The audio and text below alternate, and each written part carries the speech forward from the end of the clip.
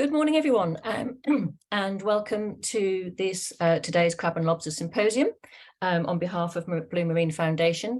I'm Sam Fanshawe. I'm UK Projects Manager with the Blue Marine Foundation, and I'm delighted to welcome currently over 100 participants. We had over 400 register for the event. We don't expect them all to arrive for the whole event, but we look forward to sharing today's presentations with a huge number of interested stakeholders. So firstly, I'd just like to go through some housekeeping. So just to let you know that the event is being recorded, recording has started, and the recording will be shared publicly in a couple of weeks' time. Your attendee video and audio are automatically turned off during the presentations, as this is a Zoom webinar, but you can use the Q&A button to post your questions during presentations, and these will then be moderated during the Q&A sessions at the end of each session. You can also, during the open forum session later on in the day, raise your hand and then you can unmute yourself to speak directly, or Jacob Ashton, who will be moderating the Q&A sessions, can read out your questions.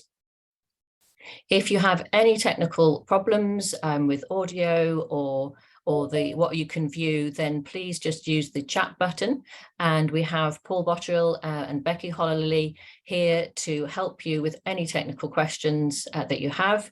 And I would just like to say that we hope that we do have a very full agenda today, so we're really going to have a lot to cover, but we hope to stick to time. So apologies in advance if we're unable to cover all of the questions that are raised. We can always perhaps follow those up individually offline. So on to the day. Why have a Crab and Lobster Symposium? I think it's simply put, this is a really important fishery for the UK fishing industry, as is reflected by the turnout today. But our fisheries and populations and stocks are far from being healthy, and they face several key issues. So effort has increased, but landings have declined, particularly for crab in certain regions. Assessing stock status is proving a challenge. We have various regional management and effort control measures which have been introduced, based primarily on authority boundaries rather than biological stock boundaries. And there's limited effort control beyond 6 nautical mile limit. So overall, there's a huge amount of concern that this fishery is at risk of overexploitation, and some regions are reporting really catastrophic declines in landings over recent years. On top of that sustained harvesting, some populations appear to be suffering the impacts of pollution, sedimentation, and climate change, and we'll hear more about all of these issues today. So the aims of the symposium are first and foremost to share current information. There's, as you'll see from the agenda today, full programme, there's an enormous amount of research being undertaken into crab and lobster fisheries. Lots more studies going on into the factors affecting those stocks.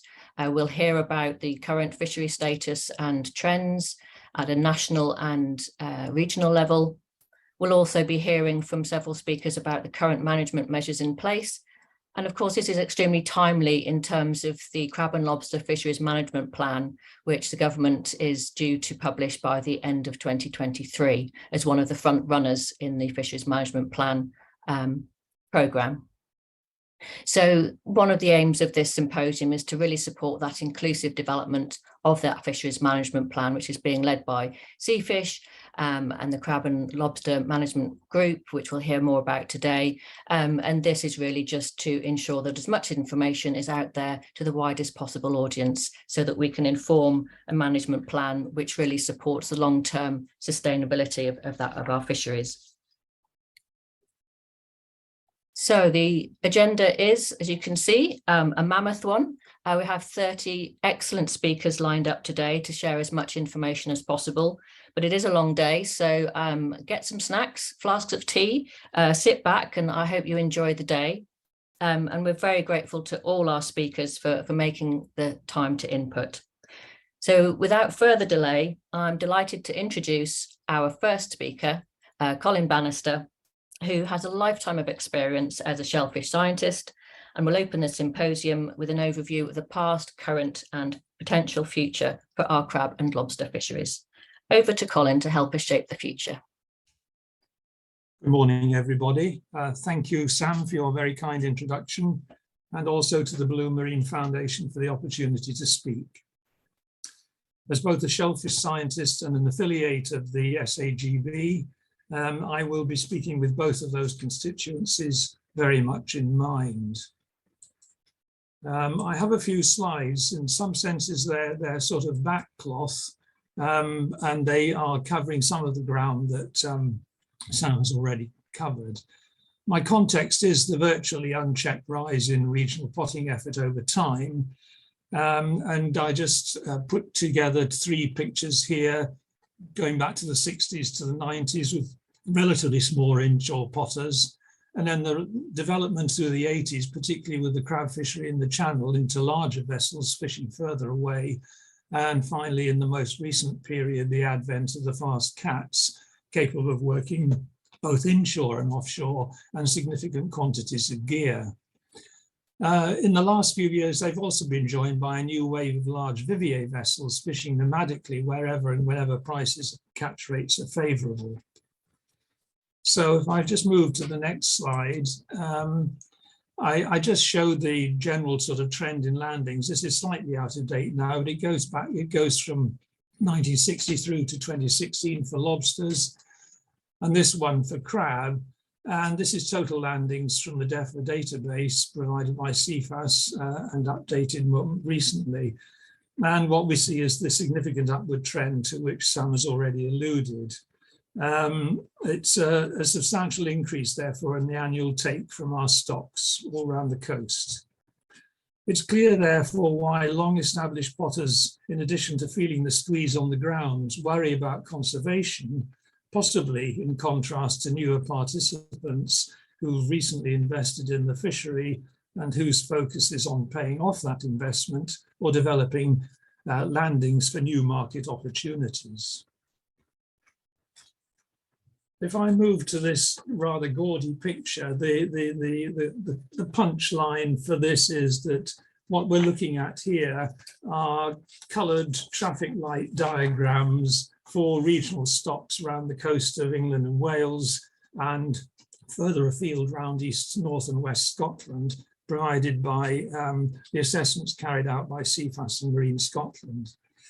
The areas that these colour codes relate to are the geographical areas that match regional fisheries, and on the other hand, our relatively limited understanding of biological stocks. They're relatively small areas for lobsters, but they're much wider for crabs, obviously, because of the dispersive and migratory behaviour that crabs show over long distances. The assessment models that are used to arrive at these colour codes, effectively, they're my colour codes based upon the results and the assessments. The assessment model starts with the length distribution of pot caught landings sampled on the quayside, and this is used to estimate the harvest rate and evaluate the benefits of changing technical measures, for example. But it does assume that the relatively untested assumption, I might say, that what pots catch is representative of the population as a whole, and also how it responds to exploitation. So the green is a sustainable fishery at or around the sort of age-old MSY concept. Yellow is a stock between MSY and an undesirable lower limit, and red is an overexploited stock, which is breaching that limit. Lobsters are mainly red with some yellow, and the only green areas at the time of these assessments was in the Western Channel and the Celtic sea crab, and one Scottish crab area off Orkney. The curiosity is that these results have been like this for several past assessment cycles, even prior to recent fleet developments, leading to 2 critical questions. One, why stocks have not yet collapsed, perhaps, and B, in other words, are they more resilient than we might think? And B, how sensitive quayside sampling data are to actual population changes. So after taking these results at face value, and as I say, the assessment results of this kind go back over quite a number of years, SAGB and others at local, IFCA, regional and national level have continued to try and improve the management of pot fisheries on a precautionary basis.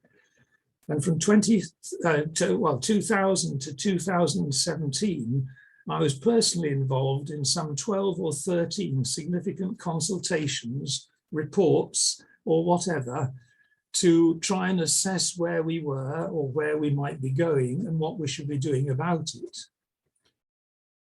Those meetings have never made enough progress to convince national legislators, owing to the relative lack of consensus, fundamentally due to conflicts of interest between different regional groups and what their priorities are, and also different vessel size groups with different economic criteria and priorities. And that has made administrators quite reluctant to take further action. One point I would like to make is that shell fishing is nominally limited by the licensing scheme, but this did create a pool of latent licenses that can be and is being reactivated or recycled. So to that extent, its efficacy is questionable. I'll talk later on this afternoon when I introduce the management section about the actual nature of the regulatory perspective. But in the context that I've just outlined about what we've been trying to do over the years, I think that the Fisheries Act and the scope that it gives to shape the future by developing specific fisheries management plans is clearly potentially a game changer. But what I want to do is to remind everybody that there are a number of things that we still, as scientists, feel that we have a rather limited understanding of. And whilst we are looking ahead to try, and as the Seafish and DEFRA are currently doing, to engage in the fisheries management plan process, there are quite a number of things that are going on in the background in the scientific world which reflect some of the uncertainties which my experience has raised over the years. So I'm just going to share another couple of slides, which is basically a list of those factors. They're not all dealt with in this symposium, but some of the spirit of what I'm going to say is probably at the back of the mind of most participants. So I'm very concerned to try and understand the spatial and life history differences between crab and lobster populations. The lobsters are predominantly localized and habitat-based. The larval distributions are very, very sparse, but the settlement of juvenile lobsters, as anybody who's been involved in stock enhancement programs knows, is very habitat related. There are significant differences, obviously, as well between local movements in the case of lobsters and hen migrations in the case of crabs. There are significant egg size and fecundity differences. Lobsters produce relatively small numbers of eggs, but they're large eggs, which probably has a survival value for them. But crabs produce something like 2 to 3 million eggs when they reach large size. So from a life history point of view, there are those significant differences which need to be thought about in terms of their adaptability, as it were, to overexploitation or susceptibility. I've mentioned some of the problems with the length-based assessments, but because the assessments are based upon size distributions, which are sampled on the market, I think we have to ask the question, how well does a pot sample the length distribution actually on the ground, taking into account the selectivity of the pots, the foraging frequency of the animals involved, and the interactions between pot density and population density on the ground. The other point is that official data are not always what they ought to be or could be, and so we may need to look at less formal alternatives such as the Fisher's logbook landings per unit effort and mean size methods. Looking ahead, obviously I've thought about effort limitation and reducing that on a stepwise basis, but the problem is how can you scale that and how can you monitor that? And also, how can you take into account fishers' natural resistance to limiting their pot numbers particularly in the current era, where they have to perhaps use more pots in order to compensate for the cost of fuel and the whole problems of going to sea in the current economic climate. I think I need to stop there because that's the end of my time, but I've covered most of what I intended to say, and thank you for listening.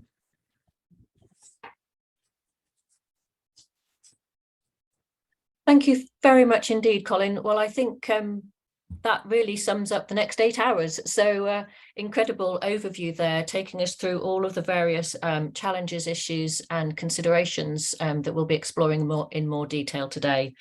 So I'm now going to hand over to our first chair of the session on biology and research, to Dr. Bryce Stewart, who's senior lecturer at the University of York, a well-known marine ecologist and fisheries biologist. And Bryce has been involved in numerous pioneering studies to inform sustainable fisheries, and will be taking us through a number of fascinating presentations on current research. Over to you, Bryce.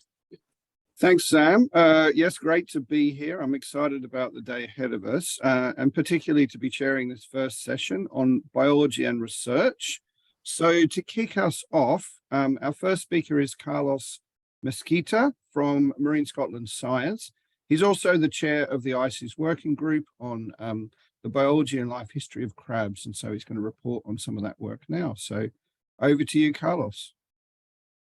Thank you very much, Bryce. Can you hear me? I assume so. I will start. All good. Yep. All good. Thank you. So thank you, first of all, to the organizers for the invitation and opportunity to participate in this symposium. I'm delighted to be here. And in my talk, I will introduce you to the WG crab, as Bryce just described, the working group on the biology and life history of crabs. Most of you will be familiar with ICES. So this is an expert group which sits under the ICES Science Committee. And the general objectives of the ICES Science Committee, or SciComm, is to build a dynamic and internationally relevant science program, ensuring a good link between science, data, and advice. And expert groups like WG Crab contribute to this. Next slide. Just a bit of background. The WG Crab was formed in 2006 as a successor of a previous group called SG Crab. So the group was initially focused on the biology and fisheries of 2 species, the snow crab in Canada and the spider crab in the Northeast Atlantic. It was recommended shortly after the group started that the remit of the working group should be extended to include other commercially important crab species. So at the moment, the species considered by the group are the brown crab, the spider crab, the king crab, the velvet crab, and the snow crab. More recently, since 2014, we've had also considered European lobster in the group, given that the challenges faced by crab fisheries are pretty much the same for those of lobster fisheries. And also the scientists working in crabs are generally the same as for lobsters. So WG crab meets every year. We have also subgroups which may meet more frequently to discuss work progress. In terms of member countries, we have an extensive list of countries from Newfoundland in Western Atlantic, Canada, to Greenland, and also a number of European countries with important crab and lobster fisheries.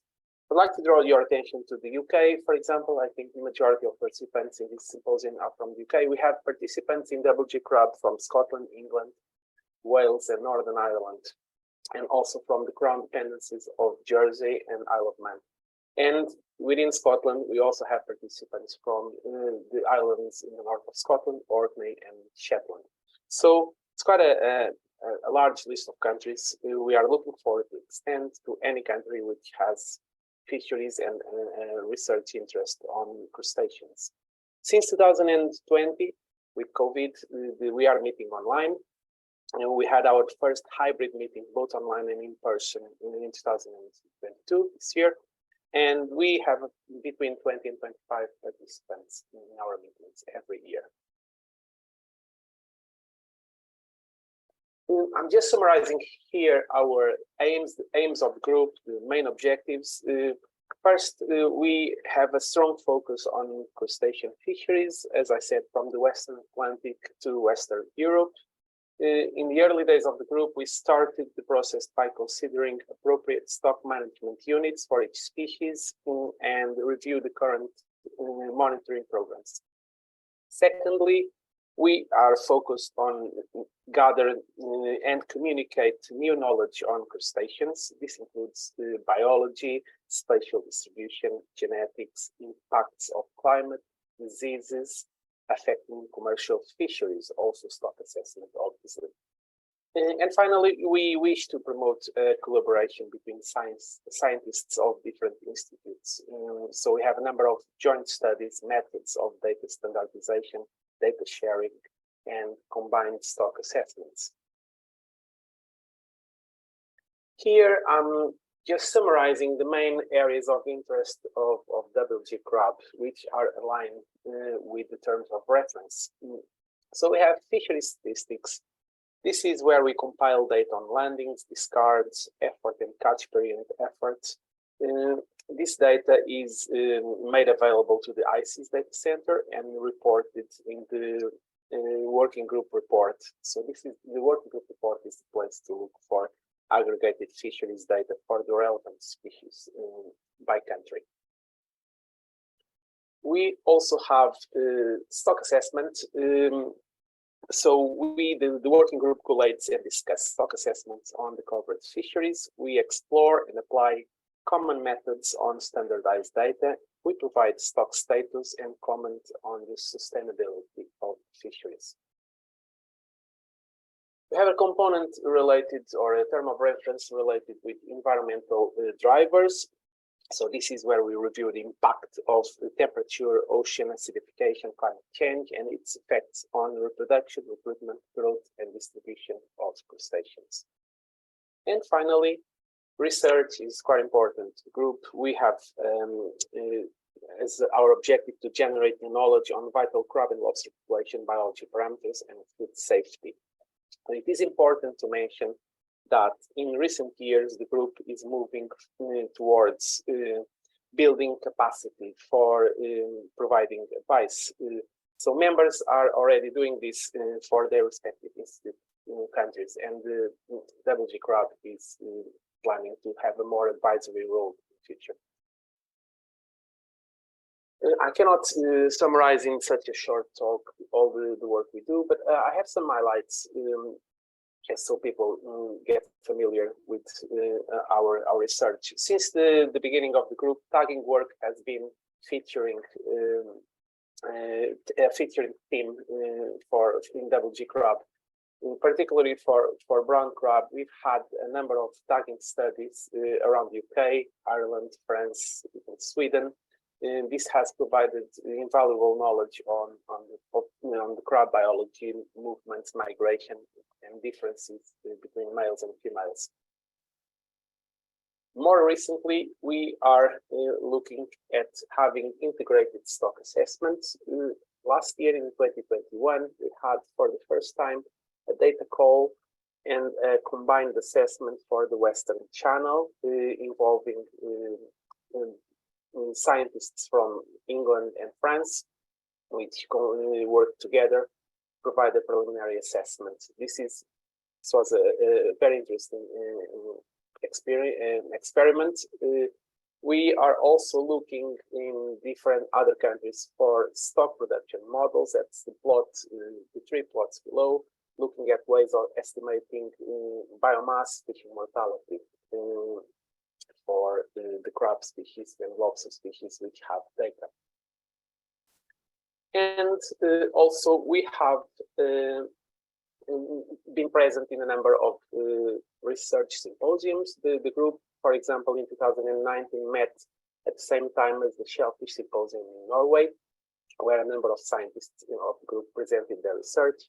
We also had team sessions in the ICES Science Conference, including the last one in Dublin just recently in September. I'm going towards the end of my talk. I would like to draw your attention to the main outputs of the WG crab. I would say the main one is the ICES working group report, which is published in 3-year cycles. So the last one was in 2019. The next one will be early next year. This is where you find all the data for the species that are represented in the group and the most recent research. Over the years, we've had a number of studies on brown crab maturity and lobster maturity, which have been published in peer-reviewed journals. We've also been looking at survey indices or alternative ways of deriving abundance from fishery independent data. This is always problematic to get effort data from pot fisheries, as we will see throughout this session.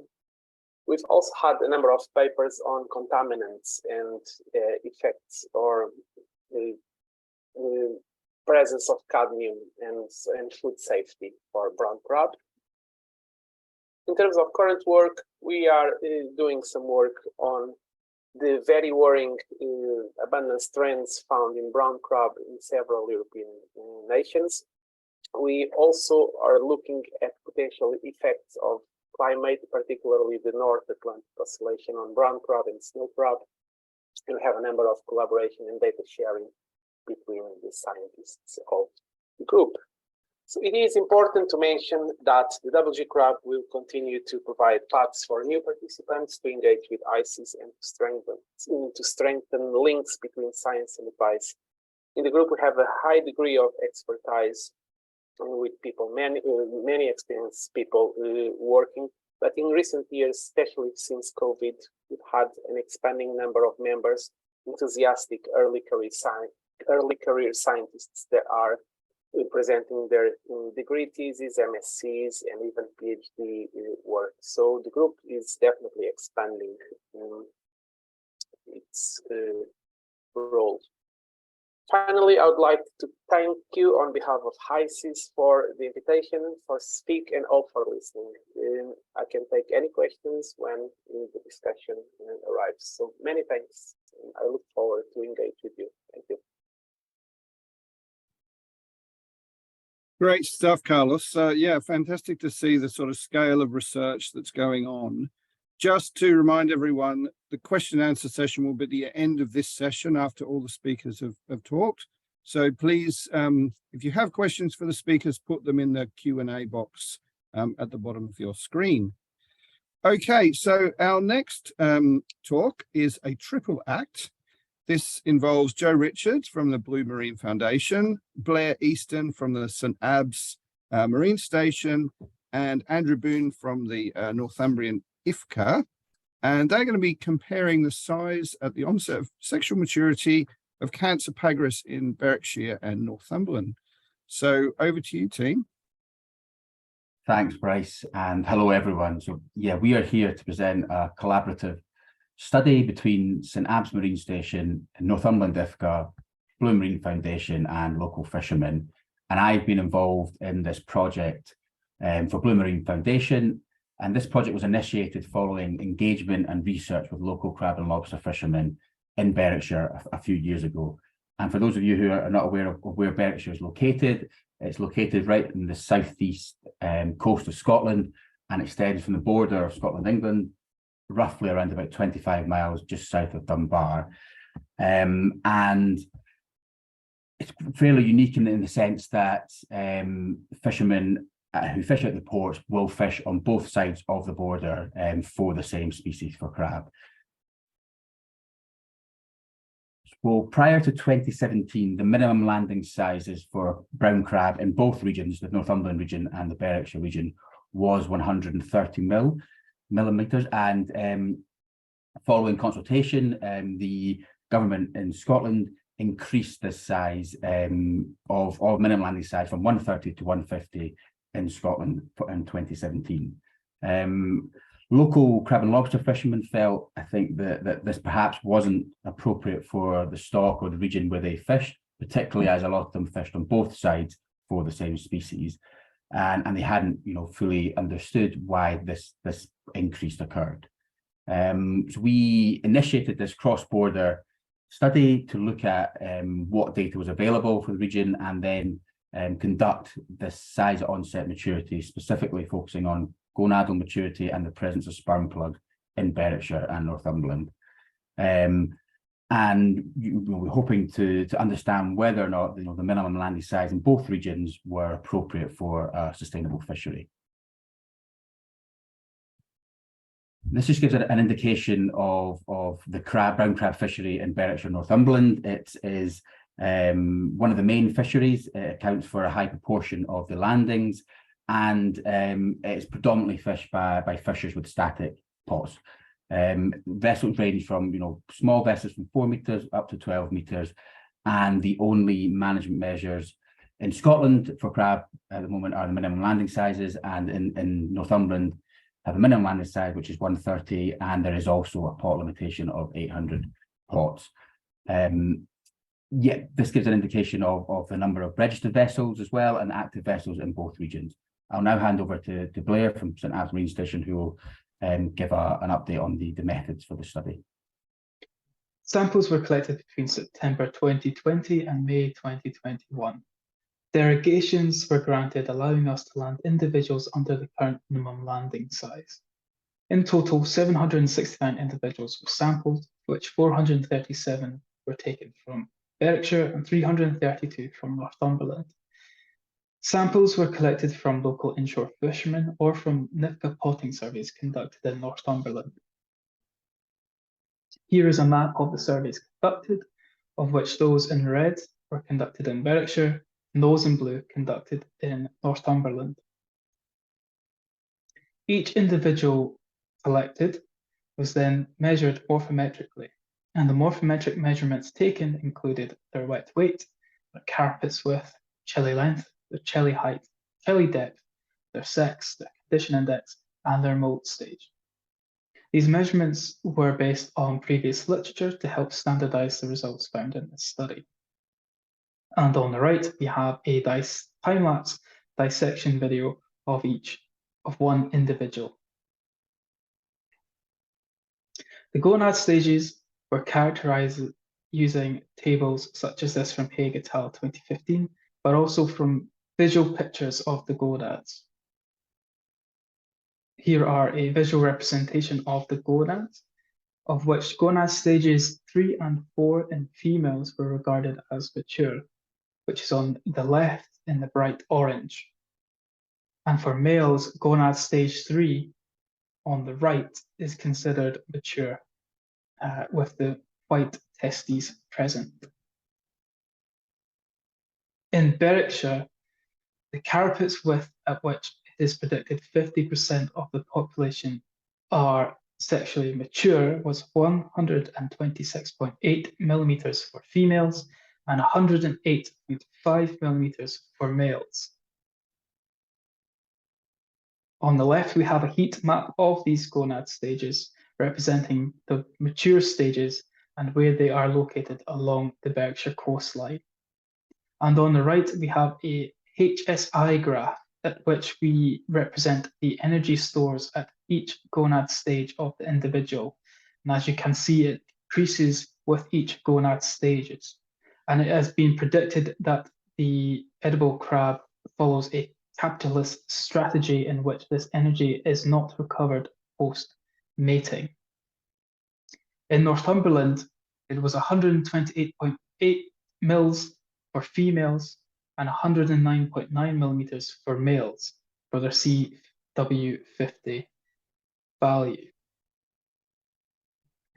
Here also on the left, we have another heat map of the representation of those which are sexually mature along the Northumberland coastline. And on the right, we have the HSI graph, not showing as great a variation across the gonad stages, but there is a change over the gonad stages in terms of the energy stores provided to the males and females across their reproductive cycle. Oh, yeah, so I'll just hop in and sort of tie it up and tie everything together. So yeah, as you can see, there were some slight regional variations, which does then further warrant the need for more localized and regionalized monitoring of this. It's recommended to the European Commission that a 3-year period be between monitoring be in place. So it is something that we will look at to monitor going forward.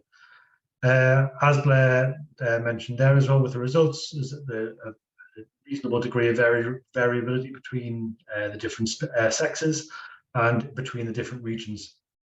However, one thing that is covered throughout is that they are able to reproduce at least once before they are fished from the stock. So from that, we can kind of infer that the MCRS is suitable for the current size and maturity. However, future work may alter that stance.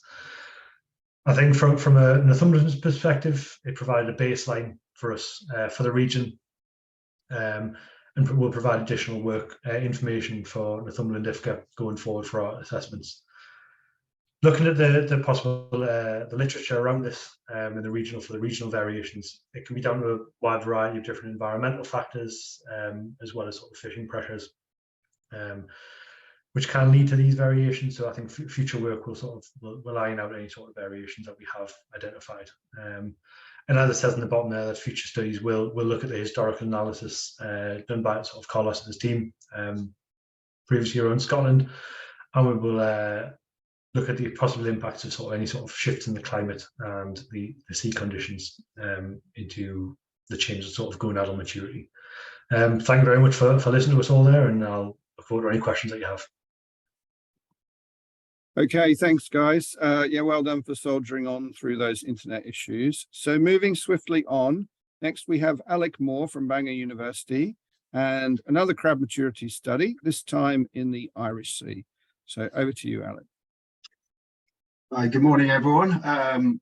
Good morning from Wales. I'm talking today on behalf of the Sustainable Fisheries Wales team here at the University of Bangor, where we work on a whole range of species, crab, lobster, colleagues that are working on whelk. We also work with scallops and bass and rays as well.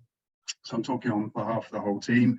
And we looked at, for this presentation, we looked at size and maturity in the edible crab in Welsh waters of the Irish and Celtic seas.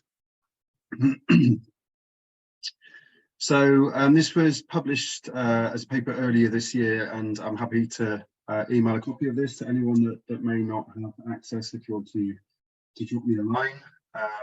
So this is just really a brief summary of that paper. So we've heard much of the background about these very worrying declines that we've been seeing in brown edible crab over the past few years in terms of catch per unit efforts.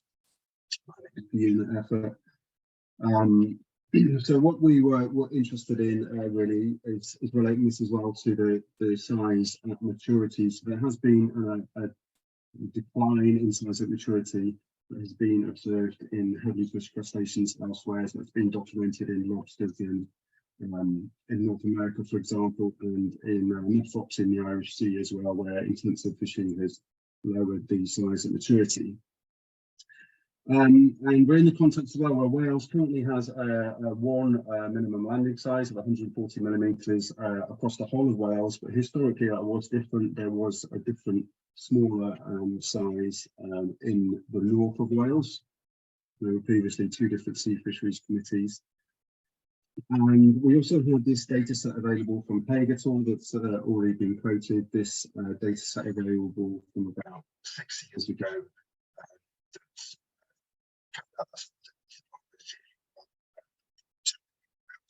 To use that and reanalyze that with comparing it with recently gathered data. So our aims are really to estimate the size of maturity in edible crab in Welsh waters, compare that to the minimum landing size and how it relates to that, and also compare it to that previous study from about 6 years previous to see whether there had been any change over time.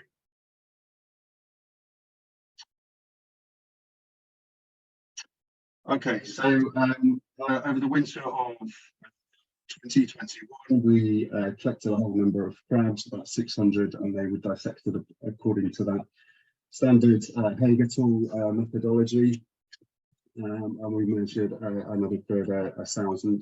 We sampled from 2 areas, so we called them north and south. Clearly, we didn't sample a whole cline across the length of Wales. It was just those 2 locations really. So the north sampling site falls within the Irish Sea division, and the south site in South West Wales in Pembrokeshire, that falls within the Celtic Sea, the ICES Celtic Sea. So for the gonad maturity, the size of which the gonads first become mature, we ran 2 scenarios. There's a bit of uncertainty about which one represents maturity in terms of population parameters. So like a study that Carlos had done in Scotland, we had a standard scenario where just stage 1s were considered immature, and then ran a more conservative scenario 2, where the stage 1 and 2, the developing ones, were also considered immature. And once an animal's gonadally mature, it may not necessarily be able to mate or compete for mates, particularly for males. So we wanted to measure the morphometric maturity as well. So like the previous study, we also looked at measured the claws in males, because there's a rapid change to having large claws in mature males, and then abdomen for females. We used 2 different statistical methods for that. So pooling all the results for gonadal maturity for the whole of Wales, so the length at which 50% of them become mature. It came out, quite small animals. They come out mature at 88 millimeters. The amount of females usually bigger. It's around 107 millimeters. So that's really broadly in line with what the previous study was. And also similar to a number of locations around Northwest Europe as well, and sort of nearby Isle of Man as well. And it's smaller than available studies at the time in Sweden and Scotland, but you'd expect to see some natural kind of spatial variation.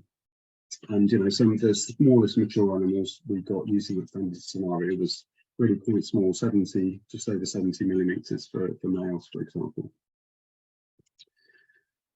And we did find, unlike the previous Welsh study, we did actually find a gonad maturity spatial difference between North Wales and South Wales, or those 2 sampling locations anyway, and that was statistically significant. So that does actually reflect this rationale for a smaller historic minimum landing size in the north.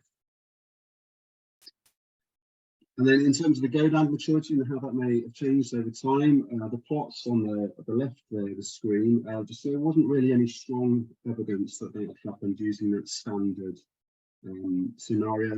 But when we used a more conservative scenario 2, we did actually find evidence of some declines, but I wouldn't say that was really strong evidence for a decline.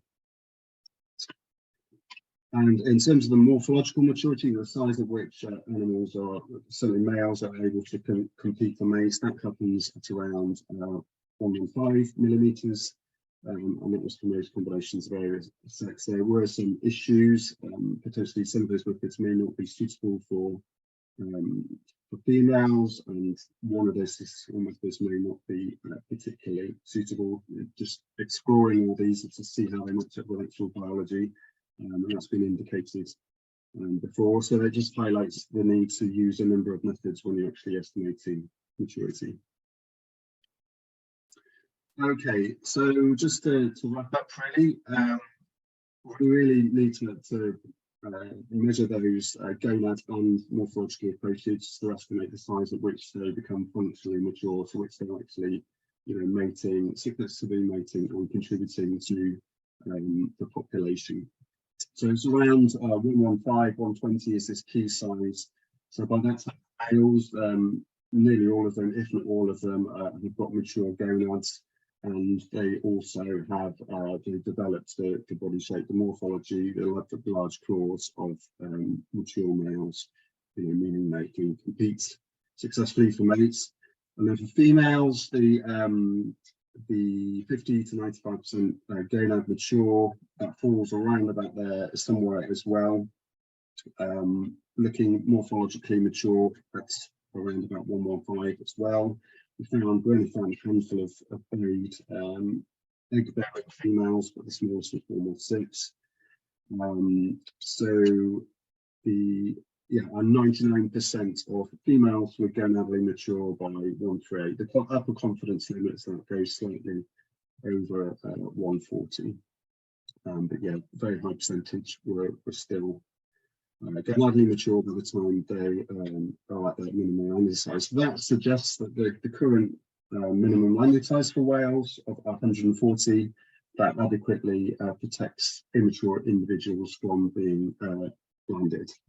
And we found limited evidence. There was some evidence for a decline in size and maturity since 5 or 6 years ago, but that wasn't strong. It could be potentially due to other factors that we weren't able to explore in the context of this study. So that just really needs some further monitoring. And that's it. Thank you. Great stuff, Alec. And yeah, thanks so much for sticking straight to time. Important work there. So wrapping up this session now, we have Charlie Ellis from the University of Exeter. He would probably like to talk to us about England's cricket results on the weekend, but also lobsters. So yes, over to his talk on genetic assignment for improved ecological understanding of lobster stocks. Thanks, Charlie. Thank you, Bryce. And yeah, I've got no chance of sticking to 10 minutes if I divulge into cricket. So we'll stick with the lobsters for now.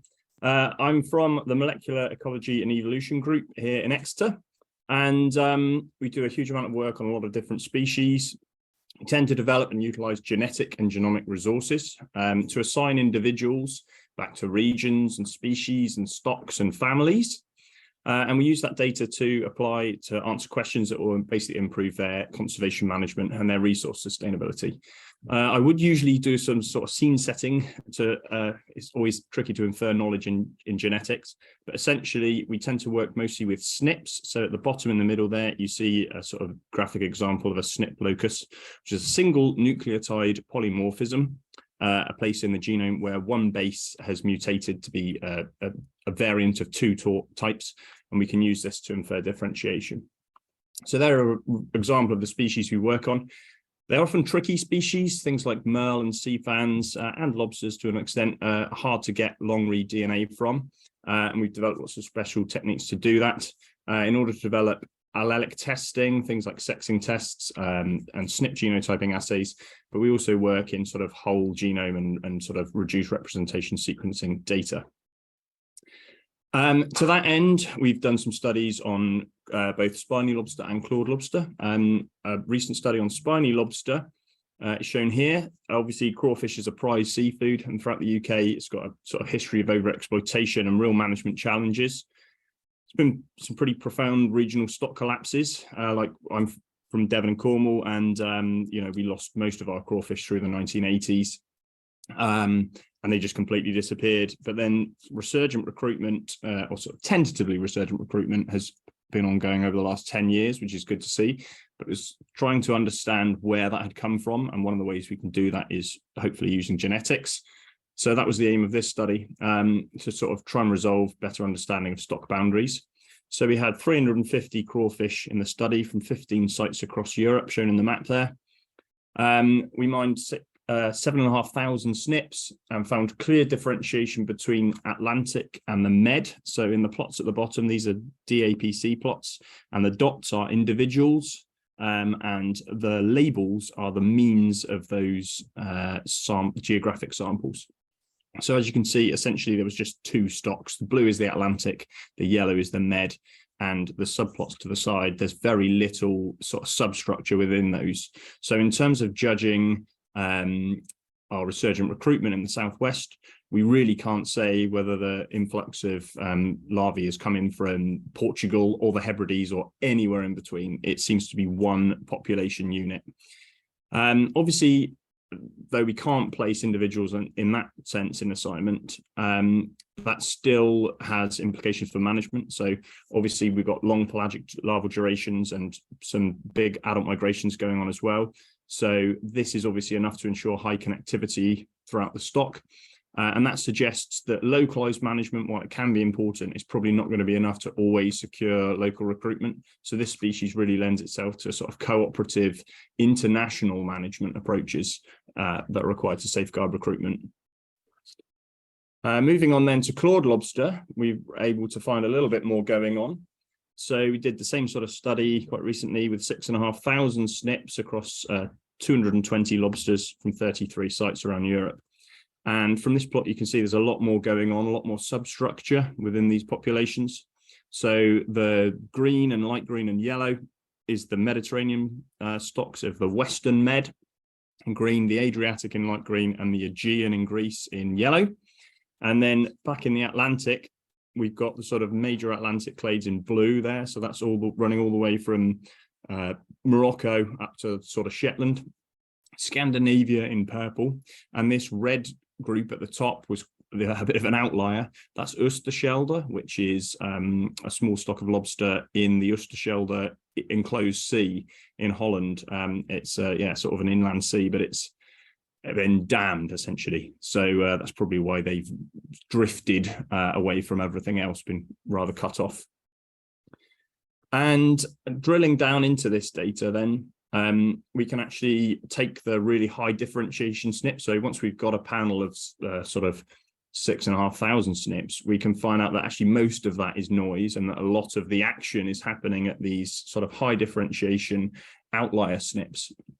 And they're sort of driving divergence.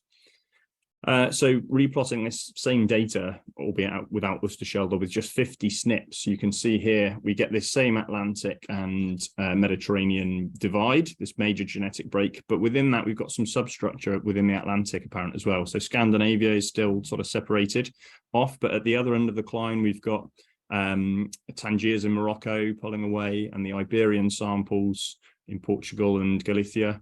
And then even within this sort of Atlantic clade that's all royal blue, this tends to be at the top. This is the samples from Western Britain and France. And you can see just between that and Scandinavia where it says I, that is the Eyemouth sample, the Bridlington sample, and Chroma. So there's some differentiation between stocks, even across East and West Britain. What that means, obviously, is that localized management is going to be much more important for this species. For lobster, it's much more, it's a shorter pelagic larval duration, probably only sort of 3 to 4 weeks in the wild. And therefore, we're getting a lot more local retention of larvae. So those local management measures are really going to make more of a difference in clawed lobster. Really important to stress that.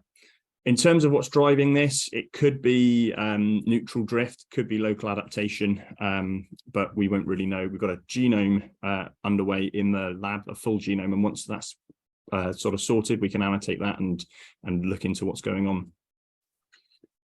on. What we can then do once we've got those sort of small number of really high differentiation SNPs, though, is not have to go back and resequence everything that we want to do in high definition. We can just have a look at these sort of super powerful loci. So we've developed SNP assays for the most divergent SNPs to provide a multi-purpose genetic tool.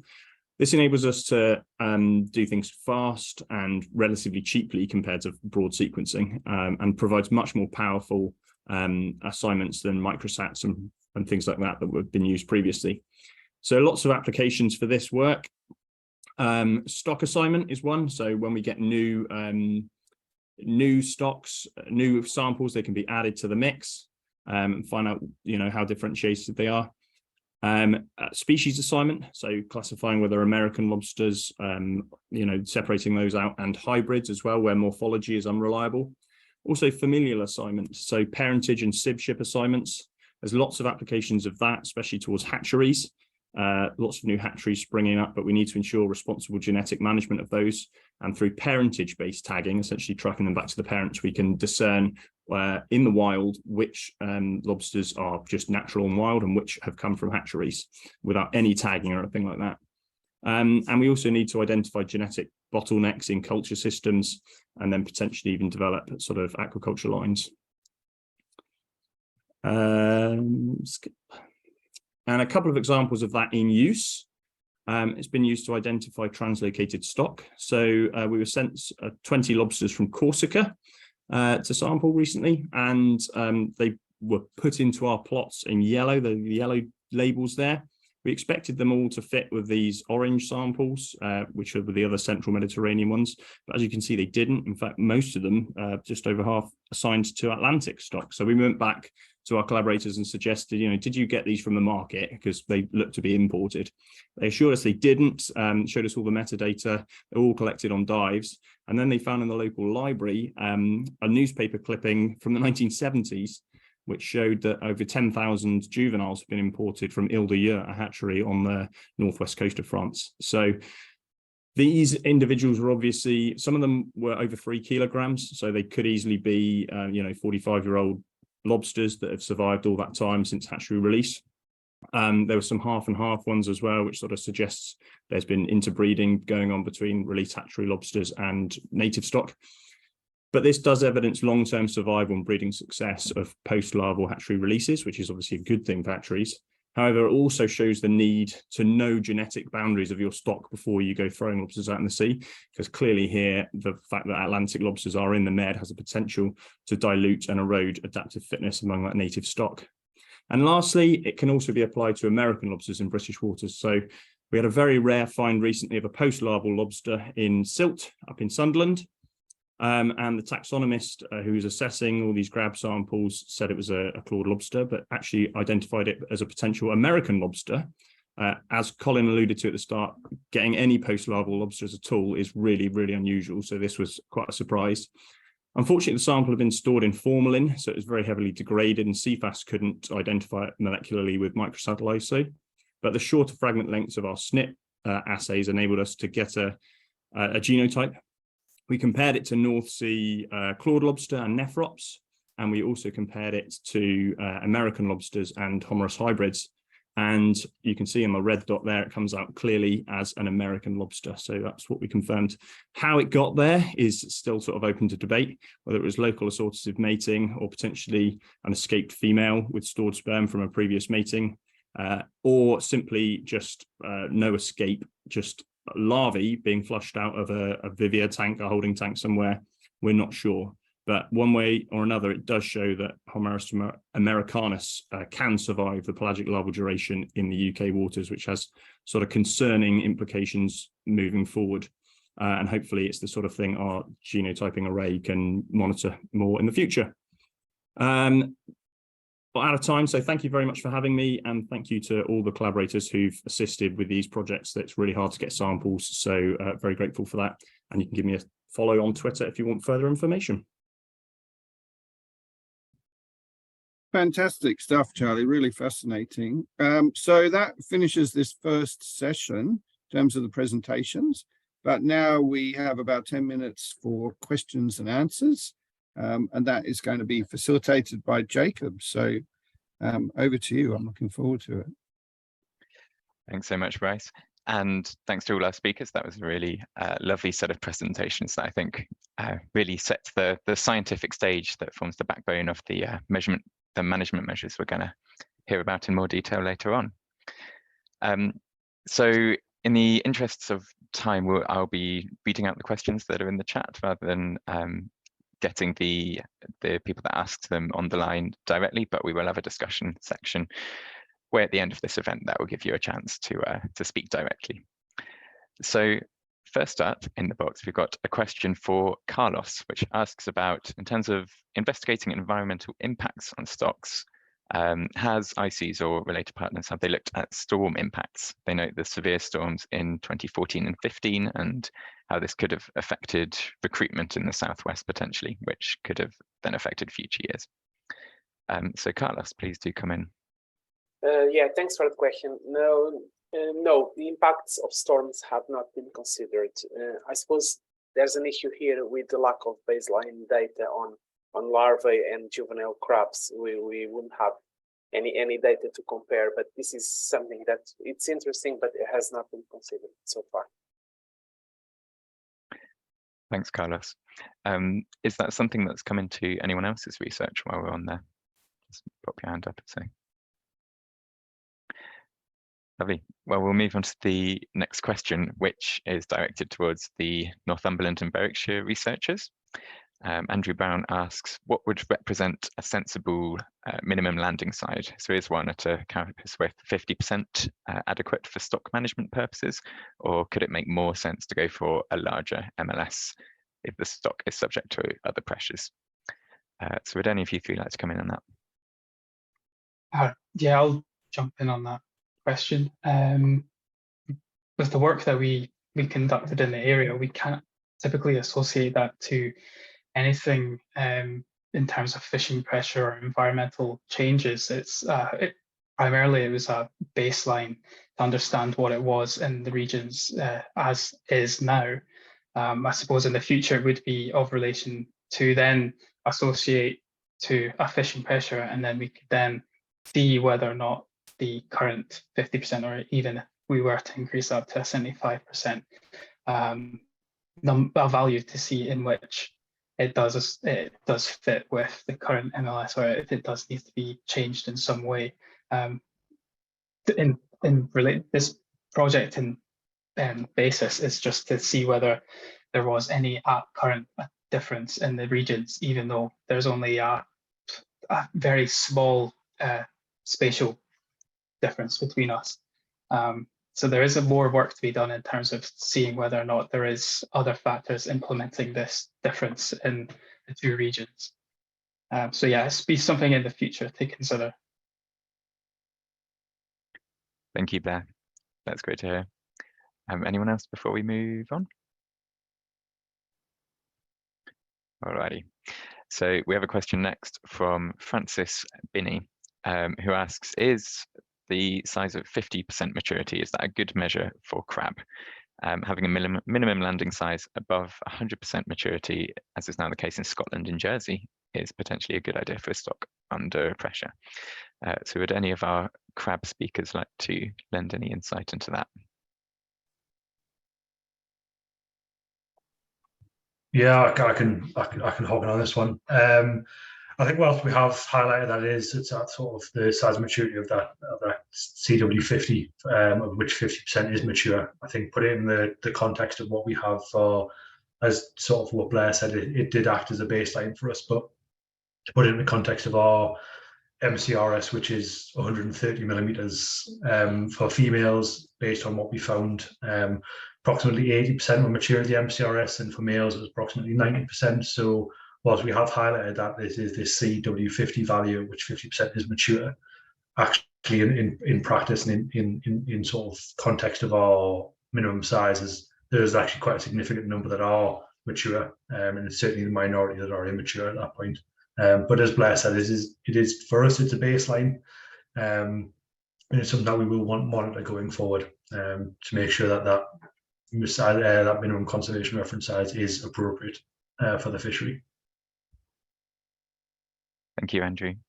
Alec, I wonder if you've had any insights from the Irish Sea on that, if it's a similar case over there. So yeah, it's a good question, and my colleague Natalie Hold was actually talking about to me about where this 50 number has come from, where it's actually been used historically, and why we've chosen that 50. But that's perhaps a much bigger discussion. But as I said, for the Welsh findings that we did, pretty much everything excepting the upper confidence limits of some of the scenarios, everything was under the MLS, the current Welsh MLS of 140. So yeah, that is protecting immature individuals from being landed. I know that the MLS has been raised in sort of regional waters in some cases, but yeah, whether that is the optimal thing to do, or whether there are other measures that might be needed, that I think that's a much bigger discussion. Thanks, Alec. Okay, our next question comes from Keith Hiscock, who this is directed towards Charlie. He says there was a study from Pelero et al. In 2008, which identified genetic differentiation in spiny lobsters between the Brittany area, which he thinks includes southwest England, and Irish and Scottish stocks. He notes this appears different to the results you found in your study. Is that something you have any insight into? Yeah, so Ferran Palero's previous work, the paper you're referring to, he used mitochondrial DNA in a single gene. So there's a sort of slim chance that the way that mitochondrial DNA rather than nuclear DNA is inherited, it changes more slowly, and it can sort of show longer lasting, deeper differentiation for a longer time that might have been eroded in nuclear differences. But it's possibly more likely that essentially that was just one gene and a small number of samples, and our results are obviously for much higher resolution. So it is usually the other way around. Usually you find more structure with more markers. In this case, it's not, but I would certainly trust our results over Ferran's results in terms of differentiation going on. And actually, Ferran repeated that work with microsatellite loci, which are a bit more powerful than mitochondrial DNA. And he found with those no difference between Irish and British and then Brittany lobsters, spiny lobsters. So yeah, that could just be an anomaly of low power for that 2008 result. Thanks for the explanation, Charlie. While you're on the line, I believe you might be the best person to answer the next question as well, which is from Kevin Scott, who asks, given minimum landing sizes are partly focused on allowing lobsters to have a minimum of 1 clutch of eggs before capture, how important is it to consider that these will be smaller, inexperienced females and will not have the same recruitment potential of larger, older females? That's a great question. It's something that's a bit of a passion of mine, actually. He's quite right. The minimum landing size obviously is designed to give females a chance to breed before they come out, but that smaller females produce fewer eggs. And there's also some evidence that those eggs are the larvae from those eggs are less strong and survive less well in the sea compared to larger females who obviously produce a lot more eggs as well and with better survival. For that reason, I think obviously while minimum landing sizes are very important, more and more fisheries around the world are considering maximum landing sizes as well for these species that you have sort of hyperfecund, very large individuals. For lobster, maximum landing sizes have been introduced in Scandinavia. It corresponds to about 115 mil, I think, their maximum landing size. So any fish that gets to that size can no longer be taken out. Obviously, locally, some fishermen will do things like V-notch and protect big breeding females. They're sort of well aware of this issue. And Scotland, I believe, now has a maximum landing size as well, although 150 mil, it's possibly functionally not doing a great deal yet. But yeah, maximum landing sizes and a slot size fishery will probably help to alleviate that, and also alleviate sort of fishing induced evolution on the stock as well towards, because if you're taking out the big fish all the time and promoting the small ones in breeding, you're sort of messing with evolution against what natural selection would do. So slot size and maximum landing size could be the way around that moving forward. It's really interesting. Thank you. I don't suppose that's something that applies to crabs as well. If any of our crab speakers have any insights into whether a maximum landing size is something that's been considered. Well, we have a very crab specific question coming up next, and this will be our last question as well before we go on to the next session. So the question says, an intertidal survey over the last 2 years carried out at Kimmeridge has found that out of 596 edible crabs found, only 4 were female, and all crabs recorded are in the 2 to 10 centimetre size range. Can anyone explain this? Is this anything anyone has any insight into? I can come in. I can't speak specifically about the case in Kimmeridge, but a bit of work in Berwickshire conducted, leading by Blair and the St Anthony Station, has looked at intertidal surveys of juvenile crabs in the similar size range, and particularly over during certain times of the year, we were recording, or there was recording fewer females within that time. And why that is unclear. I mean, you know, it might just be that they're burying deeper, or you know, they might be showing similar migratory patterns to the adults. But I'd be interested to hear when these crabs were collected. But we certainly, as part of that research, we're seeing some variation throughout the years in the different sexes in these smaller juvenile crab. But yeah, happy to discuss more with about their study and our study as well. Thanks, Joe. Charlie, I can see you've got your hand up. I'm just wondering if it's how easy it is to actually sex crabs at that size. I know with lobster, they don't tend to show the sort of morphological differences until about 2 years old, which would probably correspond to a crab of that size. And before that, you could easily misconstrue everything as male or everything as female. So I'm just wondering if that could be playing a part there, because that does seem a pretty crazy amount of bias otherwise. Yeah, absolutely. It's quite the extreme sex ratio. Okay, I think that's it in terms of our questions we have for this session, and we're just coming up to 11:15 on the dot as well. So I'll hand back over to Sam. Thanks to all our speakers.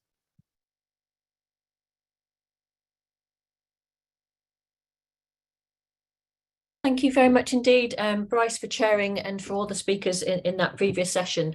I think we are due to have a short break now, but we were due to start again at 11:20. So if anybody would like to just take a 5-minute break and return promptly at 11:20, we'll start again with the next session.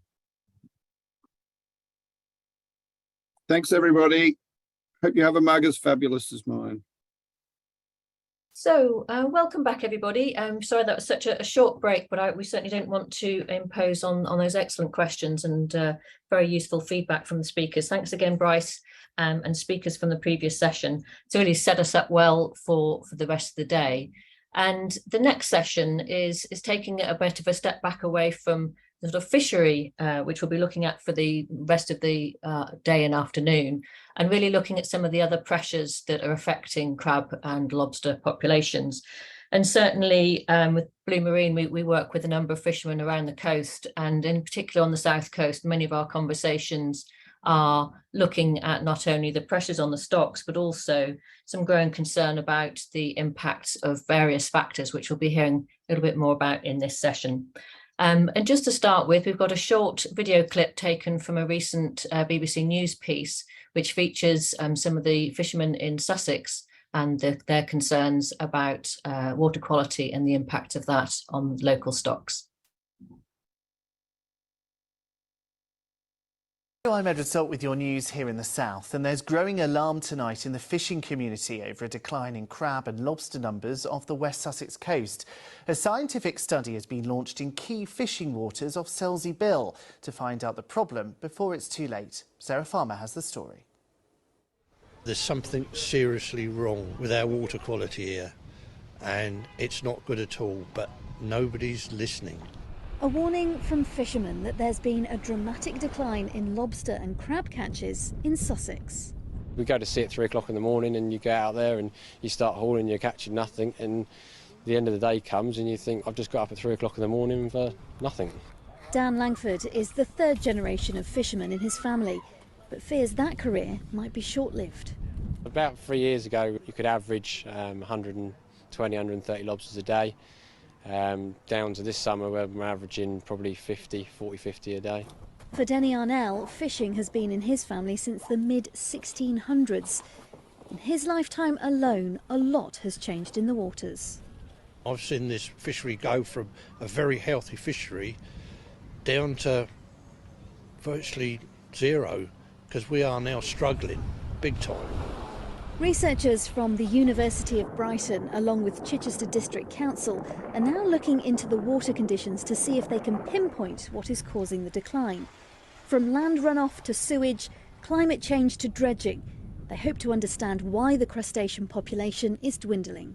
The key points, I think, are going to be looking at water quality and also the sediment. You know, we breathe the air. If there's something in the air that doesn't agree with us, it's not such a good place to be. It's the same for the animals in the sea. We've got to see what their environment has to offer and decide from that what impacts it's having on them. As the study gains momentum, members of the fishing community are pinning their hopes on the findings of this research to help keep the industry afloat. If there's not nothing to catch out there, then there isn't an industry and there isn't a future. Gone from what my family have done for hundreds of years to something you could read in the library.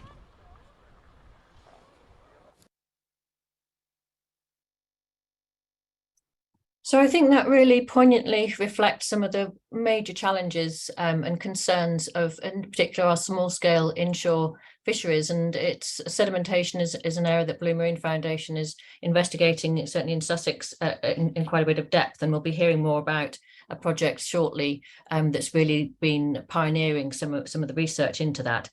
So firstly, though, I'm going to introduce our first speaker for this session, and it's Ros McIntyre, who's going to talk about recent studies into diseases and pathogens affecting UK edible crab populations. And please do remember to post any questions in the Q&A slot at the bottom as we go along, and those will be answered at the end of the session. Over to you, Ros. Thank you, Sam. So I work on crab and lobster research and fisheries at CFAS, and I'm going to talk about some crab disease work we've been doing and are doing going forward. So I'll give you a brief overview of the fishery first, which you must all be familiar with. It's a pot fishery. There is minimal bycatch from other mobile gears. There are two sectors of the fleet, essentially: inshore, which is mostly small boats, which are seasonal and weather dependent, and the offshore sector, which can stay out for several days at sea. They have seawater tanks that can store the catch fresh and live. There is a high discard survival rate with pot fisheries. The extent of the fishery basically covers the whole of our coasts and into the North Sea and across the Channel. In the last decade, most of the fisheries have been expanding offshore, where traditionally it was an inshore fishery. And in the last few years, there has been a lot of concern about decline in catches and landings, die-offs and disease. And as with any fishery, there's hardly ever a simple cause and effect. So what we need to do is gather as much knowledge as we can about the species biology, their behaviour, environmental effects and fisheries dynamics to try and build a picture of what's happening. So we're looking into crab disease in the English Channel. This is where it started. It was discovered following reports of post-capture mortality from a single site off Selsey in 2019.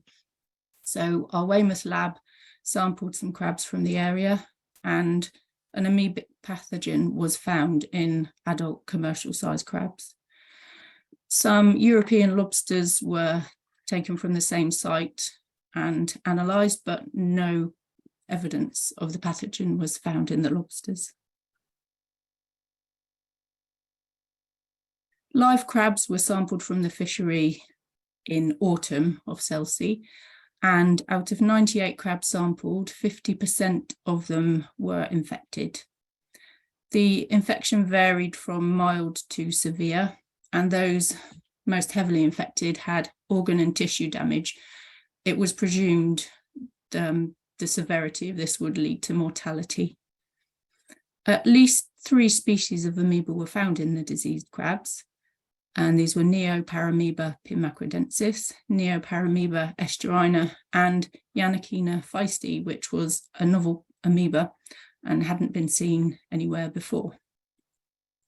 The disease associated with this was called amoebic crab disease. There is no known risk to human health with this new disease, and it's not linked to the northeast crab and lobster mortalities. We did sample crabs taken from from this area during the die-offs, and no evidence of amoebic crab disease was found. We also did some sampling in South Devon, and again, no amoebae-like pathogens were found out of 64 crabs that we sampled. Pink crab disease, or hematidinium, was found in 12% of the South Devon samples, which is endemic in crabs, edible crabs around our coasts, and actually 12% is quite a low level, so it was a very healthy sample. We have also sampled a site in Cornwall and again haven't found any amoebic pathogens. The symptoms of the disease are post-capture mortality and lethargic crabs. So there are no visible symptoms other than the behaviour of the animals. We're advising people to contact their local IFCA if they see increased mortalities or unusual behaviour in crabs. A peer-reviewed paper has recently been published about this disease in the journal Diseases of Aquatic Organisms. So we decided we needed to investigate this further, and we started with a crab health questionnaire targeted at crab fishers to identify any health issues that they've seen from a fisher's perspective, which will help us target our future sampling. We also wanted to gather general information about fishing methods and catches to help link any perceptions of changes around the coast to reports of disease. So what we're doing is a full health screen of the crabs we're sampling, which can detect diseases and different types of pathogens and parasites. One of our main objectives is to investigate the spread of the novel pathogen Yanakina feisty around the coast. So far, we've only seen it at Selsey, but we would like to know whether it's spread elsewhere. And the screening can detect other pathogens, including Paramicrositos canceri. Apologies, I realised I spelt Paramicrositos wrong, but it's too late to change it now. This pathogen has been found with high prevalence in juvenile crabs from shore sampling in Dorset and South Wales. It hasn't been found in larvae or eDNA, but it has been found in a wide range of invertebrates. It's not just edible crabs. So what we're doing is shore sampling and getting catches from vessels to get juveniles, pre-recruits and adults. What we want is as wide a size range as possible to see whether the whole population is susceptible to different diseases or just adults or just juveniles.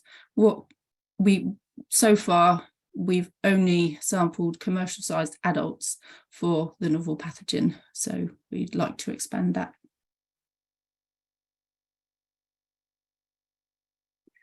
We are sampling in 5 separate locations, one in each of our fisheries assessment units.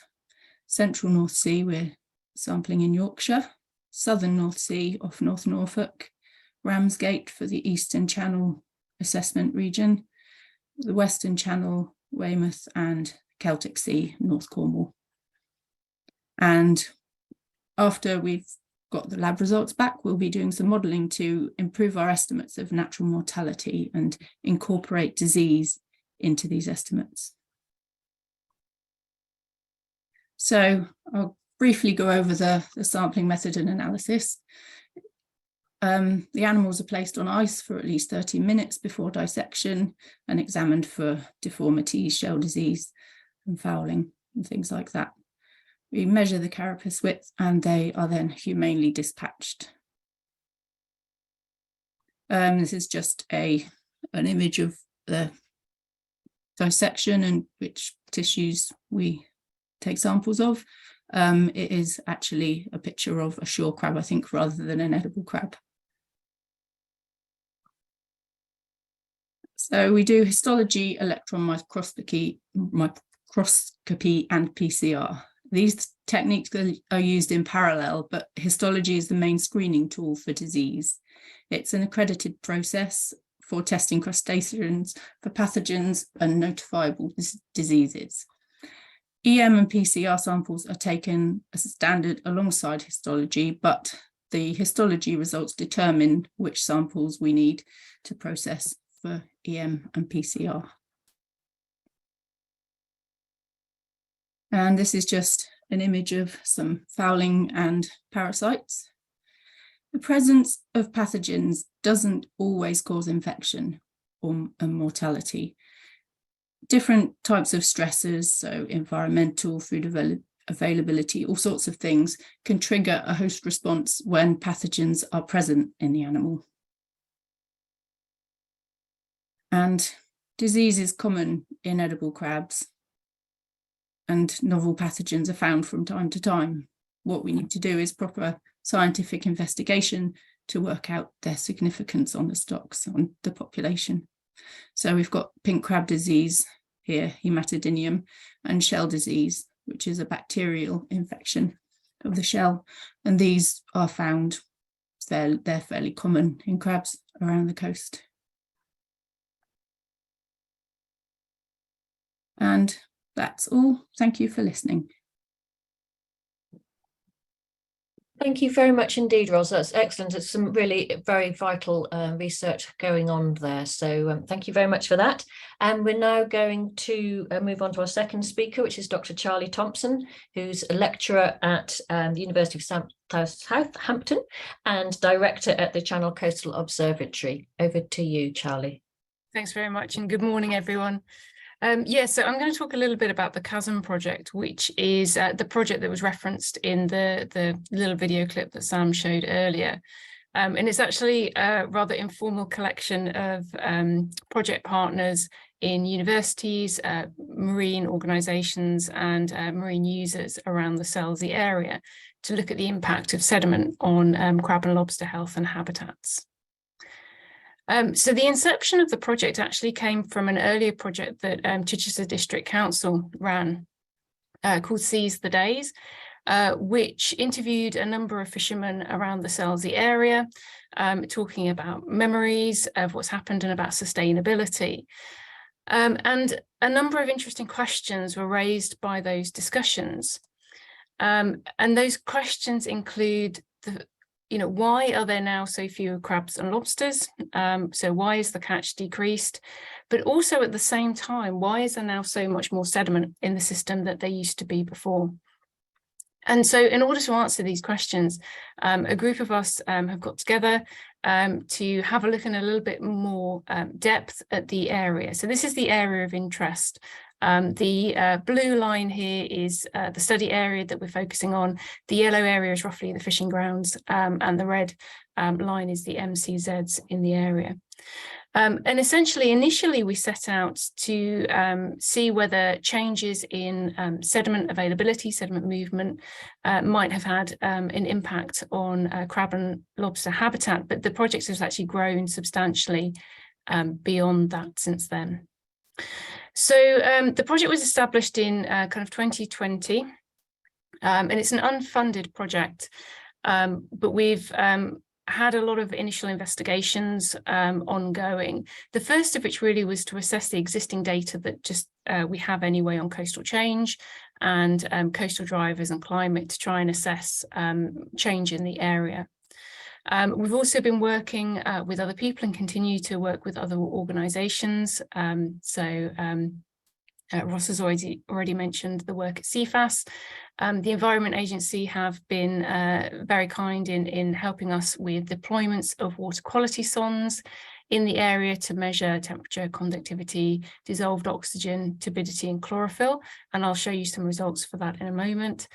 And also we've been very busy trying to engage with the local community, local marine users, to try and understand more about the area and the changes that have been observed.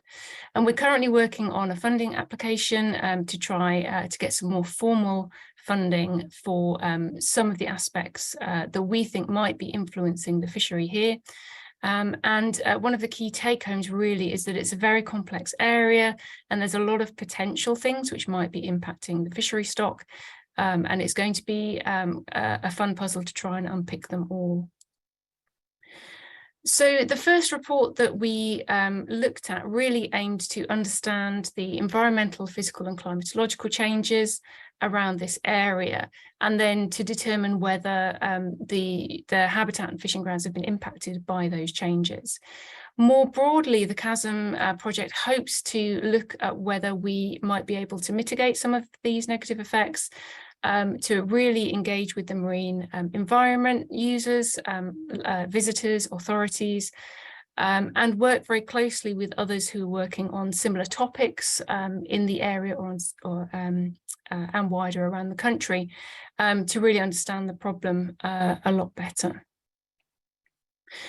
So the first report that we released, which you can get from our website, really had three main aims. So the first was to actually determine the local change narrative. So what observations have people made over time? And we've managed to do that right back to the 1950s.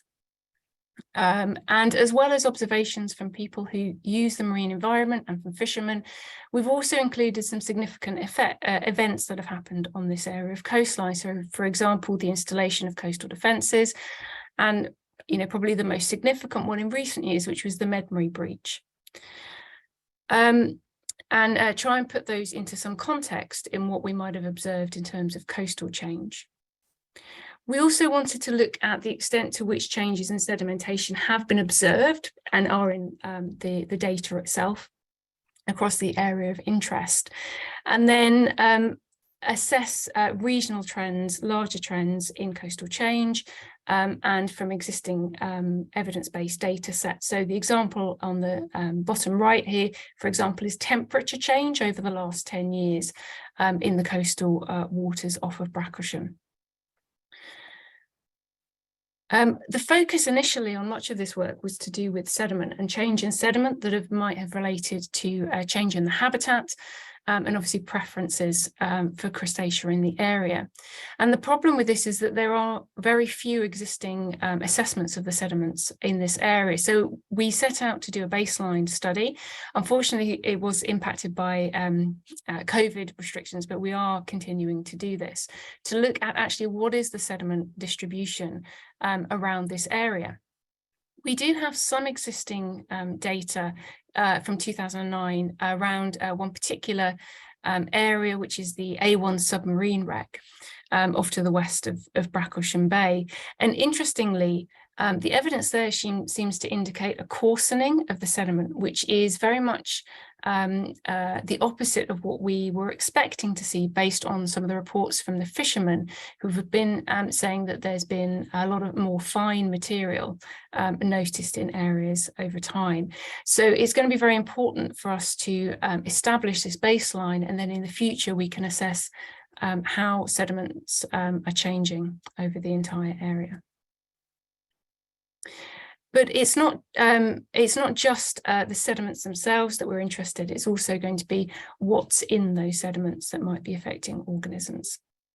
We have had a nice engagement event. We were lucky enough to get some funding from the University of Southampton, together people from 36 different organisations, and just disseminate some of the findings from that initial report, and also give people the opportunity to see some of the techniques we use for sampling and for better understanding the sediment transport around the area. And it's one of the ways in which we're trying to engage more closely with other people working on similar topics, and also marine users in the areas. But as I said, it's not just the sediment itself, it's also what's in the sediment. So we've been doing some related studies looking at, for example, heavy metals in different body parts of the lobster.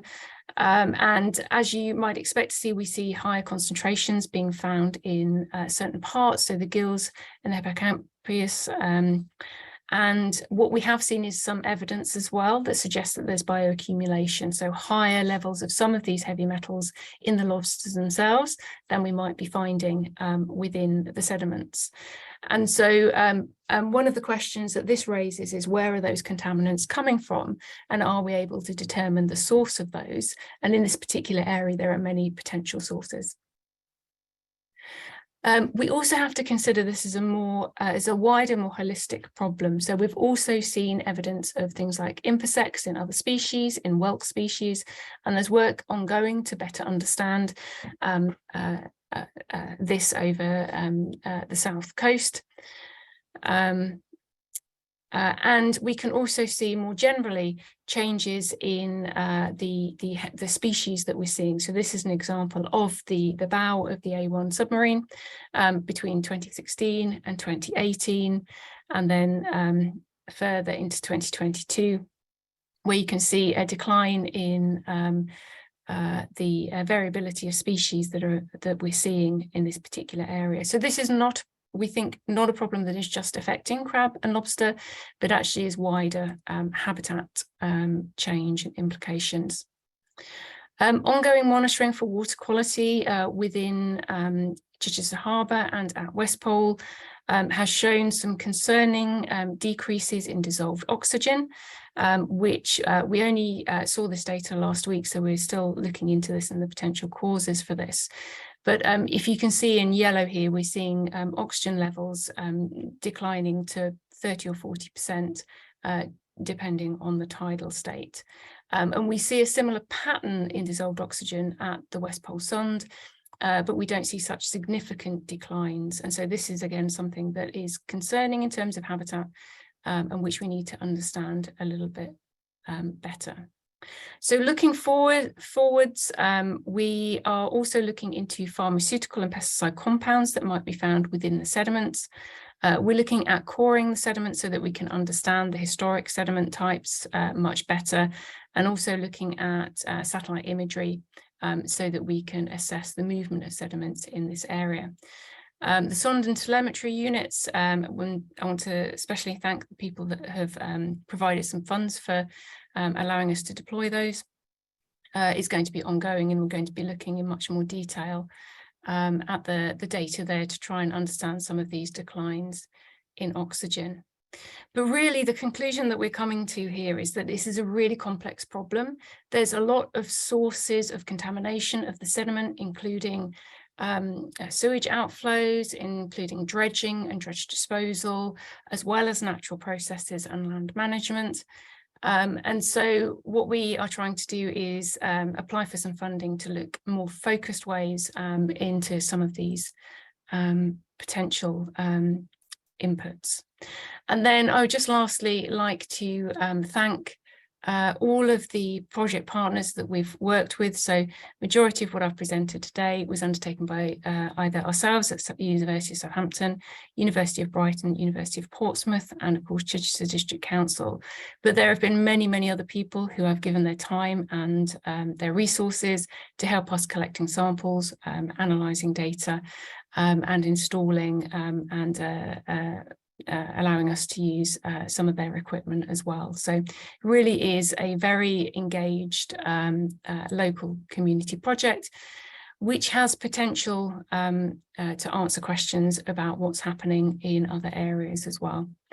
And then lastly, we got a very nice letter from Sir David Attenborough when we were doing our engagement work, encouraging us and in particular noticing that we are trying to deliver mitigation based on facts and rather than hunches.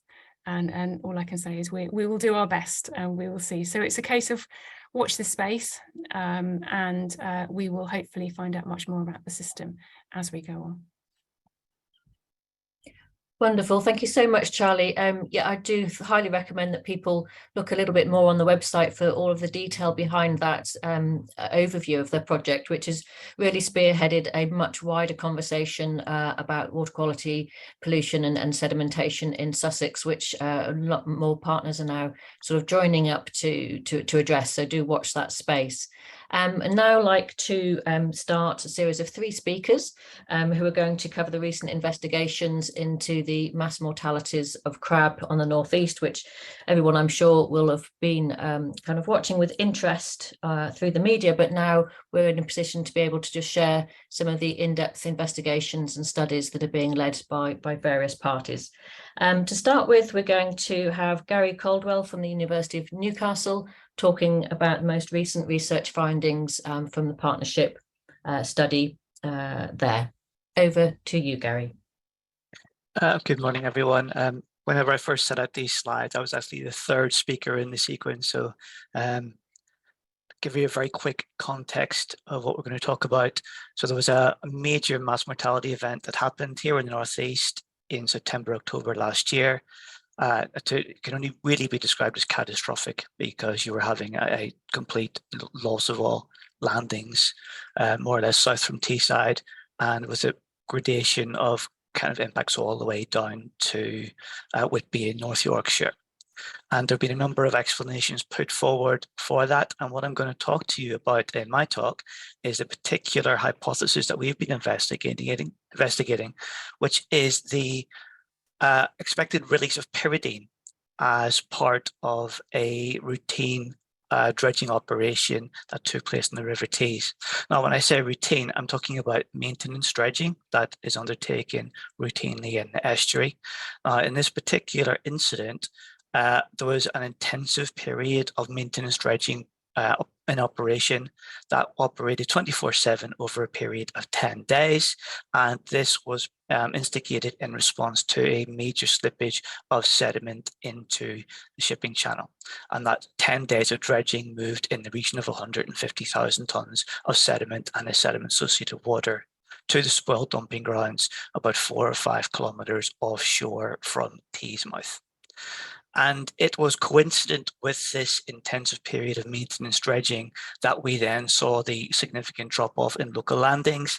And then we began to see what became widely known as the mass die-offs or mass wash-ups, where you were seeing banks upon banks of crab and lobster being washed up on the beach all the way down a 50-kilometre stretch of the coastline. And I will sort of take Tim Dare's thunder. I'm sure he'll give you a bit more of the background where we came to and asking whether pyridine is involved. But what I'm going to talk to you about now is some of our toxicological data that we based a lot of our conclusions on, and that they show just how potent pyridine is as a toxin to the brown crab.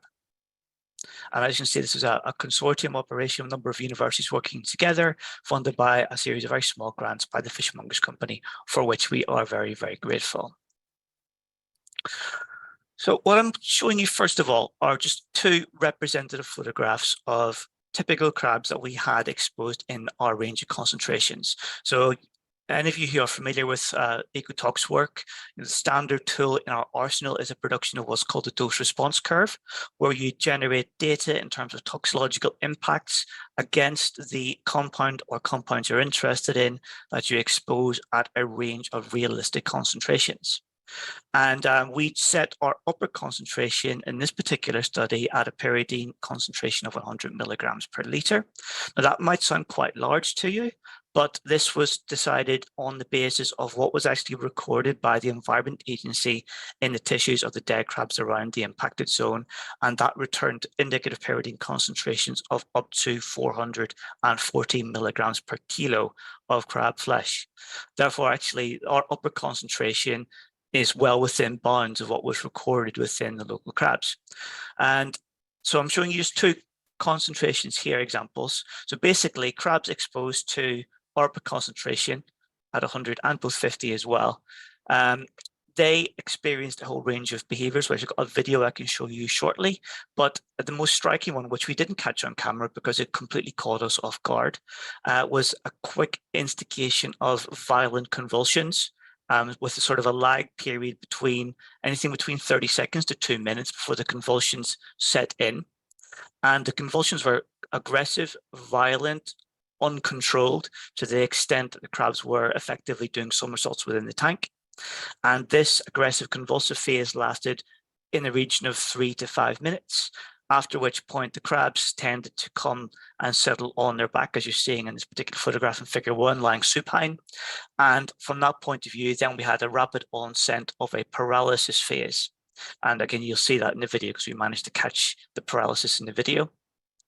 But in figure 2, you're also seeing the sole surviving crab exposed to 20 milligrams per litre. And this crab, despite surviving for the 72 hours exposure, it was partially paralyzed. So it only had the movement of its back 2 pairs of pteropods. Its chelae and its front walking legs were all paralyzed.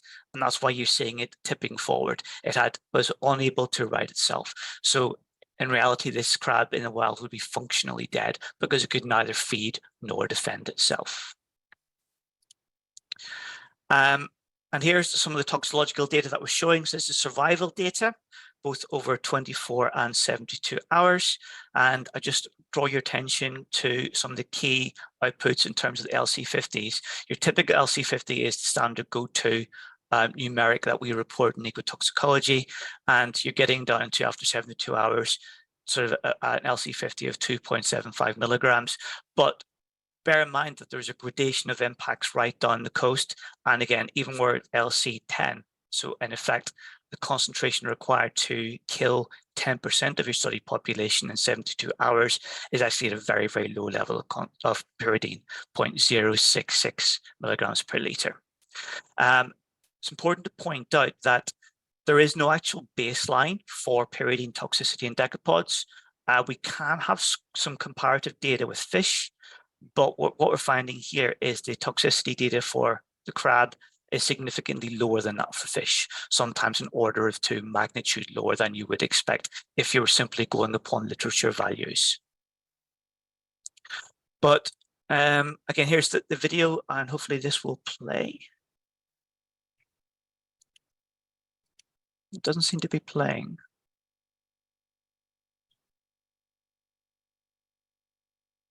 Oh, there we go. So this is the crab in the paralysis state. And so this is already gone through the convulsion state. And as I mentioned earlier, we were so stunned by what we saw, we didn't get our act together and film it in time. Perhaps with retrospect, it's not such a bad thing, because it's actually very disturbing watching such a violent convulsive behavior, take shape in front of your eyes. But this crab will sort of been alive for no more than 6 hours. And the paralysis fully will have set in by about 30 minutes after exposure. We were able to witness that the crab was still alive because, interestingly, the mouth parts were still moving. So we could still easily tell that the crab was still alive. Just purely in terms of its motor function, it wasn't able to actually move or walk or right itself. Based upon just survival data, you wouldn't base any conclusions just upon that, and you want to try and interrogate a little bit more deeply into why you're seeing some of the behaviors that you are. And we actually started to probe inside some of the biochemical measures of stress inside the cell, and we focus particularly on the production of reactive oxygen species, which are forms of free radicals. Now, ROS, or reactive oxygen species, are a normal natural product of every given cell, but when the cell's under stress, you can get excessive levels of ROS production, and that can bring about lots of issues because the ROS are very biologically active. They will attack amino acids, they will attack proteins, they will attack DNA, they will attack cell membranes. In essence, you do not want an excess of ROS inside your cells. That's why we have antioxidants to try and mop them up. And we measure 3 different types of ROS. So basically the pool of ROS within the whole cell, the cellular ROS. We measured the ROS that was specifically produced within the mitochondria, and we measured ROS that was produced in response to lipid peroxidation. And we saw different responses at low doses depending on the ROS. We didn't see any significant increase in cellular ROS at concentrations up to 20 milligrams per liter, but we saw a significant concentration dependent increase for the mitochondrial ROS. That was a clear upwards trend. Interestingly, for lipid peroxidation, there was a downwards trend. We're not entirely sure why that's the case, but whenever you look at the higher concentrations, particularly in those crabs that were experiencing and presenting that convulsive behavior, we were seeing extremely high levels of mitochondrial ROS at 3 hours. So you were seeing on average a 20-fold increase over and above your control animals. And bear in mind, this is the fold base increase, logarithmic scale. This is a really significant, enormous increase in ROS level. And that would certainly explain why we were seeing the aggressive behavior that we were seeing in those crabs in terms of the convulsions. And also one other point that I haven't noted, in those crabs that were experiencing convulsions, they also tended to drop their claws and legs without any kind of mechanical stimulation. No, they simply sort of autonomized themselves. So you're starting to see this putting together of a pattern of cellular stress and then linking into what you're seeing in terms of sort of the more behavioral and sort of whole organism type responses. Now, we then wanted to understand whether we could make this connection from what was observed in the laboratory with our pyridine exposures to what would be seen or what was seen in terms of the mass wash-ups. And from here, we did some computational oceanography, whereby we simulated the release of 1,000 litres of pyridine per dredging cycle at both the dredge site and the spoil site. And as you can see, the pyridine transported all the way down to the coast as far as Whitby. And we also built into this model a pyridine removal rate where we assume 90% of pyridine was lost within a period of 8 days. So it's quite a conservative approach that we took with the modeling.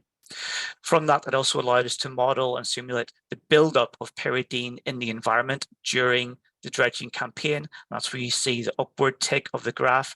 And then as the dredging stopped, because of the high extinction rate and removal of the pyridine, you see a very rapid removal of pyridine from the system, albeit you would see still pyridine exposed into the environment for a period approximating 1 month. We then combined these two modeling approaches and we worked out the cumulative exposure of crabs throughout the entire affected plume area. And we were able to pull out effectively hotspot areas and the kind of areas around Red Cartese Mouth, effectively ground zero for these events. You know, we were able to work out that we have lost upwards of 50% of the crabs within the first 24 hours. As you move down the coast to about Brunswick Bay, there would have been enough pyridine released to kill about 30% of the population. And then down as far as Whitby at the tail end of the plume, there would have been sufficient pyridine transport to kill approximately 10% of the crabs. And very quickly to wrap up, there are two mechanisms of pyridine toxicity. There is that incredibly acute fast-acting response, which actually relates back to pyridine being the base element for the formation of nemertine venoms that specifically have evolved over millions of years to target crustaceans. So in effect, what we're seeing here is pyridine acting as a water-mobile version of a venom molecule that is evolved to target the crabs. And this is why we see this very, very rapid, very acute phase of toxicity. And also a second mechanism that now we're working on is that sort of secondary toxicity affecting surviving crabs, because you were still finding more crabs washing up once the dredging ceased. And we believe that pyridine in effect is forming adducts, or effectively substituting NAD, which is a key biochemical molecule in all cells, and is forming a sort of a mutated molecule, and that in turn forms a secondary toxicity mechanism. So we're seeing pyridine having the potential to be acutely toxic, very fast acting, and having a slower acting, albeit still within the scale of days to weeks toxicity through an adduct formation. So in conclusion, we now know that pyridine is extremely toxic to crabs. Presentation was in terms of twitching and paralysis, and that corresponds remarkably well with reports from the wash-ups in situ right the way down the coastline. We modelled that any pyridine predicted to be released from the dredging would definitely reach as far as Whitby. And we know from the activity of the UK, the Orca clearing that sediment slump, that with pyridine in that sediment, there would have been a significant potential release of pyridine into the environment that could have had the observed impact on the crabs. And to give you an idea of the toxicity, potentially it would only take 15 micrograms of pyridine or pyridine analog to kill a 350-gram crab. Thank you. Thank you very much indeed, Gary. Some very disturbing results there. And now I'm going to move straight on to Tim Dear-Jones, who's going to give us another perspective on this. Over to you, Tim.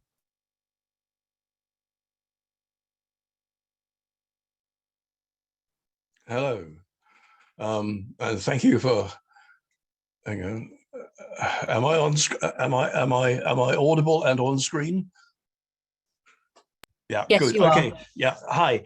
Thank you for the opportunity to present. Gary and I are slightly upside down in our presentations. His presentation contains the empirical information that we have gathered since round about May this year. I was recruited by the Whitby Commercial Fishermen's Association in the autumn of 2021 as this disaster was unfolding.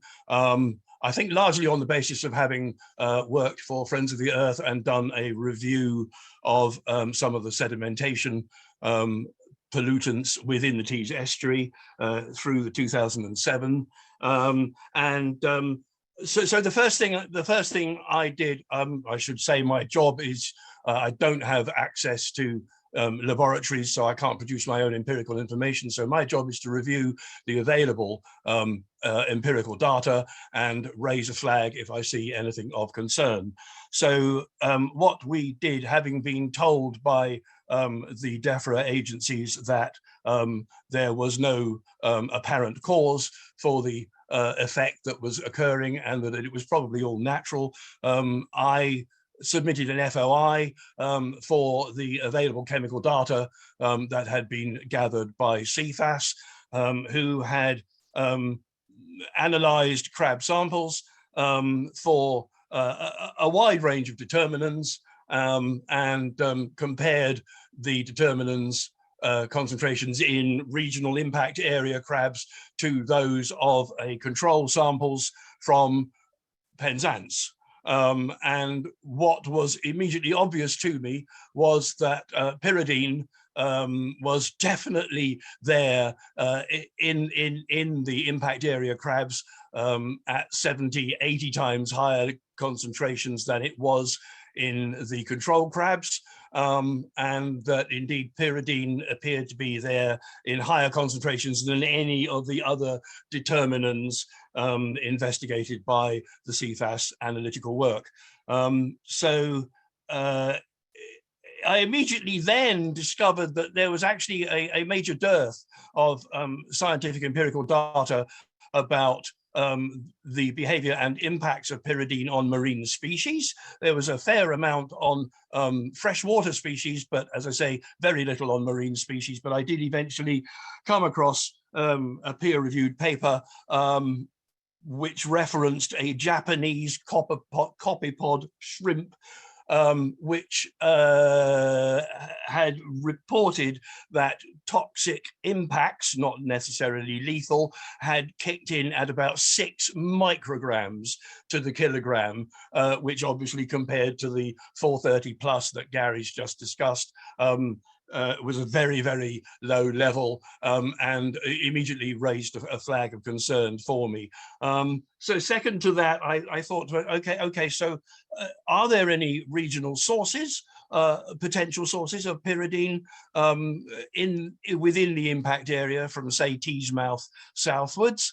In response to FOI requests to the Environment Agency and various other bodies and my own researches, I did discover that indeed around Teesmouth, and particularly the chemical industry area on the north bank of the Tees, there had been certainly 1, possibly 2 facilities manufacturing pyridine products and producing liquid and sludge wastes that were destined for disposal into the estuary via various treatment works, but also that there had been a long history of coal gasification, both for domestic gas use and also for industrial gas use, and that pyridine was a well-recognized byproduct of those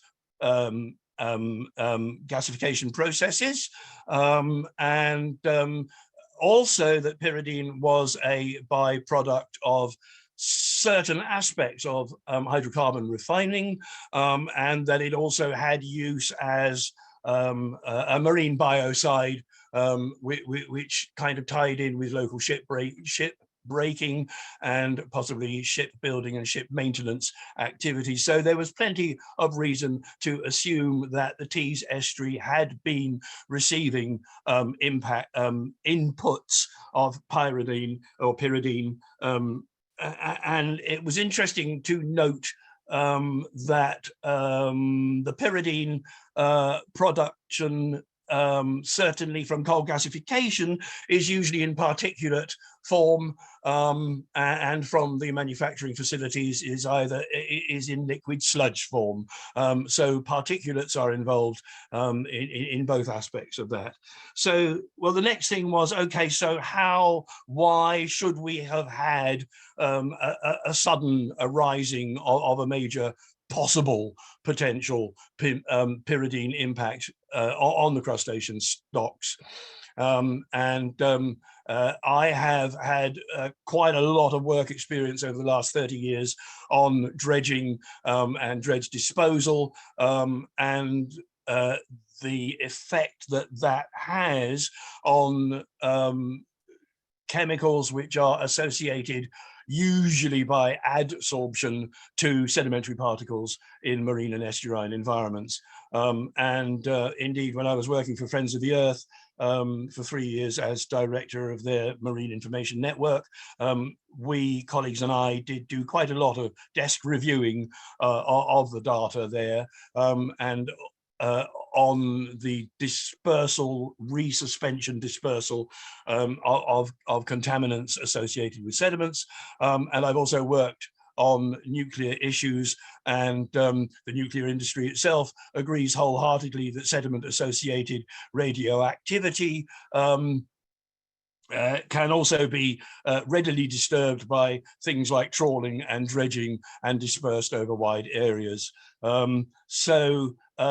I did then produce a report for the Commercial Fishermen's Associations, or a series of reports, proposing that pyridine, or pyridine, never quite sure how to pronounce it, was a possible likely causative factor in the absence of any others, and that dredging on the basis of the available empirical evidence is shown to be a resuspender and a redistributor of anthropogenic chemical pollutants, and that there had been serious, as Gary said, serious and heavy dredging prior to the incident, that the dredging may well have been an influential factor in the possible redistribution of the pyridine.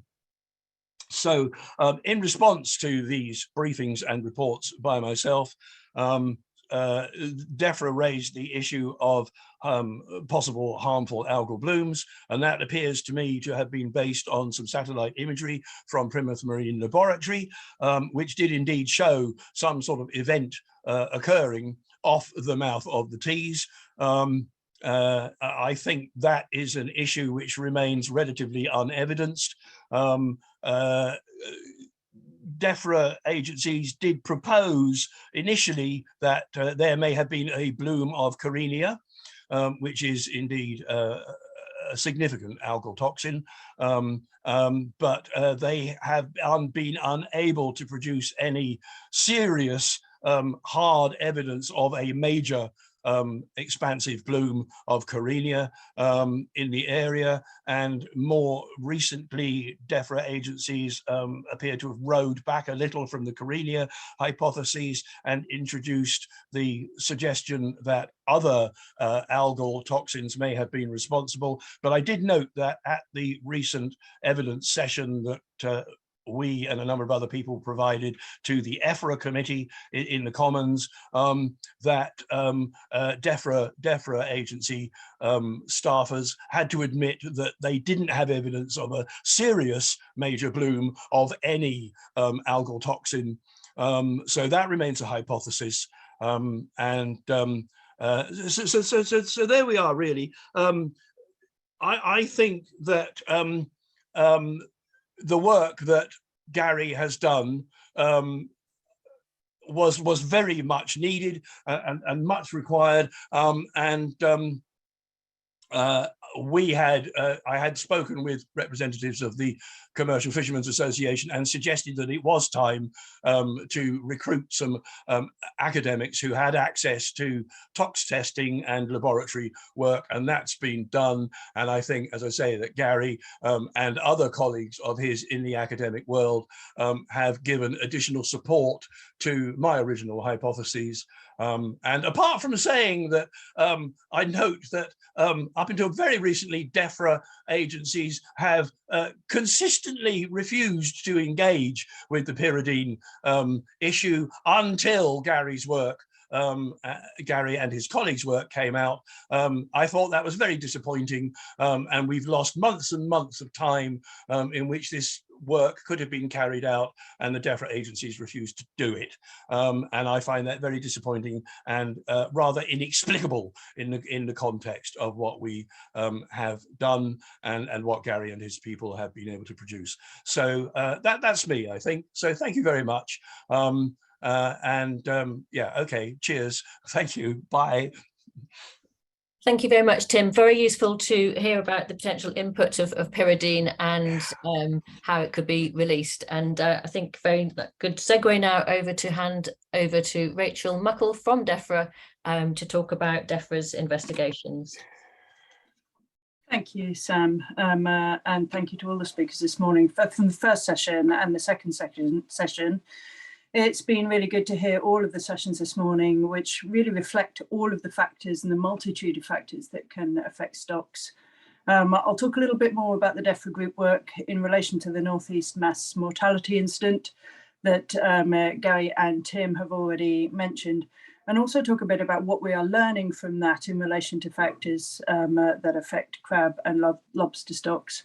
I will be as candid as I possibly can be, but I'm really sorry, but you're going to have to accept that there were some things that actually I can't say because we now have other things happening in the background, which I will mention, but that it may be that actually I can't be fully candid as I would like to be in response to questions.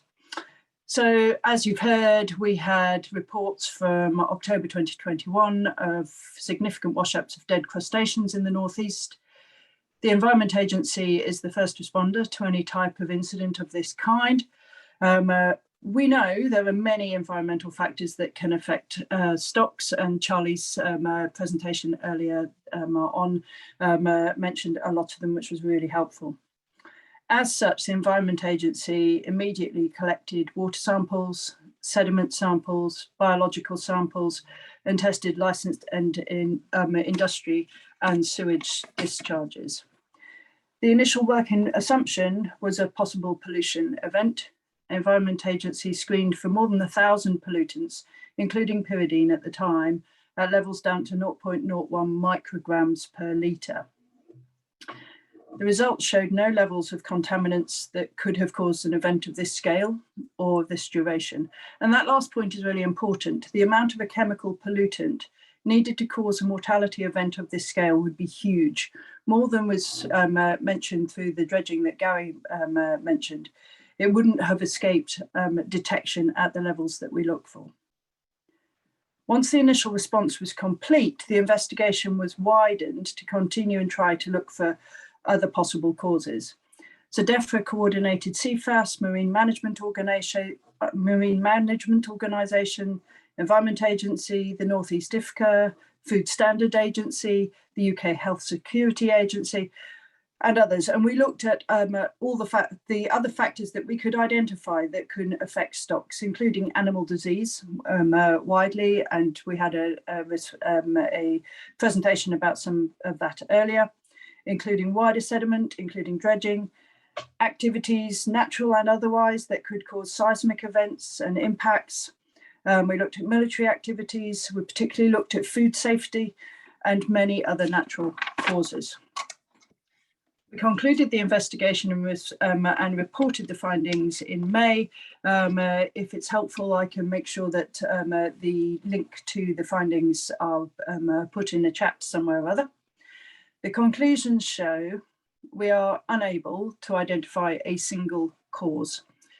Very sadly, it is possible that we never will be able to identify a single cause. There are multiple stresses in the marine environment, as Charlie has already indicated.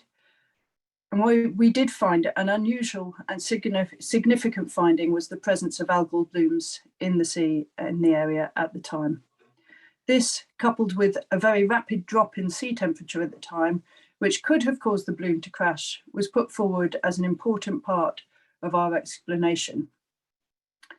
Since the investigation closed, we've looked at other factors to consider. Pyridine exists naturally in all crabs as part of biological processes. The finding that all crabs, healthy or otherwise, have pyridine in their system at death is to be expected.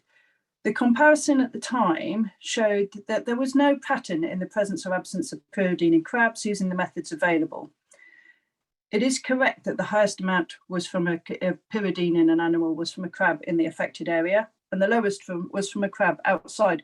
But importantly, the samples then showed in the middle that there was no particular pattern, that some of the crabs from the affected areas had less pyridine than crabs from unaffected areas. So there's no conclusive pattern that says this, and there's not it's any clarity in that. We're also looking more at the significance of algal blooms. We're also developing a validated test to measure the amounts of pyridine in tissue samples. It's known that pyridine is toxic to crabs at certain concentrations, but doing more to work out how to translate Dr. Caldwell's findings into a field situation.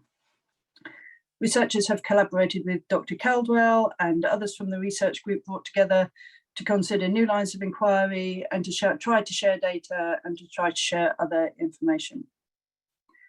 We continue to monitor crab and lobster stocks, economic impacts, and dredging activity.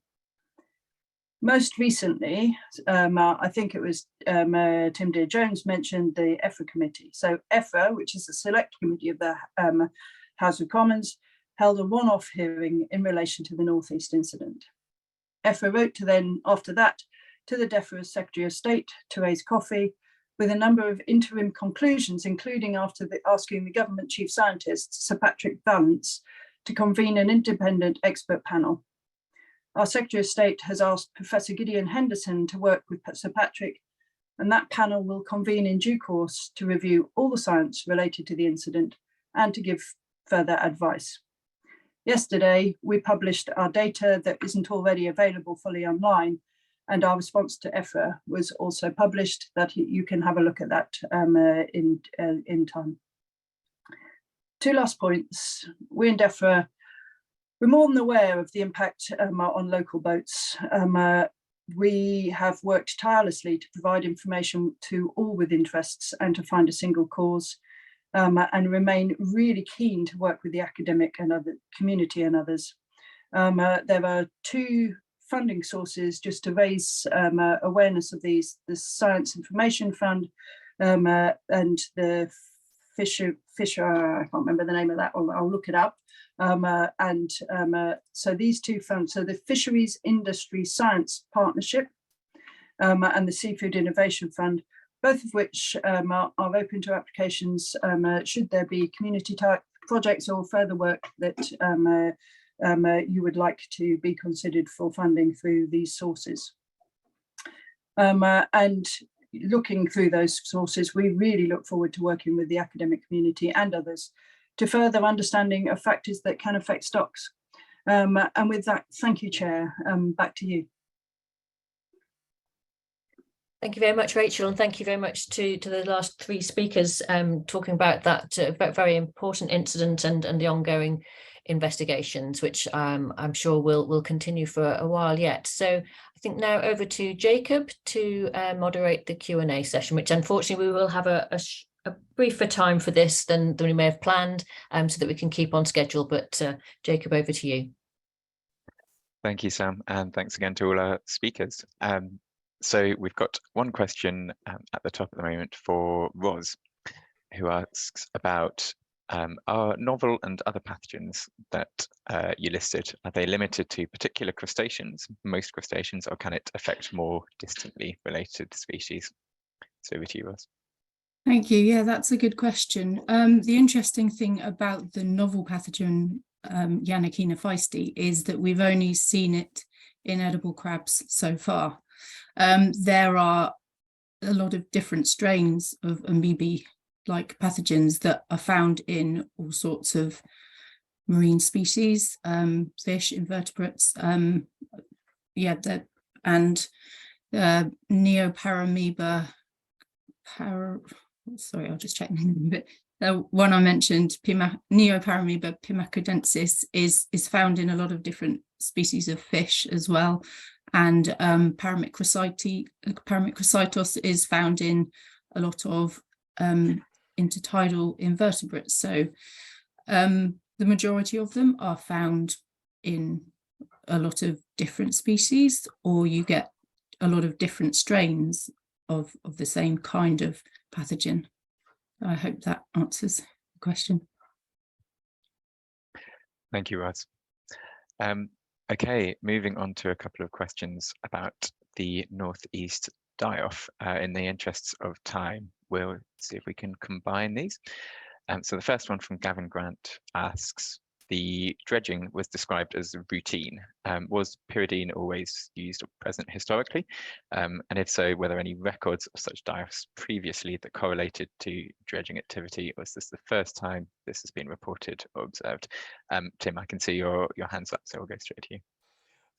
I can confirm that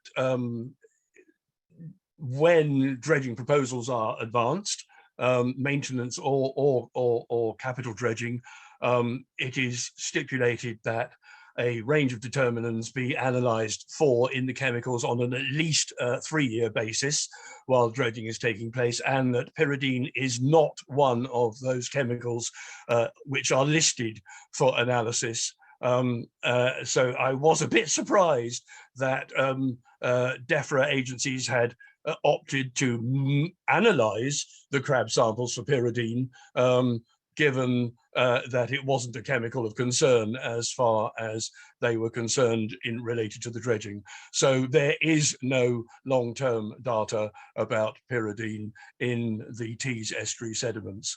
And that now begins to look to me as if it's a major failure. Thanks, Tim. Rachel or Gary, is there anything either of you would like to add before we go on to the next question? Yeah, so there's a couple of other more recent potential sources of pyridine input into the Tees ahead of the dredging.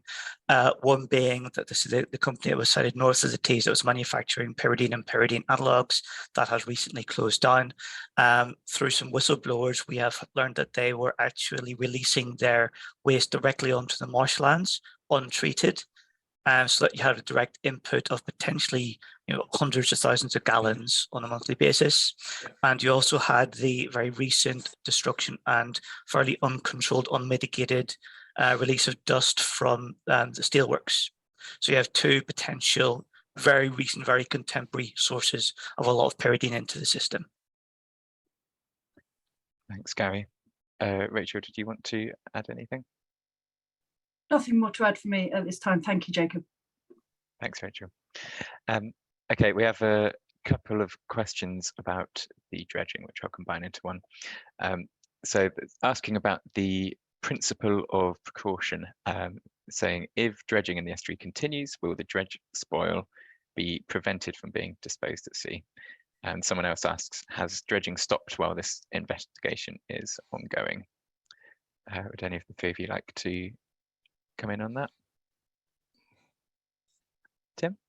Yeah, as it's my understanding as of today that dredging will not be postponed on a precautionary principle, and we are naturally very disappointed because of the work that has been done most recently, since May in particular, by the academics.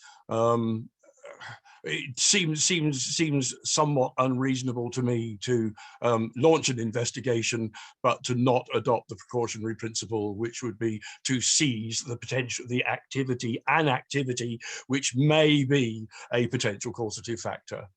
Doesn't have to be stopped forever, it just needs to be postponed. Thanks, Tim. Rachel? Yeah, thank you. So the maintenance dredging that goes on in the Tees has gone on for decades, and it is fully licensed under the Marine Management Organisation. It is a statutory requirement to dredge the Tees to maintain it open for shipping and other access. So at this point, DEFRA's position on dredging in the Tees has not changed from the usual position. Thanks, Rachel. Well, I can see other questions have come in the last few minutes, but given we're overrunning a bit in the interests of time, I think we'll wrap up the Q&A there, but we'll see if any can be addressed throughout the course of the day, hopefully. Sam, can I hand back over to you? Yes, indeed. Thank you so much. Thank you, Jacob, for moderating that question and answer session. And thank you very much to all of our speakers in this session. I think this is an area which could warrant a full day's event of its own. And I'm sure we'll be looking far more into some of the different factors that might be affecting our crab and lobster stocks over the coming months and indeed years. So I'm now very pleased to hand over to Richard Hoskin, who will be chairing the next session on fishery trends and status. Richard is Head of Fisheries and Marine Conservation Management at the Marine Management Organisation. Over to you, Richard. Thanks, Sam, and good afternoon to everybody. I can't actually get my video to work because it's saying that the host has stopped it, so I don't know if anybody can help with that. Yeah, the purpose of this session is to look a bit more, to learn a bit more about the fisheries and also about the activities that go in to support those fisheries. And first up, whilst hopefully I can get my video back, we have Tim Smith, who is the Senior Policy Officer at the Association of IFCAs, and he's going to talk about recent trends in crab and lobster fisheries. Thank you, Tim. Thank you, Richard. Okay, so my presentation sort of focuses on the some of the figures and graphs that we pulled out as part of a project that the Association of IFCA ran with the New Economics Foundation, which was published earlier this year.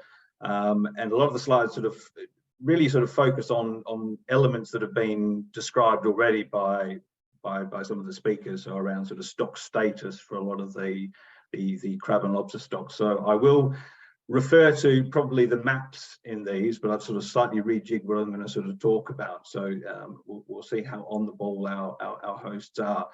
So really, the report itself examines 7 wild capture shell fisheries in the context of the concept of fisheries management plans. Now, bear in mind that this was published, this sort of work was undertaken last year, and it was sort of published early this year before sort of the development of the FMP program this year, with the sort of the different engagement events going on.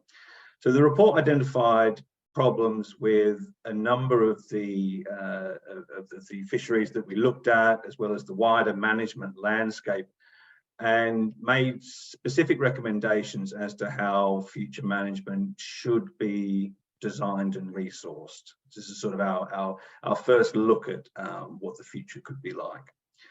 So the research assessed the social, economic and ecological contribution of principal bivalve and crustacean inshore fisheries in England, and provided proposals for how they're grouped and prioritised within the new FMP frameworks. A number of case studies highlighted the best or worst practice examples that were out there to enable the development of coherent management based on a series of criteria, as well as the geographical extent and governance mechanisms to manage those fisheries.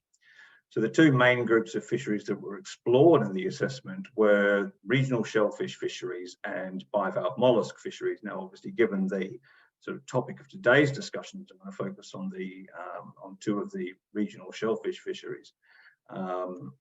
So we obviously know that fisheries such as lobster, crab, squid, cuttlefish and scallop, some of the other species that are in the FMP mix for these front runners, are predominantly inshore, and we can sort of, there's obviously definitions or different definitions of what inshore is. But the stocks are exploited across multiple boundaries and by different fleet segments, meaning that in a lot of cases, the IFCAs are unable to manage the majority of the effort or the mortality that's exerted on these stocks. So at a national level, these non-quota species have been neglected in terms of the level of investment in research, data collection, and management, with many outside of the IFCA districts, either very lightly regulated or with none at all really, and also with minimal or no stock assessments.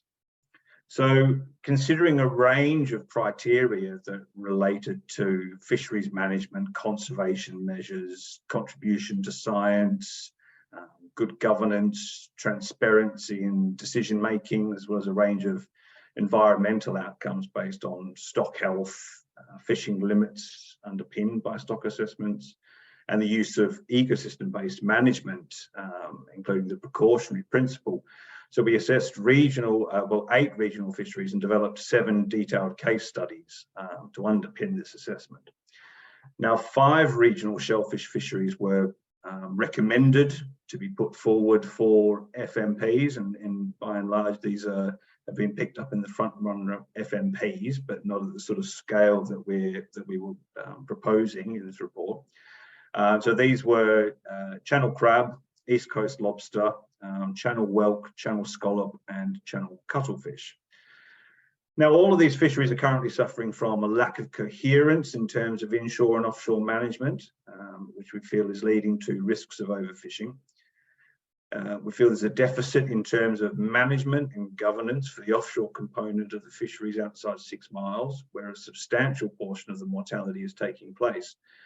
But there are fewer or often no restrictions in place, and the management bodies are not applying the precautionary principle, effective effort limits, or any component really of ecosystem-based management. They're also suffering from, as we've discussed, data deficits, including the stock assessments that we've heard some of today. There are still significant issues to be overcome there. Fishing capacity assessments and wider social and ecological impacts of the fishery. And there are concerns that a two-tier approach between inshore and offshore management is cancelling out any potential and realised benefits of good management practice. A core principle of the ecosystem approach is that management should be decentralised to the lowest appropriate level to involve all stakeholders and balance local interests with the public interest. Now, the closer and more adaptive the management is to the ecosystem, I feel the greater the responsibility, the sense of ownership, accountability, public participation, and use of local knowledge is possible. Just listening to Charlie Ellis talk before about looking at lobster genetics, and he's highlighting the important, or how important that local regional management needs to be really when taking into account stock dynamics like that at a sort of regional level. And from the FMP engagement events I've been to so far, for various species, this is what's being put forward by the industry. For some of them, we already have a main set of objectives, sort of high-level objectives and sort of aims. But once we get down to discussing any potential sort of management approaches, certainly the feedback from the industry that I've been party to is around, well, this needs to be done at a regional or fisheries sort of level. If we can flick through the presentation now, just to the first one, I think it's the crab map. Now I'm going to focus on my experience up in the Northeast. I've just recently moved to the association after a decade at Northeastern IFCA. So for edible crab, looking at the sort of the East Coast fishery, we can see the high port landings into Bridlington and Grimsby, but then we look at landings by ICES. You can see sort of the way that the fishery extends out from the Holderness coast on the east coast there, out quite a way. But if we can flip forward to the slides with the lobster maps, just to contrast those.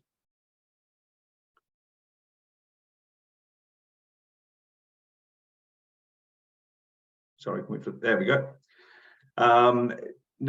you can see sort of the overlap in the East Coast fishery with significant landings into Bridlington, and then the smaller ports to the north, Scarborough and Whitby, are the two other larger circles there. But looking at the landings by ICES rectangles, you can see that it's far more constrained inshore than the crab fishery is. Landings by ICES are always a difficult one to interpret for an IFCA. You can see there on the right, the sort of red line is the IFCA limit, but obviously the landings are reported to the overall ICES rectangle.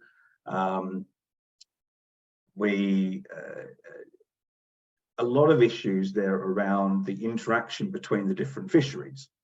So whereas the lobster fishery is primarily inshore, it is targeted by a range of different sectors of the fleet, from sort of inshore beach launch day boats to sort of faster workers. We've got the introduction of more Vivir vessels in the region now, operating primarily out of Hartlepool.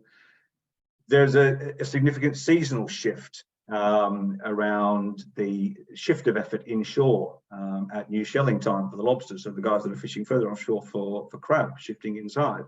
And these are all sorts of things that the FMP will need to take into account. There's also minimum size disparity. So between the IFCA districts, both between eastern and northeastern, and then outside, there's an area down around the Humber with sort of 3 different minimum sizes within a couple hundred meters of each other.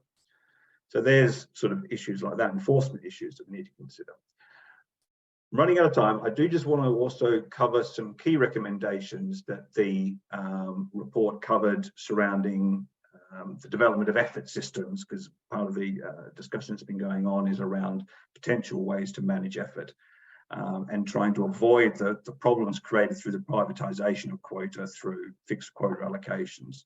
So the recommendations were that the FMPs and DEFRA must ensure that effort is allocated as a time-bound lease, not a permanent allocation leading to legitimate expectation as per quotas. That there's a public return for the lease of effort, not gifted freely in perpetuity like quotas, to help the industry contribute to management costs. That the total effort allocation should be precautionary and linked to stock assessments. That there is a public register of effort allocation, including the initial allocations, as is available now on the FQA register. That caps on concentration to ensure no single entity controls a disproportionate share of the total effort.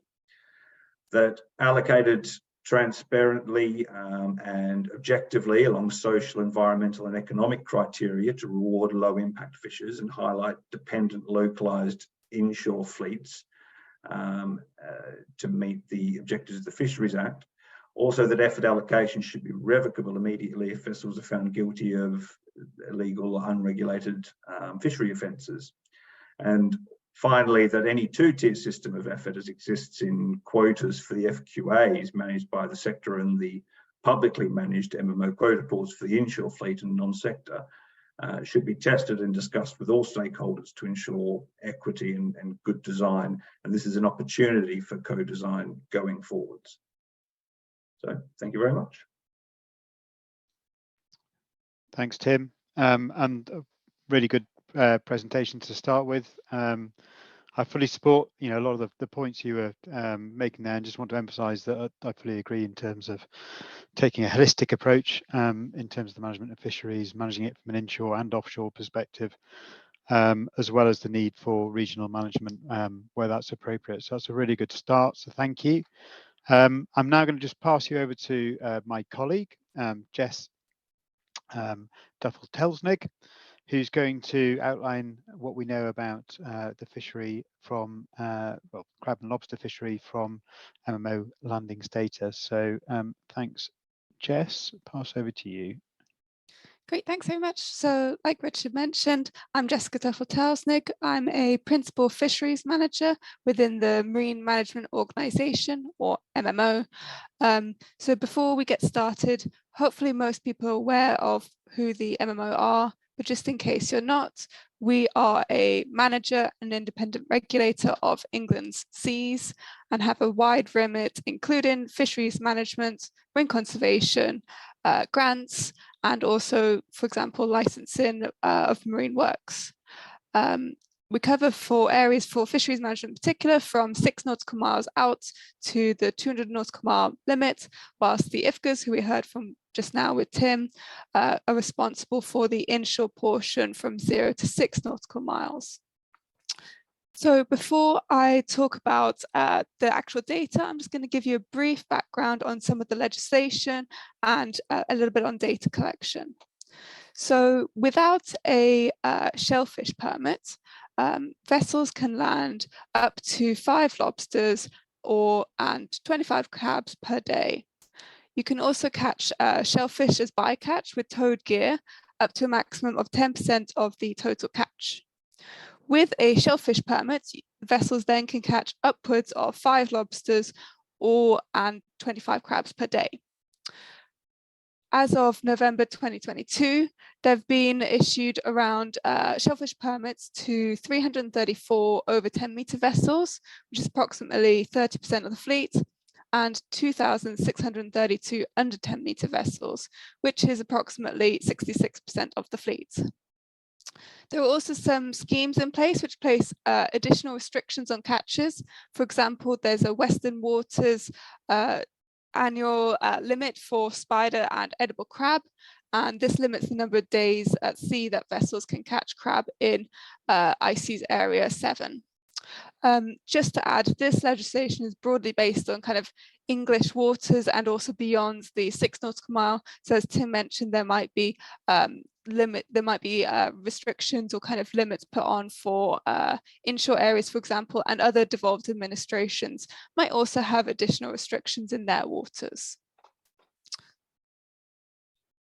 So another key role for MMO is to collect fisheries data, and this comes into us via a number of different ways, which I'll explain briefly now.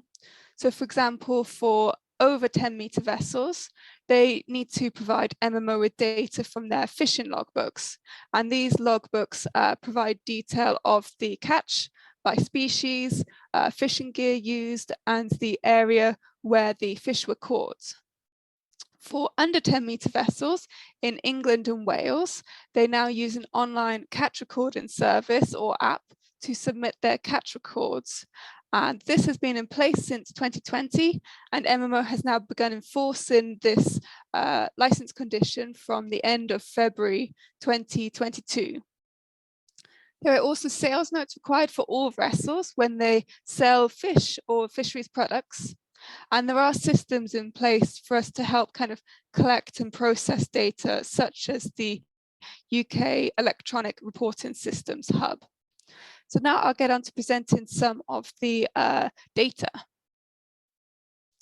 So this first graph here shows the total live weight of crabs and lobsters caught in UK waters by all vessels from 2018 to 2022. Just to note, for this slide and also going forwards, data for 2022 only includes up to the end of September. So just to bear it in mind that actually you might think that there might be more catches kind of towards the end of the year. Also, unless I state otherwise, the data includes it includes all vessels from both UK and non-UK sectors. So as you can see from this graph here, crab, which is shown in orange, is caught in much larger quantities than lobster. And there also tends to be a downward trend for crab in particular across the years, whereas lobster catches remain relatively stable. So this graph here is a similar format, but instead of showing weight, it shows value in the total of thousands of pounds. So as you can see in this graph here, the value of crabs is higher than lobsters, but actually the difference between crab and lobster for value is kind of smaller, the difference, than with weight.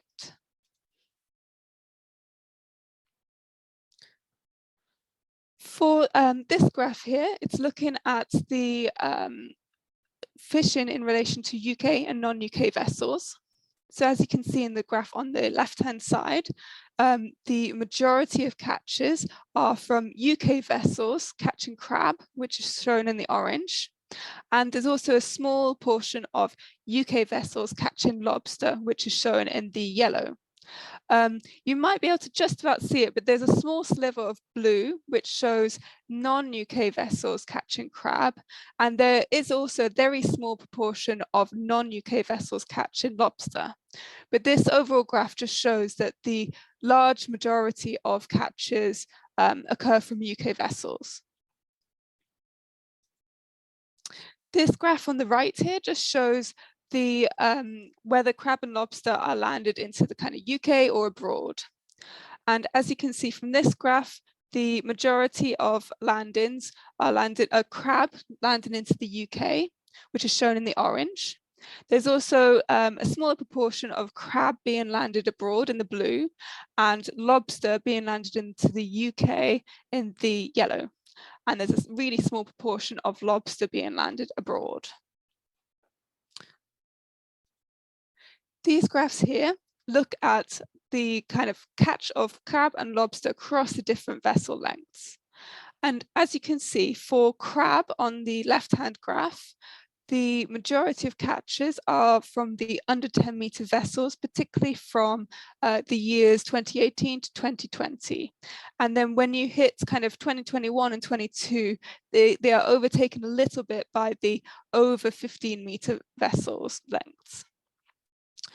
For lobster, on the other hand, you can see that there's a very clear difference between the under 10-meter vessels, which are catching most of the lobster, compared with the other vessel lengths, which tend to catch less in general.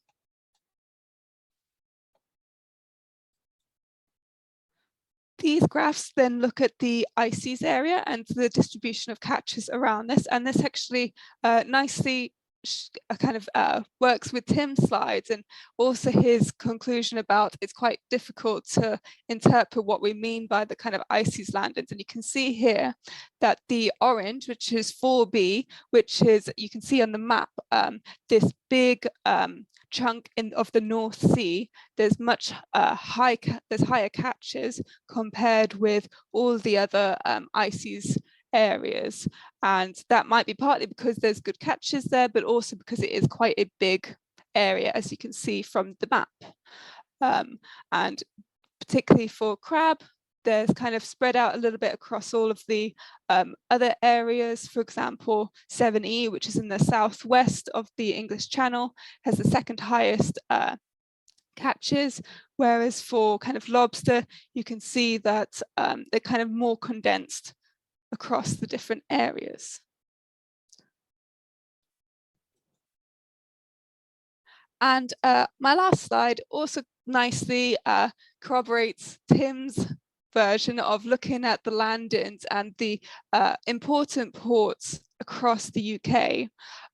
So here you can see for crab, the top 5 ports, and I've just here summed the total live weight from 2018 to 2020, with Grimsby coming out on top, followed by Bridlington, and then the others kind of across the UK. And for lobster, you can see that, again, Bridlington really comes quite miles ahead of the others, followed by kind of Scarborough and Whitby. So there's really a concentration in the northeast for landings, followed by kind of Scotland and kind of Newlyn area. So that's just been a really whistle-stop tour of some of the UK landings for crab and lobster. I'd like to thank all of you for listening, and also my MMO Stats colleagues for giving me all the lovely data that I could use to present to you with. And I'd like to hand back to Richard now. Thanks, Jess, and hopefully that's provided everybody with a useful overview of trends arising from recent landings data.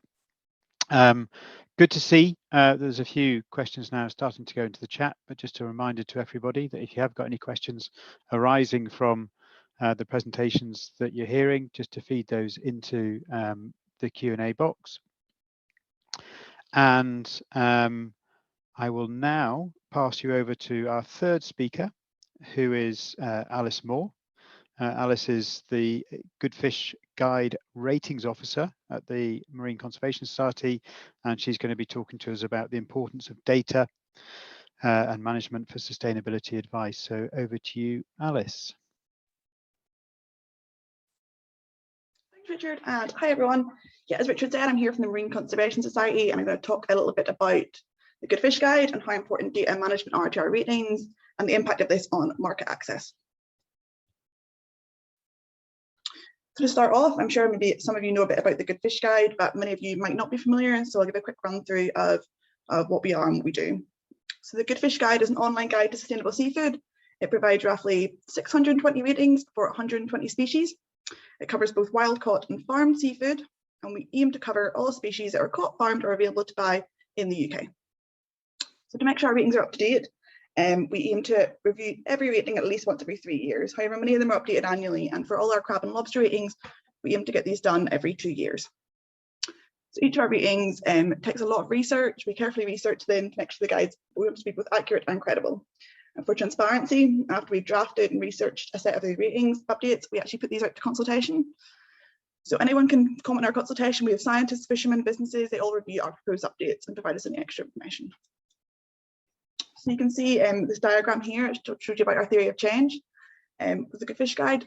So how that works is we assess the sustainability of fish and farm seafood, and we make that information freely available to anyone. So we never charge for our Good Fish Guide information. This then encourages and empowers businesses and consumers to make more responsible choices, which then in turn creates economic incentives to drive the market towards improving the sustainability of seafood. That puts pressures on managers and decision makers to improve the management of the seafood, making sustainable seafood the only choice available to consumers. Now, overall, in 2018, we estimated that around 750 million meals were influenced annually in the UK by the Good Fish Guide. That's a combination of retailers using our ratings, also restaurants, caterers, and consumers that use our app in the supermarket, and that equals around 20% of the UK's total seafood consumption. So many of these businesses that use the Good Fish Guide, they make commitments, and that might be to only source seafood rated 1 to 3 in our guide, or it may be to avoid all red rated seafood. So obviously having a good Fish Guide rating can impact your amount of market access. So what factors are involved in a Good Fish Guide rating? So there's three factors that we use for our wild caught ratings. Firstly, we look at the stock status. So is the stock large enough to keep reproducing? Is fishing pressure on the stock too high? Secondly, we look at management. Is it appropriate? Is it enforced? Is it effective? Our management measures are effective in actually ensuring that the overfishing is not taking place for the stock. And lastly, we look at capture method. So what's the impact on the seabed? What bycatch is being taken in this fishery? Are there any interactions with endangered, threatened, and protected species? All this is taken into consideration. So stock status, a big thing for us is data. So when we assess stock status, one of the biggest hurdles we face is actually finding out information about how the stock is doing. So for crab and lobster in the UK, this information isn't always publicly available, and to be honest, it's often out of date. So on the map here, this was correct as of last week, I think. If anyone's put their new data out this week, then it'll not be included, but we appreciate that. So you can see in the map, I've put the date of when each area last updated their stock information. So over Northern Ireland in 2020, after we published stock assessments for crab and lobster, the Isle of Man, I think, was 2018. Up in Shetland, we got new stock information in 2020. In the rest of Scotland, sadly, it's not been since 2015. I know this is under production, we should expect it soon, but we really need to get more up-to-date information for there. CFAS produced information for England and also for parts of Wales. It was last 2019. Again, we hope to see that really soon. Wales don't produce their own stock assessments. We'd like to see that as well as Wales-specific stock assessments. And then down in Jersey was 2019. I think there might be more updated recently, but it isn't yet available online. So what does all this actually mean for Good Fish Guide ratings? Well, when we're carrying out a rating in our stock assessment section, we actually have 2 different methods for assessing the stock. So Route 1 scoring is for our data-rich fisheries. So this is used for stock, so there's a survey-based assessment relative to both biomass and fishing pressure, and we actually have reference points for each stock. So that's our preferred method of scoring a stock. We also have Route 2 scoring, and it's used for stocks where data is limited or unknown, and we don't know anything about the biomass or fishing pressure. Or if reference points haven't been defined for either biomass or fishing pressure, we also tend to use Route 2 scoring. It's also used where an assessment is no longer considered relevant. So for example, in Scotland, there's no information since 2015. We don't consider that to still be relevant to the fishery today. So we may use data limited scoring in that instance. Here you can see, so this is an example of what our Good Fish Guide ratings look like if you're looking on your mobile phone. Some of you may already have the app. I've just pulled out a couple of examples of how you can see where having this data works in practice. So we can see over on the left here, we've got Jersey lobster. So this is a fishery that has regular stock assessments. From these stock assessments, things that we can tell the biomass is fluctuating around BMSY, and we can tell that the fishing pressure is below FMSY, sorry. This results in a stock score of 0.25 using our Route 1 scoring. And this is resulting in an overall rating of a 2, which makes our best choice seafood list. And as I mentioned at the start, this would mean that open to more retailers. So retailers are committed to only sourcing 1 to 3, they would happily source Jersey lobster. On the other hand, at the other kind of end of the spectrum, and these are just examples, there's lots of, I'm not calling out this one particular area, but just one of the examples. So this is again in Scotland, for lobsters, we've had no stock assessment since 2015, and therefore we have to use precautionary Route 2 scoring. So for this, we look at all the information we can find. I mean, we will look at the 2015 assessment, and we will look at landings data, but as there's no relevant recent information about the biomass, we've had to score it as a concern for biomass. And we've also had to score this one as a concern for fishing pressure, because the only available data is from 2015, and it showed that fishing was happening above FMSY, and this stock has ended up with a 1 for stock score. And we can see that means it joins our fish to avoid list, which limits market access to the businesses that we mentioned. And having a lack of stock information also impacts the management. So if we don't have proper stock information, we can't actually have adequate management in place, because we don't really know how the stock's doing.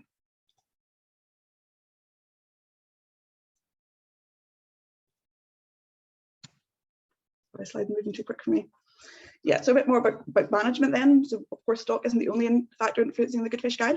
So having correct management in place is incredibly important to us. So for crab and lobster fisheries, we want them to get the top score in management, and to do this, we want to see things like minimum sizes set in line with the size of maturity.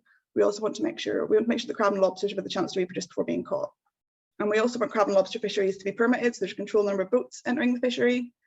And we also want effort restrictions in place. So this could be things like pot limits. I think in England, only 3 of the IFCAs have pot limits in place at the minute. But we want to also make sure those pot limits aren't being set too high. Other things, so ban on buried crabs and lobsters, that's not currently in place in Scotland. I know it's coming in Shetland, but yeah, it's not yet in place everywhere. So again, I've made some more examples of the Good Fish Guide, this time focusing on management and how different those management scores can make the overall rating. So on the left over there, Shetland brown crab. So in Shetland, there's actually harvest control rules in place, and we consider that to be one of the best management measures you can have for crab and lobster fisheries. So it's really effective management strategy is actually response to the state of the stock. So previously, using these harvest control rules, Shetland have brought in pot limits and a ban on new licenses, and this actually led to an increase in landings per unit effort in the following years. So they noticed a decline in their stock and brought in more management measures, and that had a positive impact.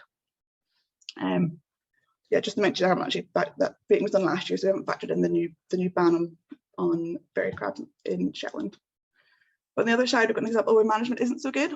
So brown crab, this is actually for brown crab in English offshore areas, so not in the IFCA areas.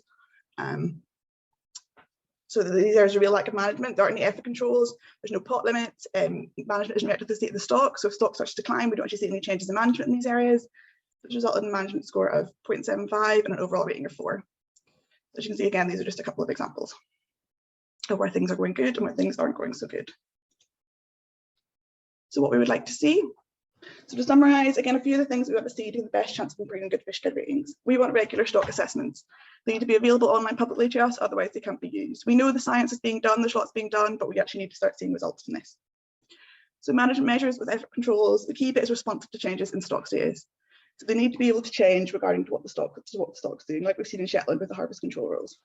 At present, nowhere in the UK has any catch limits in place for crab and lobster, but some areas do have pot limits, and they're also a good step. We just need to make sure they're not set too high. And lastly, we haven't had time to cover capture method today, but we want to make sure that the gear isn't damaging seafloor habitats and interactions with vulnerable species are limited. Thank you. Sorry for the very, very quick run through, but just to flag that we are planning on updating our English and Welsh brown crab and European lobster ratings this winter. If anyone would like to be part of that consultation process that isn't already, you can contact us at ratings@mcsuk.org. Also, if you have any information that you think we're missing from the Good Fish Guide or anything that's available that we might not have picked up on, please do get in touch. We're always happy to have a chat. We're happy to come and visit you and see your fishery. So please get in touch and we can chat more about this. Thank you. Thanks, Alice, and really useful there to get a bit more background behind the basis for the Good Fishing Guide rating. So thank you very much for that. For the next session, we're going to move just down the road from me, actually, as we're going to hear from Joe Redfern. Joe is the General Manager of the Whitby Lobster Hatchery, and is also a representative of the North East Fishing Collective. So welcome, Joe, and over to you. Thank you very much, Richard. Nice to be here. Some really interesting talks already. So yeah, thanks for the introduction. I'm just going to be kind of going over a little bit of the history of lobster and fishing really around this stretch of the coastline, and coming on to some future conservation measures. So yeah, just going back over the history, around 5000 BC, shellfish have been found at a first Bronze Age coastal site along the northeast. So you can see some prehistoric humans enjoying some lobster there. And coming a bit more forward in time, after the abbey was built, there's monks reported of catching and selling fish out of Whitby. So like a lot of places around the country, there's a real history and heritage of fishing along this stretch of the coastline.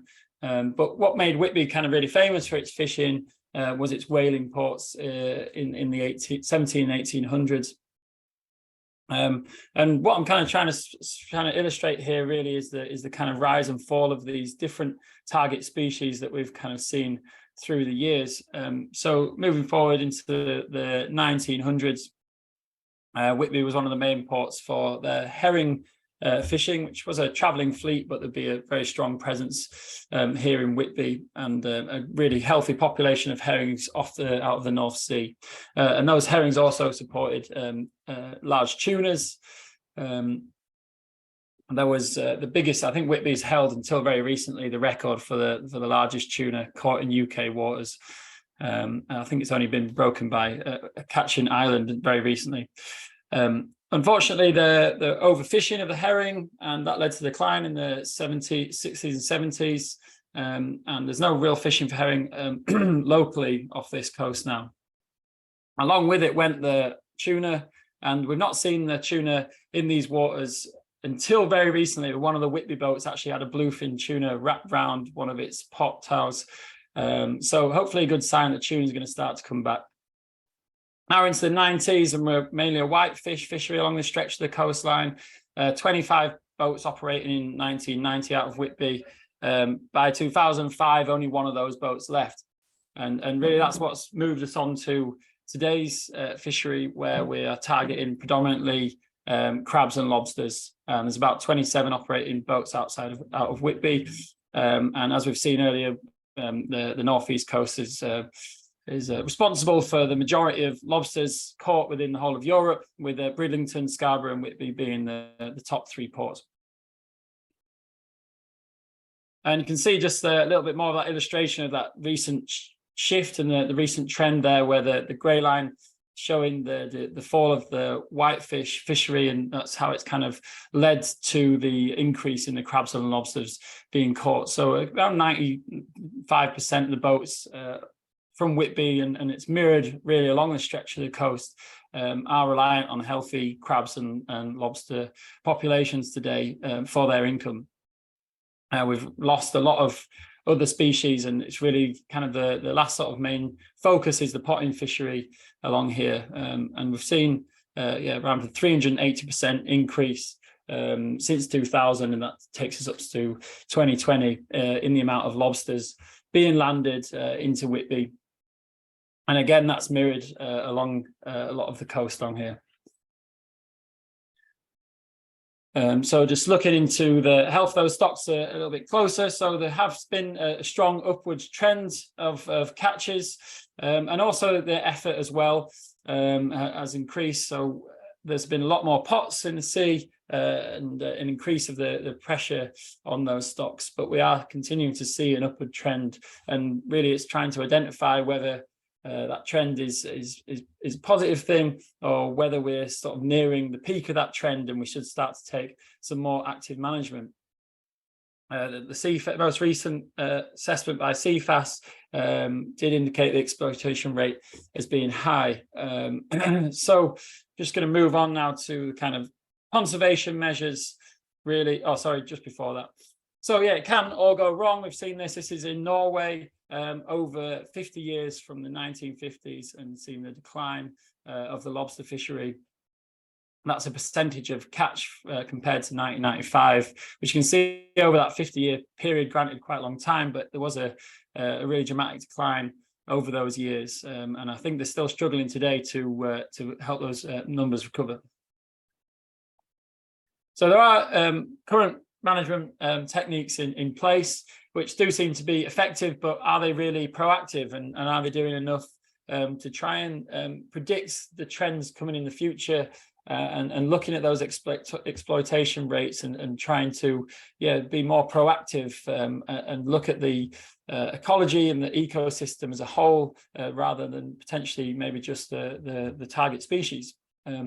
So there's 3 measures here, which at the Whitby Lobster Hatchery and working with the stakeholders along the coast, we're certainly going to be researching more and hopefully looking to lobby for or encourage along this stretch of the coastline. First off, the maximum landing size.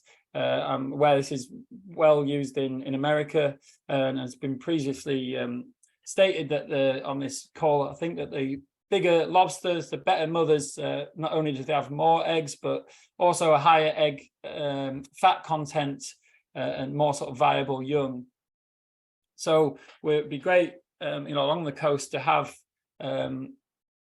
areas of reef where there are these protected large breeding mothers, maybe named by the fishermen, marked there to breed, and they're well protected by management and by the fishermen themselves as well. So that's one measure. Also looking into bioengineering and use of artificial reefs and habitat remediation to really try and boost the biodiversity around the ecosystems around here. So we have a lot of wind farm and industry groups along the stretch of the coastline, operating from Dogger Bank and coming ashore at beaches such as Redcar. And there's about 70 miles of rock armouring to be laid to cover the cables, and which working with the stakeholder engagement groups with them to try and encourage that those rock armourings are as complex as possible and designed in a way which promotes life and promotes biodiversity. And they still seem to be kind of stuck in the mindset that the rock armouring should be as laid as flat as possible.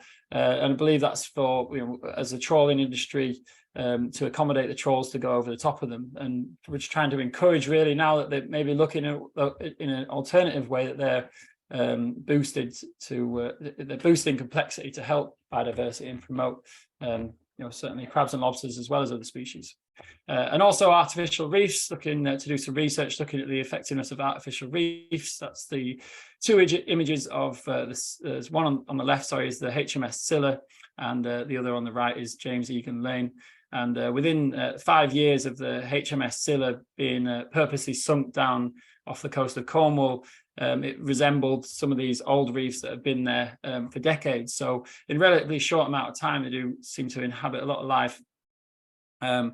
And we're looking also at maybe designing those reefs to be, again, more complex, to try and provide as many niches as possible and to really give a boost to the local biodiversity. And then finally, stock enrichment, looking to offset exploitation by releasing juvenile lobsters. A brilliant talk by Charlie earlier, who showed the juvenile lobsters released in Corsica, survived and contributed to the wild populations.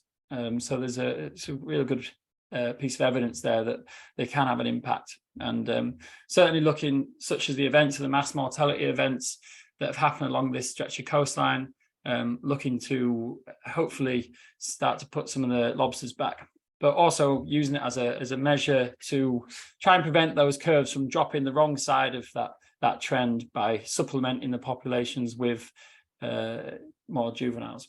So that's kind of what we're doing here at the Lobster Hatchery, and we've newly established, but we're making lots of progress over this year, and next season will be fully operational, where we're also looking to bridge the gap between fishers and science and members of the public, and we're regenerating Whitby's part of Whitby's fish market, which actually was the whitefish auction shed, which is clearly no longer used. So we're looking to regenerate that and to make it something useful for today, where universities and fishermen and the fishing industry and the public can interact via research and also by releasing some juvenile lobsters from there. The next steps with that really is to start implementing our education and visitors centre, which we are hoping is going to be available and open to everybody next year.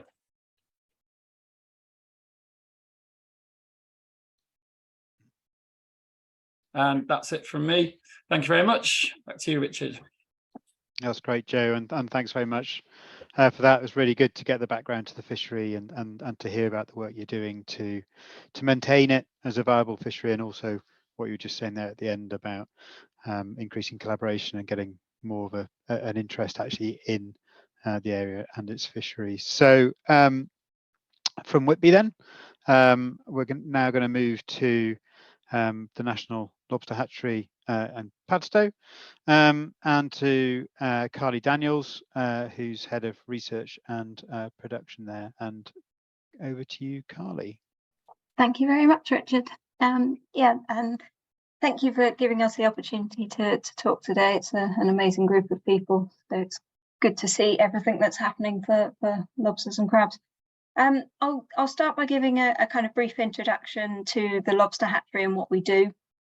Kind of go into a bit about some of the science work that we've done, some of the problems we've had along the way, and how kind of stock enhancement can fit into kind of fisheries management moving forward.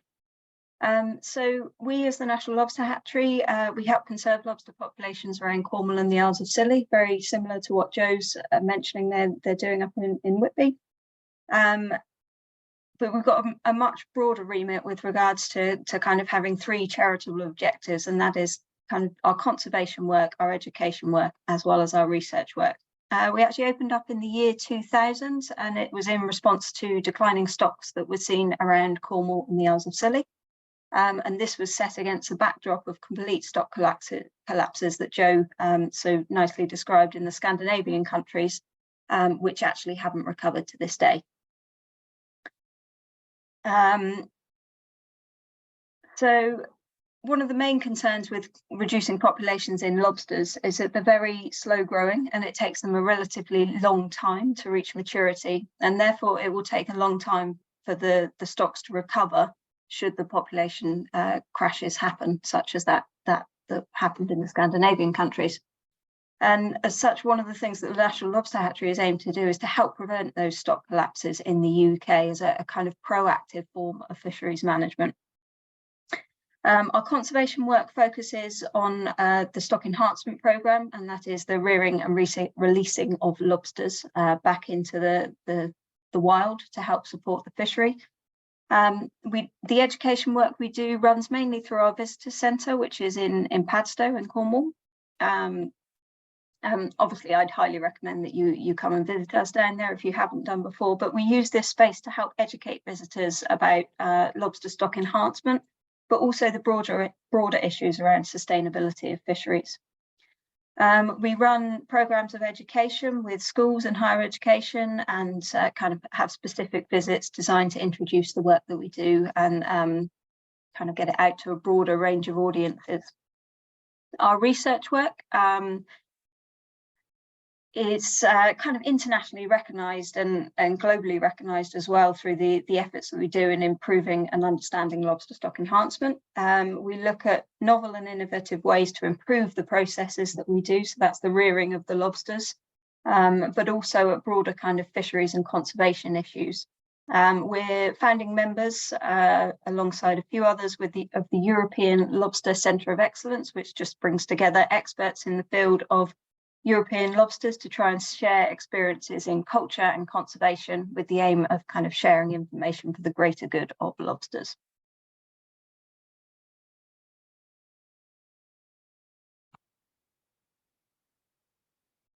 So just a brief intro to where we are for those of you that don't know. We are based in Padstow in Cornwall. That's where our main facility is. We've opened in 2000, as I said. We've got a visitor centre, an interactive classroom, lobster hatchery, research facilities and an office there. We also have a secondary site which opened in 2017, which is the Newlyn lobster module. It produces around the same number of lobsters that we can produce in the Padstow hatchery, so it allows us to double our production. And we've got office space as well as dissemination facilities down in Newlyn as well, in the very southwest tip of Cornwall. We've also got a site which is run sporadically in St Austell Bay, mainly project-based, but we work very closely with a local mussel farmer to rear lobsters out at sea in containerised systems. With the idea that we can improve kind of on-growing and release a less naive lobster than can be released from a general hatchery facility, but I'll explain about that, a little bit about that in a minute. So with any culture process, we do experience varying levels of production. We've developed various techniques and technologies over the years to optimise our production as much as possible within our hatchery, but there's many external factors that affect our production success. Most common one of these is actually the number of buried hens that we can bring in any given year, because the females come in from the wild and they are brought in by the local fishermen. All the mating and maturation is done in the wild, so they come in with the eggs on the tail. So we don't know what's happened to that female before, and we don't know how many we're going to get in a year, because it all depends on how many fishermen will catch over that time. And actually, there's been the ban on landing buried hens around the English ports was brought in, and that's actually affected our ability to collect from wholesalers. Obviously, as you can imagine, going around and collecting these buried females off fishermen is, it's a very time-consuming task. So that's affected kind of how many we can get in, and therefore the number of larvae that we can rear in any one season. And as I mentioned, there's many kind of environmental factors that happen to those females before they come into us. So I'll just go into a brief theory behind stock enhancement. So it's not a new theory, it's been around for centuries and has been used in many different species. But the idea is basically that you can increase survival during those early planktonic stages where in the wild survival rates are low. And we can then release them back into the wild when they're at an age where natural mortality is much lower, and therefore bypassing that high kind of mortality phase and giving Mother Nature a helping hand. So I'll skip a couple of slides because I think I will probably run over time. Sorry, I've completely lost my cursor.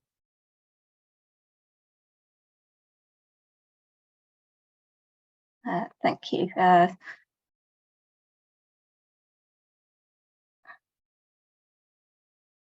So we have a visitor centre, as I mentioned, and we carry out many events. We've got 47,000 visitors a year come through the door, and we hold many outreach events.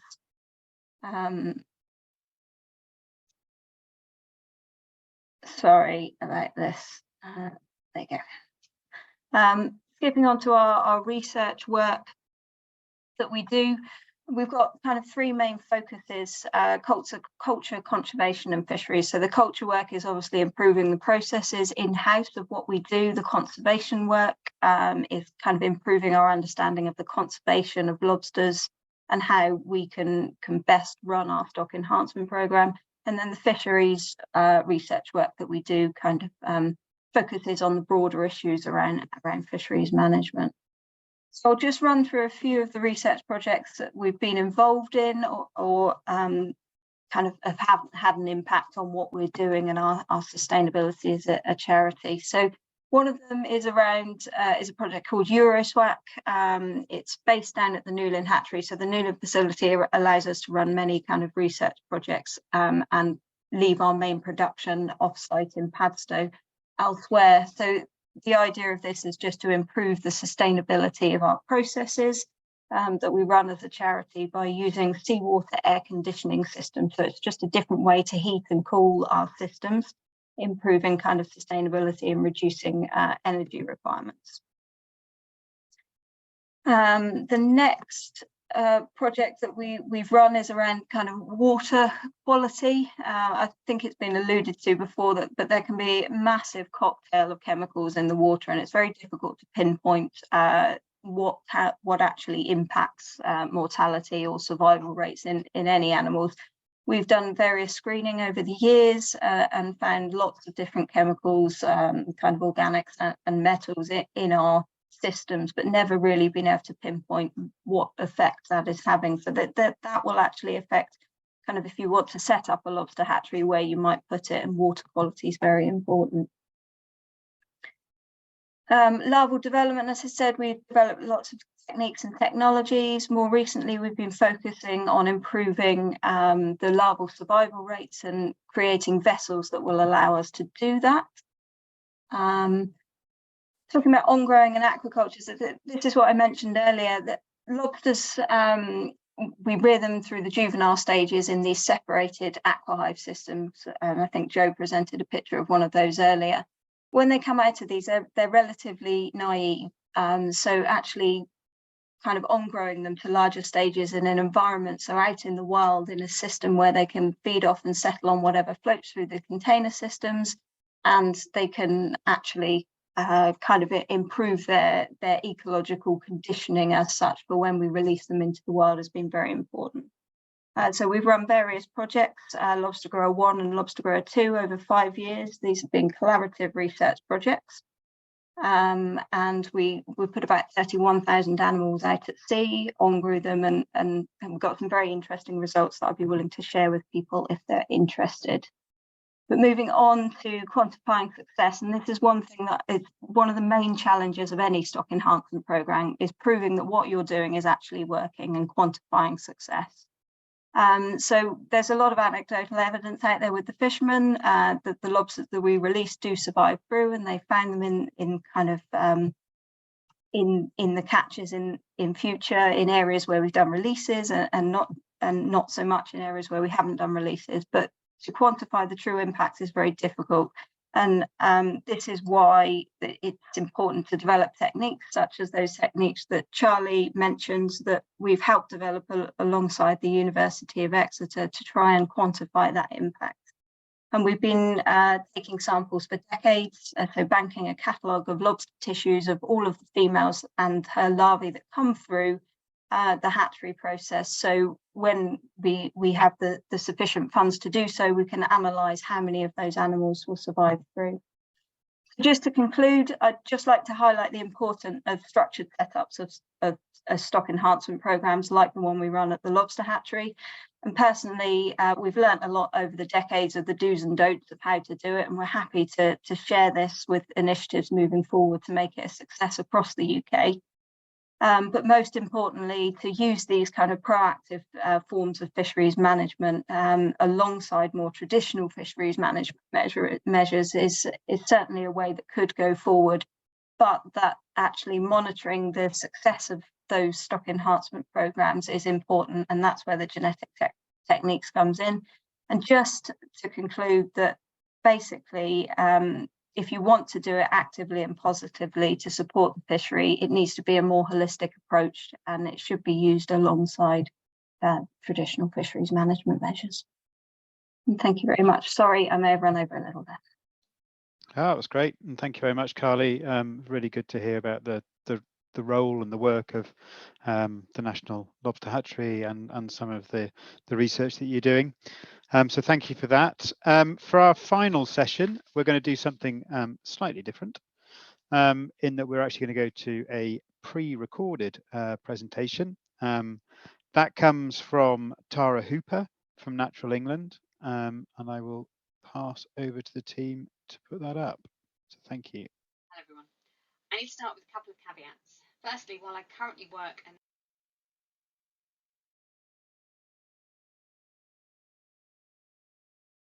Natural England, this piece of research is not connected to that agency. I carried it out while I was still in academia with colleagues from Plymouth Marine Laboratory.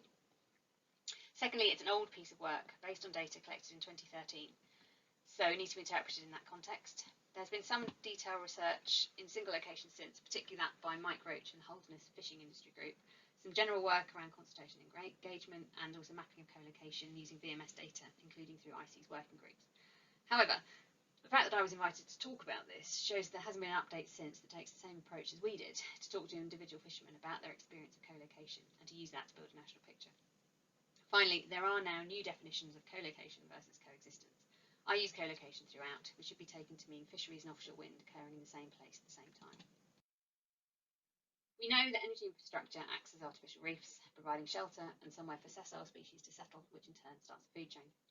There's a massive industry in the Gulf of Mexico with sport fishing around decommissioned oil and gas infrastructure, which led us to a couple of research questions. Do species that are important for UK fisheries associate with offshore wind farms? And can fisheries, commercial or recreational, access them? As the symposium is about crab and lobster, I'm not going to talk about the recreational side, but there is a paper on that if anyone's interested. So, starting with the ecological evidence, at least as it was in 2013, reports from statutory monitoring and additional academic studies have shown that crabs, cod, pouting and whiting appear to utilise successfully the habitat provided by offshore wind infrastructure. Crabs in particular are described in terms such as common, frequent, notable, and as conspicuous characterising species, and both adults and juveniles of these species use the structures. However, flatfish either do not receive any benefit, sole and flounder show no change in abundance, for example, or may be negatively impacted. The populations of dab have been observed to decrease following the construction of offshore wind farms. There was insufficient evidence for lobster. We wouldn't expect to find them on the turbines, and monitoring of scour protection, where they're more likely to be found, was minimal. This suggests a good ecological basis for co-location for at least some species, but evidence gaps remain. In particular, the attraction versus production debate is far from settled, by which I mean whether offshore wind farms actually contribute to biomass or just attract individuals from elsewhere. This would have a significant bearing on the sustainability of fisheries across the area if offshore wind farms become heavily targeted, but were just serving to aggregate the existing populations. There was also very little information on how commercial and recreational fishers actually interact with offshore wind farms. Some displacement studies using VMS data had started to emerge, but otherwise not much beyond some anecdotes that suggest some aggregation of trawlers off the edge of offshore wind farm sites. And within that sparse literature, there was no data on catch success and economic viability of co-located fisheries. So, to try to gather some more evidence on that issue, we conducted some interviews with developers and commercial fishermen. We focused on 3 areas of the UK: South Wales, North Norfolk and East Yorkshire, which have different fisheries and different degrees of offshore wind farm development. We spoke to 11 developers, which included the representatives from the main offshore wind farm firms at the time. That's Dong Energy, RWM Power, Scottish Power Renewables and E.ON. We spoke to nearly 70 fishermen, who were mostly older, experienced skippers working the inshore under 10 metre fleet. We focused particularly on crab and lobster fishermen, as static gear fisheries have the most potential for co-location because towed bottom gear such as trawling is less compatible with the presence of cables. However, some trawlermen were included, mainly to see if they would change gear type. So, from the developer's perspective, nearly 2/3 believe that crab and lobster fishing should be permitted within offshore wind farms. They believe that co-location seems logical if properly managed, and that in principle we should be encouraging symbiotic relationships between developers and fishermen, and that there is no reason why they can't coexist if there are systems in place to ensure the turbines are safe. 80% also agreed, or strongly agreed, that establishing an offshore wind farm as a no-take zone in which no fishing at all was permitted was likely to increase conflict with the fishing community. Wanting to know who was fishing within their site was a key reason that 70% of developers expressed a preference for crab and lobster fisheries within offshore wind farms to be licensed. Developers believed this would help to address issues of accountability and liability and would increase opportunities for engagement and cooperation. In terms of how much fishing actually goes on in offshore wind farms, those developers were generally unfamiliar with the fishing activities that were currently being carried out at their site. Only 2 of the 11 respondents could provide any information. They reported crab and lobster potting as occurring sometimes or frequently within their offshore wind farms. Rod and line fishing, which was the only other fishing activity that occurred at both, also took place sometimes at each site. Other shell fishing and pelagic and demersal trawling were reported from one offshore wind farm. When it came to the fishermen, they reported negative environmental impacts that had affected their fishing. In particular, fishermen in Norfolk reported a mass movement of crabs away from fishing grounds once construction began, and they also reported an increase in siltation in the area following construction, meaning they couldn't fish as their pots filled up with silt. In terms of actual activity, only 4 fishermen reported having set pots within an offshore wind farm. However, nearly half of those with operational or partly constructed wind farms on their fishing grounds reported setting pots around the outside and also usually potting close to the cable. When we asked about possible management, fishermen were generally opposed to licensing, mainly because it would restrict traditional open access rights, as well as the potential difficulties in policing and potential future problems in transferring licenses from one fisherman to another. Fishermen from Norfolk suggested that a community-managed territorial rights fishery would be a better model. There were reports of conflicts between fishermen and offshore wind farm developers. From the fishermen's perspective, the main effect was the offshore wind farms was loss of their own fishing grounds. There was also concern, particularly in South Wales, about the displacement of other fishers, particularly those using mobile gear, from offshore wind farm sites onto the traditional potting grounds. Other reported impacts were the loss or movement of gear by offshore wind farm vessels and disruption to fishing effort caused by the need to move gear to make way for scheduled offshore wind farm maintenance. Developers also reported that their activities had been impacted by fishers. Half of developers with operational largely constructed sites reported negative experiences. One of these problems concerned fishers attempting to tie onto structures seeking to harvest mussels. Other respondents reported deliberately obstructive behaviour, such as gear being left in areas in which the company had advised it would be working, and also purposefully hindering activities. One developer also reported the issue of financial compensation really affecting their relationship with the fishermen. It's important to note that the responses from fishers were not universal across the three regions considered. Firstly, the context was different.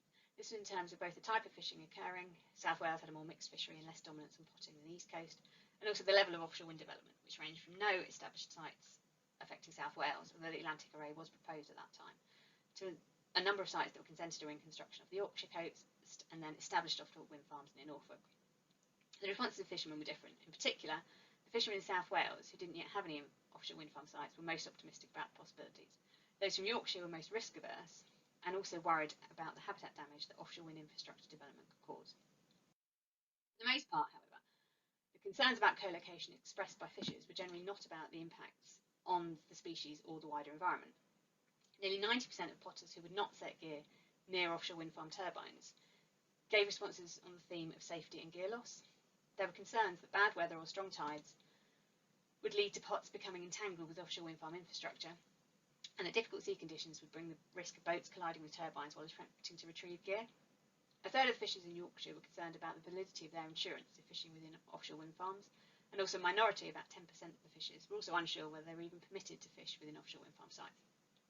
Developers expressed similar concerns about the deployment of gear within offshore wind farms, particularly the possibility of the snagging of and damage to cables, fishing activity interfering with maintenance operations, and liability if pots became entangled. More than half of developers advocated that pots should be deployed at a minimum distance of at least 100 metres from turbine infrastructure. The minimum safe distance proposed was 25 metres, while the largest was 500. Fishers were of a similar opinion on minimum safe distances. The median distance from a turbine that potters would set their gear with 100 metres, with a range of 1 metre up to 2 kilometres. The minimum safe distances proposed are conservative compared to current fishing practices related to other natural and artificial structures. Nearly 90% of the potters interviewed set their gears within 50 metres of a reef, wreck or a similar structure. All but one potter from Norfolk and more than half of those from Yorkshire would set the pots right on such structures. Conversely, only 42% of the potters interviewed would set their gear within 50 metres of an offshore wind farm turbine. Reported reasons were again collision risk and uncertainty as to the validity of their insurance, but also the inability to use grappling hooks to search for lost gear as they would do in the open sea due to the risk of snagging cables. It should be noted that no fishers reported any actual instance of entanglement with offshore wind farm infrastructure, and the need to maintain a minimum safe distance may reduce the benefit that could be obtained from artificial reef effects. On average, fishers felt that the maximum distance from a turbine they could set gear and still benefit from the artificial reefs was about 50 metres, and the range they thought was between 0 and 400 metres. So, to sum up, commercial fishers have successfully utilised offshore wind farms. However, co-location is unlikely to be a universal panacea. Opportunities are site-specific. Firstly, because local conditions and hence the environmental change brought about by the offshore wind farm will vary, and factors such as the current habitat limitations for crab and lobster would have a bearing on whether artificial reef effects significantly augment the populations. Also, the risk perception of those involved are different. Many fishers perceive offshore wind farms differently from structures such as wrecks or reefs and are more cautious around them. The large round 3 offshore wind farms have the most potential to support a decent scale of fishery, but these are too far offshore for many inshore fishermen. The establishment of successful co-location would be supported by early engagement and community management. Clear protocols for permissions, insurance, liability and gear retrieval are essential, and even if, in principle, Fishers and developers believe co-location to be feasible, it remains the case that there is not enough evidence as yet to determine what catch sizes could be expected, and hence what scale of fishery could be supported. And finally, to finish with the caveat that I started with, when this work was undertaken, offshore wind was a relatively young sector. At that time, less than 100 turbines had been operational in UK waters for more than a decade, while over 1,000 had been in place for 5 years or less. Co-location opportunities may increase as reefs mature and as fishermen adjust, so there's definitely a place for repeating the work that we did to see what has changed in the intervening decade.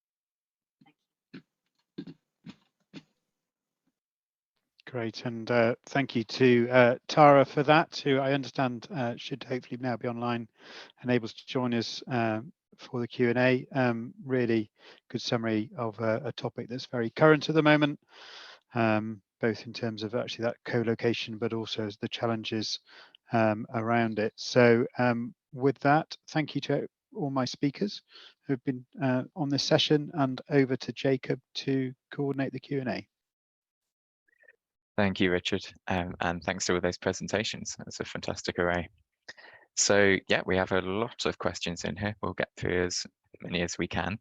At the top of our list, there's one, I believe, for Jess, where it's asking, there are concerns that the métiers used to show landings, etc., do not show the differentiation in landings between the inshore and offshore fleets, i.e. day boats versus Vivio boats, as many of the latter are under 15 meters.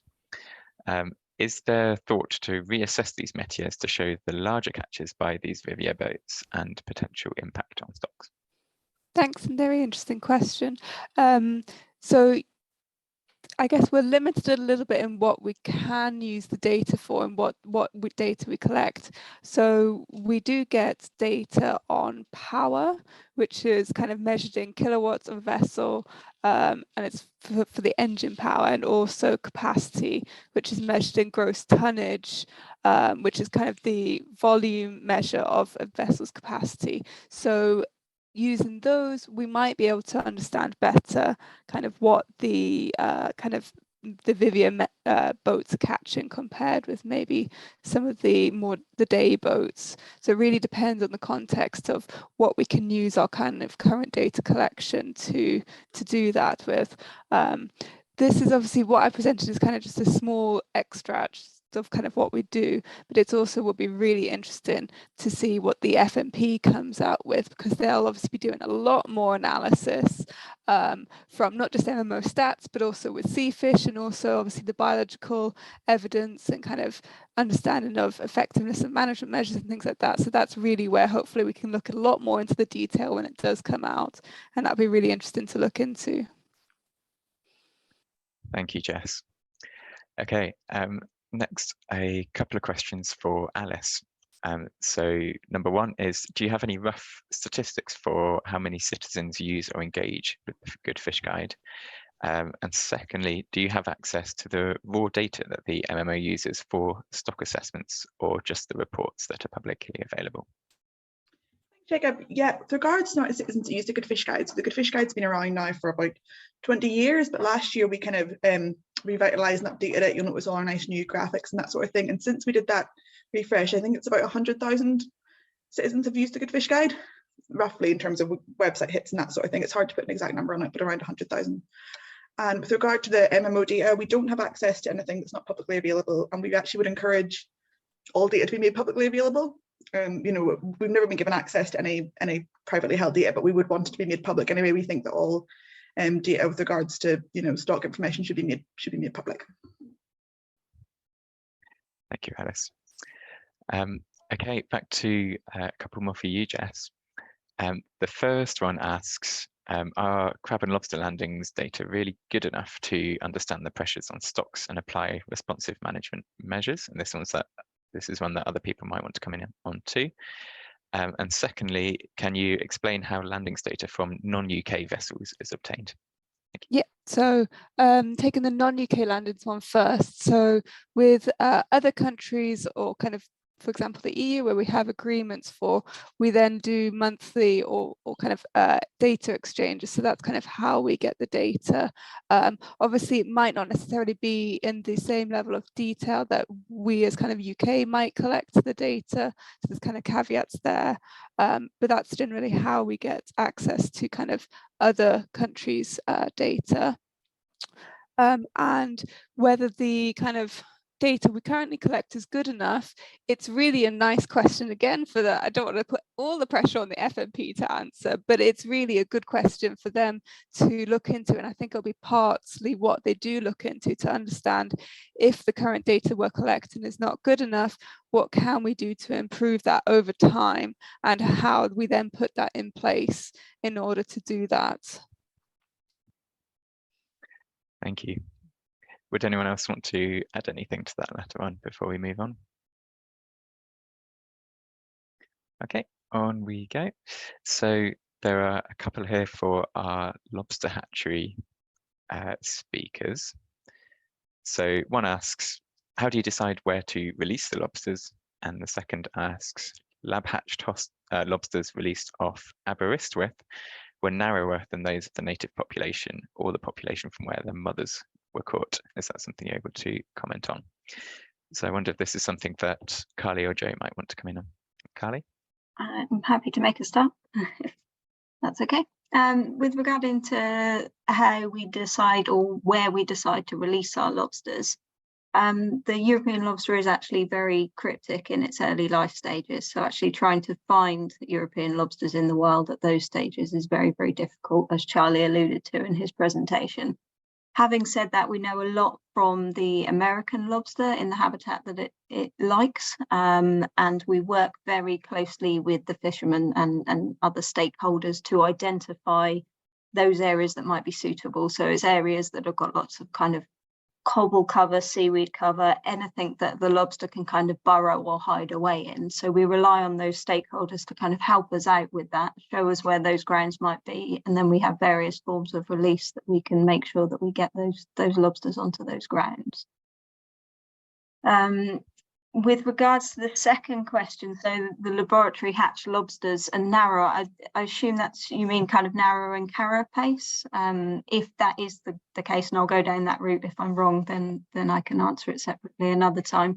It might just be, so claw development, things like that is different in kind of naive habitats because they maybe don't have the substrates that they need to help develop the claws. We certainly saw in the animals that we reared in the offshore containers that actually, because they'd been experiencing kind of natural substrates with regards to things that settled in the containers with them, they kind of maybe had predator cues in the environment. Actually, the coloration of the animals was really different. They were really dark blue and what you'd expect to find of a kind of natural reared animal. So we do think that there is something in that ecological conditioning that maybe laboratory reared or hatchery reared lobsters aren't necessarily getting over and above what they can get in a more natural environment. So it could be something to do with that. Thank you, Carly. Joe, did you want to add anything to either of those? I can probably not. Okay, we have a question here for Tara as well. Tara, do you think the results of the co-location study, oh, the question's just vanished, one sec. I think maybe you are answering. I think that might be because I just typed it. Right, I'll read it out so just for everyone's benefit. Once I found it, give me 2 seconds. Do you think the results of the co-location study will be different today? And it's vanished again. Yeah, sure, yes. I would be very surprised if they hadn't changed, because obviously there's now a lot more turbines out there that have been out there longer. There's a lot more people who will have had some kind of direct interactions with them, and so I think there would be a lot of useful learning to be had to update that piece of work. And also there's floating offshore wind to throw into the mix, which will have very different impacts, both in terms of its artificial reef effects or lack of, but also, you know, kind of the potential much wider exclusion zones due to you know, any cables, things of that nature. So I think, yeah, it's definitely would be a good moment to update that sort of research. Thank you, Tara. And we'll just finish off with a couple of potential quick questions for Jess, I think, again. Number one asks, has there been any assessment of the total landings of crab as permitted by catch? And the second one asks, are there any figures showing catch per unit effort differences between the different ICES regions? So for catches of bycatch, I've not done it for this just brief analysis, but I think we do collect data by gear type, so it should be possible to complete it. And it might be something that the FMP, and sorry if people don't know, FMP is a fisheries management plan, look into as part of understanding of kind of the different gear types that catch lobster and crab, and kind of what is then needed to do potentially if there are any management measures to reduce bycatch. And the second question about catch per unit effort differences across the different ICES areas. Again, I've not looked into this for this presentation. I think it will be a little bit hard for effort to get a good quantity. So we could do something like days at sea for effort, but at the moment we don't really have a level of detail of understanding, for example, if it's catching with pots, the number of kind of pots that a vessel used. So to get a full kind of understanding of catch per unit, I think would be a little bit difficult kind of on a wide scale with the current data that we collect. Thank you, Jess. And thank you to all our speakers. I'll just hand back over to Richard to round off the session.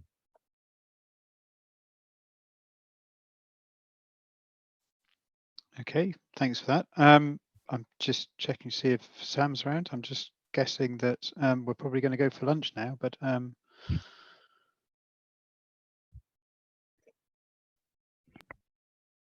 yes, thanks, Richard. Thank you very much indeed. It is now a lunch break, much deserved and well needed. So thank you very much, Richard, for chairing that session, for all the speakers as well, for some really insightful information to share. So we are now going to take a lunch break, and if we can all be back for 2:35, and then we'll start looking at a couple of sessions on management approaches. So enjoy your lunch, have a good break, and see you back here at 2:35. Thanks, everyone. Well, good afternoon, everybody, and welcome to the opening session on management this afternoon. Current measurements are predominantly restricted to the shellfish licensing arrangements, national technical measures, and some local variations in the devolved administrations and the regional IFCAs in England. The IFCAs have one pot limit in Northumberland, but there's no effort control elsewhere. But I think that if, as we've heard this morning, if we take increasing vessel numbers, increasing pot numbers, and the length-based assessments into account, there's a very strong case for limiting effort in order to take stock on where we actually are. Furthermore, I think the assessments already show that to harvest sustainably, overall captures really need to be reduced in phases if necessary. It certainly couldn't be done all at the one time, but preferably, in my view, linked to something like a harvest control rule, which would of course have the benefit of meeting MSC certification requirements. So moving on to this afternoon, we're going to be looking at a series of talks at the beginning in particular at how we're actually going to see the development of fisheries management under the new Fisheries Act, and DEFRA's stated priority to establish fisheries management plans for the crab and lobster fisheries. And then in the second part of the session, there will be a sort of a collective view from some of the IFCAs who currently have the management responsibility within the 6 mile limit round in the English coast. I'd like to say to the speakers who are ready to come into the frame, please try and keep to time. It's quite a difficult concept to try and do that, and I have great experience myself of overrunning. So there will be some kind of a pointer to you when you've got too long ahead of you and you haven't quite finished. So the first speaker this afternoon is Claire Pescod, and I'd like to welcome her to talk about her topic, which is the Crab and Lobster Management Group, which is part of the new wave of events that are taking place and have been ongoing now for possibly about 18 months. So Claire, it's over to you. Thanks, Colin. I will take that note on timing. So thank you, everybody. And it's great to be here. I'm Claire Pescod. I'm from Muckduff Shellfish. I'm their Head of Sustainability and Science, and I'm here today to talk about the Crab and Lobster Management Group. I chair the CMG, and that's why I've been volunteered today to come and join you to talk about it. I'm doing a bit of a double act on the CMG with my colleague Lewis Tattersall from Seafish. And Lewis is going to go through in a bit more detail around the CMG stakeholder engagement events on the Crab and Lobster Fisheries Management Plan. So next slide, please. So I'm going to start off by talking about, what is the Crab and Lobster Management Group? How does the CMG operate? The areas of work for the CMG and how to get involved if anybody is interested in being involved. Next slide, please. Thank you. So the CMG was formed back in 2020. It's an industry-led collaborative management group, and it's made up of a wide group of stakeholders and interests from across the seafood supply chain, from the catching sector, catching to processing, exporting, wholesale, regulators and scientific researchers. So it has a wide membership. The group is facilitated by Seafish, but the work and the priorities of the CMG and of the agendas that we discuss are very much set by the industry members that are part of the group. The aim of the group is to provide a space for the groups to work together, to explore, to discuss key issues that are happening in crab and lobster fisheries, and to collaborate to tackle some of the challenges facing the UK crab industry. So the CMG itself is a UK-wide group, and we have members from across the country and across the supply chain. At the last count, I'm informed by Seafish that we have over 100 members, and around about 70% of those are industry representatives. And I think the nice thing with the CMG is that people can choose to engage with the CMG in different ways. Some people come to every meeting, use it as a really helpful, useful form for information, to hear of topics that are of interest, to put discussions on agendas. And some people use it as an email group. They get those updates from Seafish, who are the facilitators, and they use it to get that information and don't come to all of the meetings. So you can use it in any way that you'd like, if you remember, and I think that definitely works for different people. So the group itself meets quarterly, and it's set up as a subgroup or with a subgroup structure to focus on the different pieces of work that the CMG has identified. Next slide, please. So I want to take a little bit of a step back first. So where does the CMG fit in all of the different shellfish groups that are happening at the moment that Colin referenced?